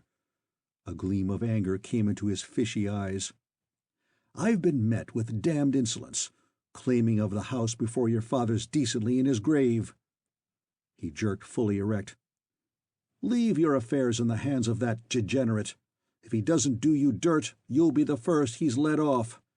Come, Miss Barbara," to the girl who sat beside me, looking on mutely observant. "Thank you, Doctor." She answered him as tranquilly as though no voice had been raised in anger in that room. "I think I'll stay a little longer. Jim will take me home." The doctor glared and stalked out. To the last, I think he was expecting someone to stop him and apologize. I suppose this was what Worth described naively as antagonizing people without intending to. Well, it might not be judicious. I certainly was glad the doctor was so sure of the time at which his friend Gilbert had met death. Yet I couldn't but enjoy seeing him get his. As soon as the man's back was turned, Edwards beckoned Barbara to the window. Worth and I left them talking together there in low tones, he to get something he wanted from a case in the hall, where he called me to the phone, saying long distance wanted me. While I was waiting for my connection, Central, as usual, having got me, now couldn't get the other party, the two came from the living room, and Barbara said good night to us in passing. "Those two seem to have something on hand," I commented as they went out. "The little girl gave Bowman one for himself, in the nicest possible way. Don't wonder Edwards likes her for it." "Poor Laura Bowman. Her friends take turns giving that bloodless lizard she's tied to one for himself any time they can," Worth said. "My mother used to handle the doctor something like that, and now it's Barbara. Little Bobsy Wallace, God bless her." He went on into the dining room. I looked after his unconscious, departing figure and thought he deserved a good licking. Why couldn't he have spoken that way to the girl herself? Why hadn't he taken her home instead of leaving it to Edwards? Then I got my call and answered. "This is Boyne. Put them through." In a minute came Robert's voice. "Hello, Mr. Boyne?" "Yes, what you got?" "Telegram. Hicks, Los Angeles. He's located Steve Skeels." "Read me the wire," I broke in. "All right." A pause, then. "Skeels arrived here from Frisco this morning. Shall I arrest?" "Good," I exclaimed. "Wire him to keep Steve under surveillance and await instructions. Tell him not to lose him. Get it, Roberts? Hustle it. I'll be in by 9. Goodbye." And I hung up. I looked around. Worth had gone into the dining room. I stepped to the door and saw him kneeling before an open lower door of the built-in sideboard, and noted that the compartment had been steel-lined and Yale-locked, making a sort of safe. A lamp at the end of an extension wire stood on the floor beside him. He looked around at me over his shoulder as I put my head in to say, "Stock in your old suitcase has gone up a notch, Worth. We've caught Skeels." "So soon?" was all he said. But my news seemed to decide something for him. With a sharp gesture of finality, he put into his breast pocket the package of papers he had been looking at. When, a little later, Edwards came in, Worth was waiting for him in the hall. "Do we go now?" the older man asked, wincing. Worth nodded.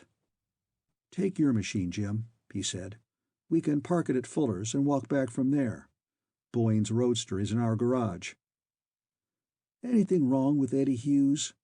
Edwards asked as he stepped in to get his driving gloves. "I passed him out there headed for town lugging a lot of freight, and the fellow growled like a dog when I spoke to him." "I fired him. Come on, Jim. Let's get out of this." "Hold on, Worth." I took a hand. "Fired Hughes? When?" "While I was fixing up that door, after you and Bobs came to the house." "What in God's name for?" I asked in exasperation. "For giving me back talk," said the youth who never quarreled with anyone. He and Edwards tramped out together. I realized that the hostile son and an alienated friend had gone for a last look at the clay that had yesterday been Thomas Gilbert. Of course Worth would do that before he left Santa Isabel. But would Edwards go in with him, or was he only along to drive the machine? It might be worth my while to know. But I could ask tomorrow. It wasn't worth a tired man's waiting up for. We must make an early start in the morning. I went upstairs to bed. Chapter 14. 7 Lost Days. Instead of driving up to San Francisco with Worth and Barbara, the next morning I was heading south at a high rate of speed. Sitting in the Pullman smoker, going over what had happened and what I had made of it, vainly studying a small blue blotter with some senseless hieroglyphics reversed upon it, I wasn't at all sure that this move of mine was anywhere near the right one. But the thing hit me so quick, had to be decided in a flash, and my snap judgment never was good. We were all at breakfast there at the Gilbert house when I got the phone that those boobs down in Los Angeles had let Skeels slip through their fingers. I could see no way but to go myself. When I went out to retrieve my handbag from the roadster, there was Barbara already in the seat. I delayed a minute to explain to her. She was full of eager interest. It seemed to her that Skeels ducking the detectives that way was more than clever, almost worthy of a Wonder Man. "Slickest thing I ever knew," I grumbled. "You can gamble I wouldn't be going south after him if Skeels hadn't shown himself too many for the Hicks agency, and they're one of the best in the business." Worth came out and settled himself at the wheel. He and Edwards exchanged a last, low-toned word, and they were ready to be off. Barbara leaned towards me with shining eyes. "Perhaps," she said, "Skeels might even be Clayt." Then the roadster whisked her away. The bulk of Worth Gilbert's fortune was practically tied up in this affair. Even as the Pullman carried me Los Angeles-ward, that boy was getting into San Francisco, going to the bank and turning over to them capital that represented not only his wealth but his honor. If we failed to trace this money, he was a discredited fool. Yes, I had done right to come. So far on that side. Then apprehension began to mutter within me about the situation at Santa Isabel. How long would that coroner's verdict of suicide satisfy the public? How soon would some seepage of fact indicate that the death was murder and set the whole town to looking for a murderer? The minute this happened, the real criminal would take alarm and destroy evidence I might have gathered if I had stayed by the case. I promised myself that it should be simply there and back with me in the Skeels matter. This is the way it looked to me in the Pullman. Then, once in Los Angeles, I allowed myself to get hot telling the Hicks people what I thought of them, explaining how I'd have run the chase and wound up by giving 7 days to it, 7 precious, irreclaimable days, while everything lay wide open there in the north and I couldn't get any satisfactory word from the office, and none of any sort from Worth. That Skeels trail kept me to it, with my tongue hanging out. Again and again I seemed to have him. Every time I missed him by an hour or so, and that convinced me that he was straining every nerve, and that he probably had the whole of the loot still with him. At last I seemed to have him in a perfect trap, Ensenada on the peninsula. You get into and out of Ensenada by steamboat only, except back to the mines on foot or donkey. The 2 days I had to wait over in San Diego for the boat which would follow the one Skeels had taken were a mighty uneasy time. If I'd imagined for a moment that he wasn't on the dodge, that he was there openly, I'd have wired the Mexican authorities and had him waiting for me in jail. But the Mexican officials are a rotten lot. It seemed to me best to go it alone. What I found in Ensenada was that Skeels had been there, quite publicly, under his own name. He had come alone and departed with a companion, Hinch Dial, a drill operator from the mines, a transient, a pick-up laborer, seemingly as close-mouthed as Silent Steve himself. Steve had come on one steamer, and the two had left on the next. The northbound boat we passed 2 hours off Point Loma was carrying Skeels and his pal back to San Diego. Again, 2 days lost, waiting for the steamer back. And when I got to San Diego, the trail was stone cold. I had sent Worth almost daily reports in care of my office, not wanting them to lie around at Santa Isabel during the confusion of the funeral and all. But even before I went to Ensenada, telegrams from Roberts had informed me that these reports could not be delivered as Worth had not been at the office, and telephone messages to Santa Isabel and the Palace Hotel had failed to locate him. When I believed I had Skeels firmly clasped in the jaws of the Ensenada trap, I had sent a complete report of my doings up to that time, and the optimistic outlook then to Barbara with instructions for her to get it to Worth. She would know where he was. But she hadn't. Her reply, waiting at San Diego for me, a delicious little note that somehow lightened the bitterness of my disappointment over Skeels, told me that she had seen Worth at the funeral almost a week ago now, but only for a minute, that she had supposed he had joined me on the Skeels chase, and she would now try to hunt him up and deliver my report. Roberts, too, had a line in one of his reports that Worth had called for the suitcase on the Monday I left, and had neither returned it nor been in the office since. I worried not at all over Worth. If he wanted to play hide-and-seek with Dykeman's spotters, he was thoroughly capable of looking after himself. But in the Skeels matter, I did then what I should have done in the first place, of course, turn the work over to subordinates and headed straight home. I reached San Francisco pretty well used up. It was nearly the middle of the forenoon next day when I got to my desk and found it piled high with mail that had accumulated in my absence. Roberts had looked after what he could and sorted the rest ready for me. Everything concerning the Clate case was in one basket. As Roberts handed it to me, he explained. "The Van Ness bank attorney, Cummings, has been keeping tabs on you tight, Mr. Boyne. Here every day, sometimes twice. Wants to know the minute you're back."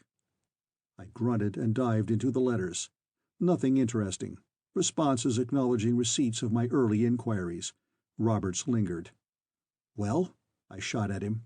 He moved uneasily as he asked, "Did you wire him when you were coming back?" "Cummings? No. Why?" "He telephoned in just before you came saying that he'd be right up to see you. I told him you hadn't returned. He laughed and hung up." "All right, Roberts. Send him in when he comes." I dismissed the secretary. Cummings was keeping tabs on me with a vengeance. What was on his chest? I didn't need to wait long to find out. In another minute he was at my door greeting me in an offhand, "Hello, Boyne. Ready to jump into your car and go around with me to see Dykman?" "Just got down to the office, Cummings." I watched him, trying to figure out where I stood and where he stood after this week's absence. "Haven't seen Worth Gilbert yet.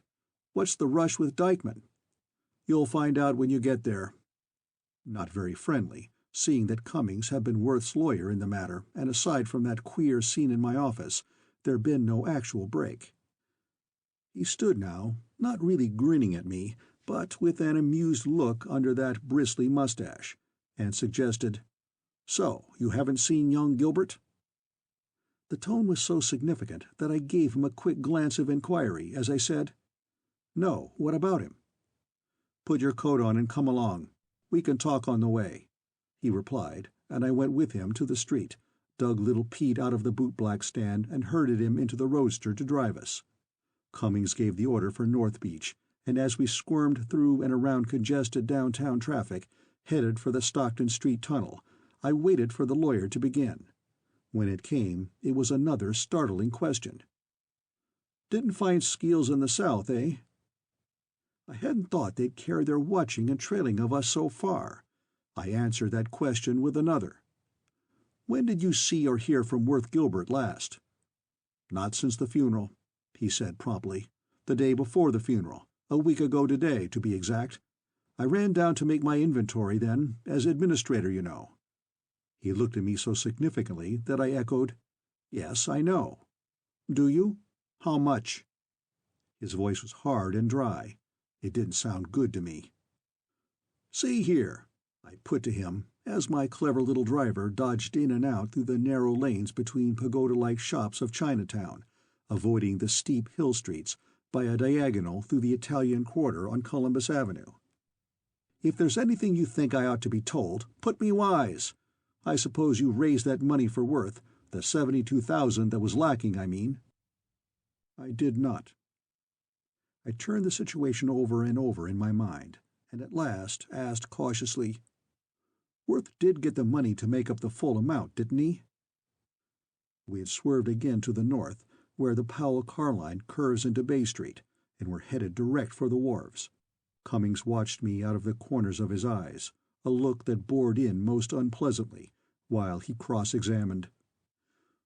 "So, you don't know where he raised that money, or how, or when. You don't even know that he did raise it. Is that the idea?" I gave him look for look, but no answer. An indecisive slackening of the machine, and little Pete asked, "Where now, sir?" "You can see it," Cummings pointed. "The tall building. Hit the Embarcadero, then turn to your right, a block to Mason Street." So close to the dock that ships lay broadside before its doors, moored to the piles by steel cables, the Western Cereal Company plant scattered its mills and warehouses over 2 city blocks. Freight trains ran through arcades into the buildings to fetch and carry its products. Great trucks, some gas-driven, some with 4- and 6-horse teams, loaded sacks or containers that shot in endless streams through well-worn chutes, or emptied raw materials that would shortly be breakfast foods into iron conveyors that sucked it up and whined for more. It was a place of aggressive activity among placid surroundings, this plant of Dykman's, for its setting was the Italian fishermen's home district. Little frame shacks before which they mended their long brown nets, or stretched them on the sidewalks to dry. Fisherman's Wharf and its lateen-rigged, gaily painted hulls was under the factory windows. We pulled up before the door of a building separate from any of the mills or warehouses, and I followed Cummings through a corridor, past many doors of private offices, to the large general office. Here a young man at a desk against the rail lent Cummings respectful attention. The lawyer asked something in a low tone, and was answered, "Yes, sir, waiting for you. Go right through." Down the long room with its rattling typewriters, its buzz of clerks and salesmen we went. Cummings was a little ahead of me, when he checked a moment to bow to someone over at a desk. I followed his glance. The girl he had spoken to turned her back almost instantly after she had returned his greeting, but I couldn't be mistaken. There might be more than one figure with that slim, half-girlish grace about it, and the other hair as lustrously blue-black, but none could be wound around a small head quite so shapely, carried with so blossom-like a toss. It was Barbara Wallace.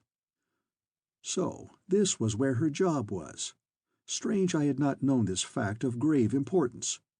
I went on past her unconscious back, left her working at her loose-leaf ledgers, beside her adding machine, my mind a whirl of ugly conjecture. Dykeman's employee. That would instantly and very painfully clear up a score of perplexing questions. Dykeman would need no detectives on my trail to tell him of my lack of success in the Skeels chase. Lord, I had sent her as concise a report as I could make, to her for Worth. I walked on stupidly. In front of the last door in the big room, Cummings halted and spoke low. "Boyne, you and I are both in the employ of the Van Ness Avenue Bank. We're somewhat similarly situated in another quarter. I'm representing the Gilbert estate, and you've been retained by Worth Gilbert." I grunted some sort of assent. "I brought you here to listen to what the bank crowd has to say, but when they get done, I've something to tell you about that young employer of yours. You listen to them, then you listen to me, and you'll know where you stand." "I'll talk with you as soon as I get through here, Cummings." "Be sure you do that little thing," significantly, and we went in. Chapter 15. At Dykeman's Office. We found Whipple with Dykeman. I had always liked the president of the Van Ness Avenue Bank well enough, one of the large, smooth, amiable sort, not built to withstand stress of weather, apt to be rather helpless before it. He seemed now mighty upset and worried. Dykeman looked at me with hard eyes that searched me, but on the whole he was friendly in his greeting and inquiries as to my health. While I was getting out of my coat and stowing it, making a great deal of the process so as to gain time, I saw Cummings was exchanging low-spoken words with the two of them. I tried to keep my mind on these men before me and why I was with them, but all the while it would be running back to the knockout blow of seeing that girl in Dykeman's place. She was double-crossing Worth. I might have grinned at the idea that I'd let myself be fooled by a pair of big, expressive, wistful, merry black eyes, but I had seen the look in those same eyes when they were turned on my boy. To think she looked at him like that, and sell him out, was against nature. It was hurting me beyond all reason. Whipple asked me about my trip south as though it was the most public thing in the world, and he knew its every detail, and accepted my reply that I couldn't take one man's pay and report to another, with, "Just so, Mr. Boyne, but your agency is retained, regularly, year by year, by our bank, and our bank has given over none of its rights, I should say duties, in regard to the Clate case. We stand ready to assist anyone whose behavior seems to us that of a law-abiding citizen.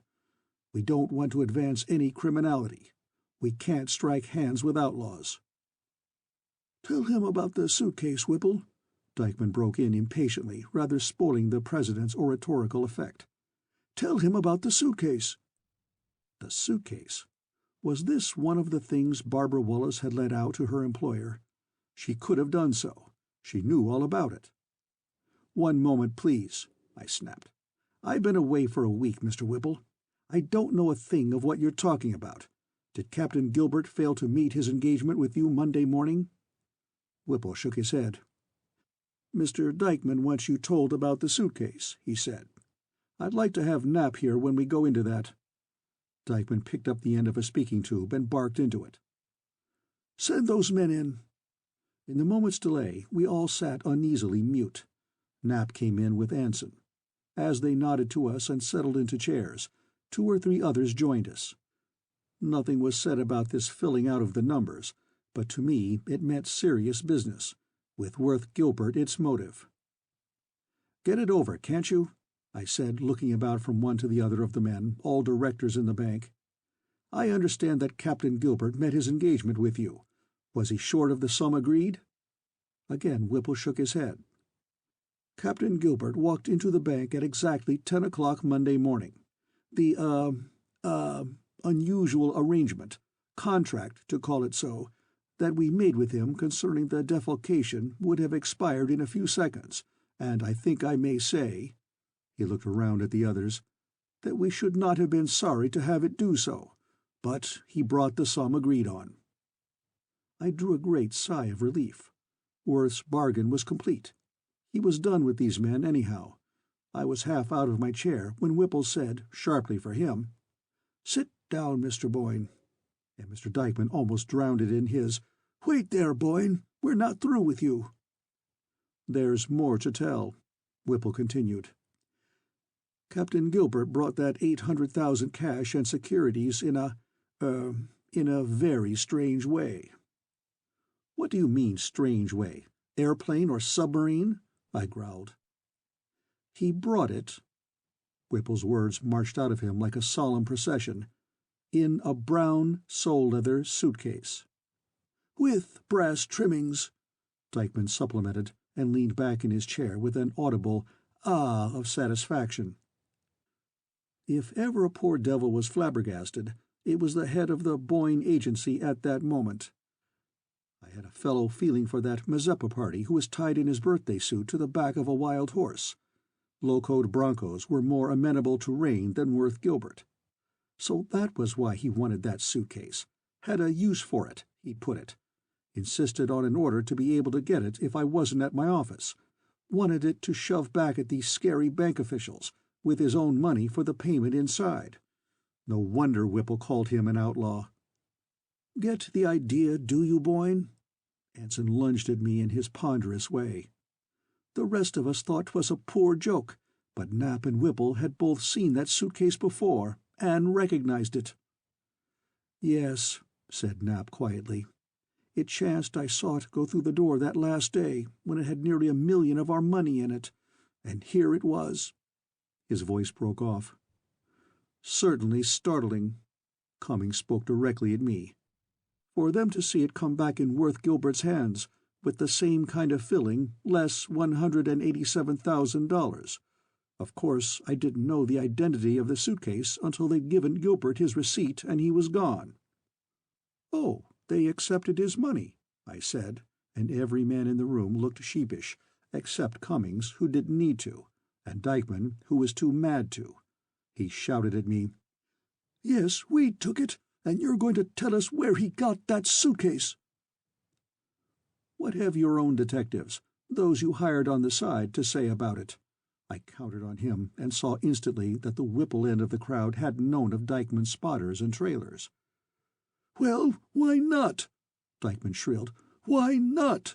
Who wouldn't shadow that crook? $187,000! Worked us like suckers! Come-ons!" He choked up and began to cough. Cummings came in where he left off. "See here, Boyne, we don't want to antagonize you. You've said from the first that this crime was a conspiracy, a big thing, directed by brains on the outside. Clate was the tool. Whose tool was he? That's what we want to know." And Anson trundled along. "These men who have been in the war get a contempt for law, there's no doubt about it. Captain Gilbert might—" "No names!" Whipple's hand went up in protest. "No accusations, gentlemen, please. Mr. Boyne, this is a dreadful thing, but really, Captain Gilbert's manner was very strange. I might say he—" "Swaggered," supplied Cummings coolly as the President's voice lapsed. "Well," Whipple accepted it, "he swaggered in and put it all over us. There he was, a man fresh from the deathbed of a suicide father, that father's funeral yet to occur. I, personally, hadn't the heart to question him or raise objections. I was dazed." "Dazed?" Dykeman snapped up the word and worried it, as a dog worries a bone. "Of course we were all dazed. It was so open, so shameless. That's why he got by with it. making use of his position as heir less than 48 hours after his father was shot." "After his father shot himself." Ripple's low-end tone was a plea. "After his father shot himself." "Huh!" snorted Dykeman. "If a man shoots himself, he's been shot, hasn't he? Hell, what's the use of whipping the devil round the stump that way? Boyne, you can stand with us, or you can fight us." "Boyne's with us. Of course he's with us."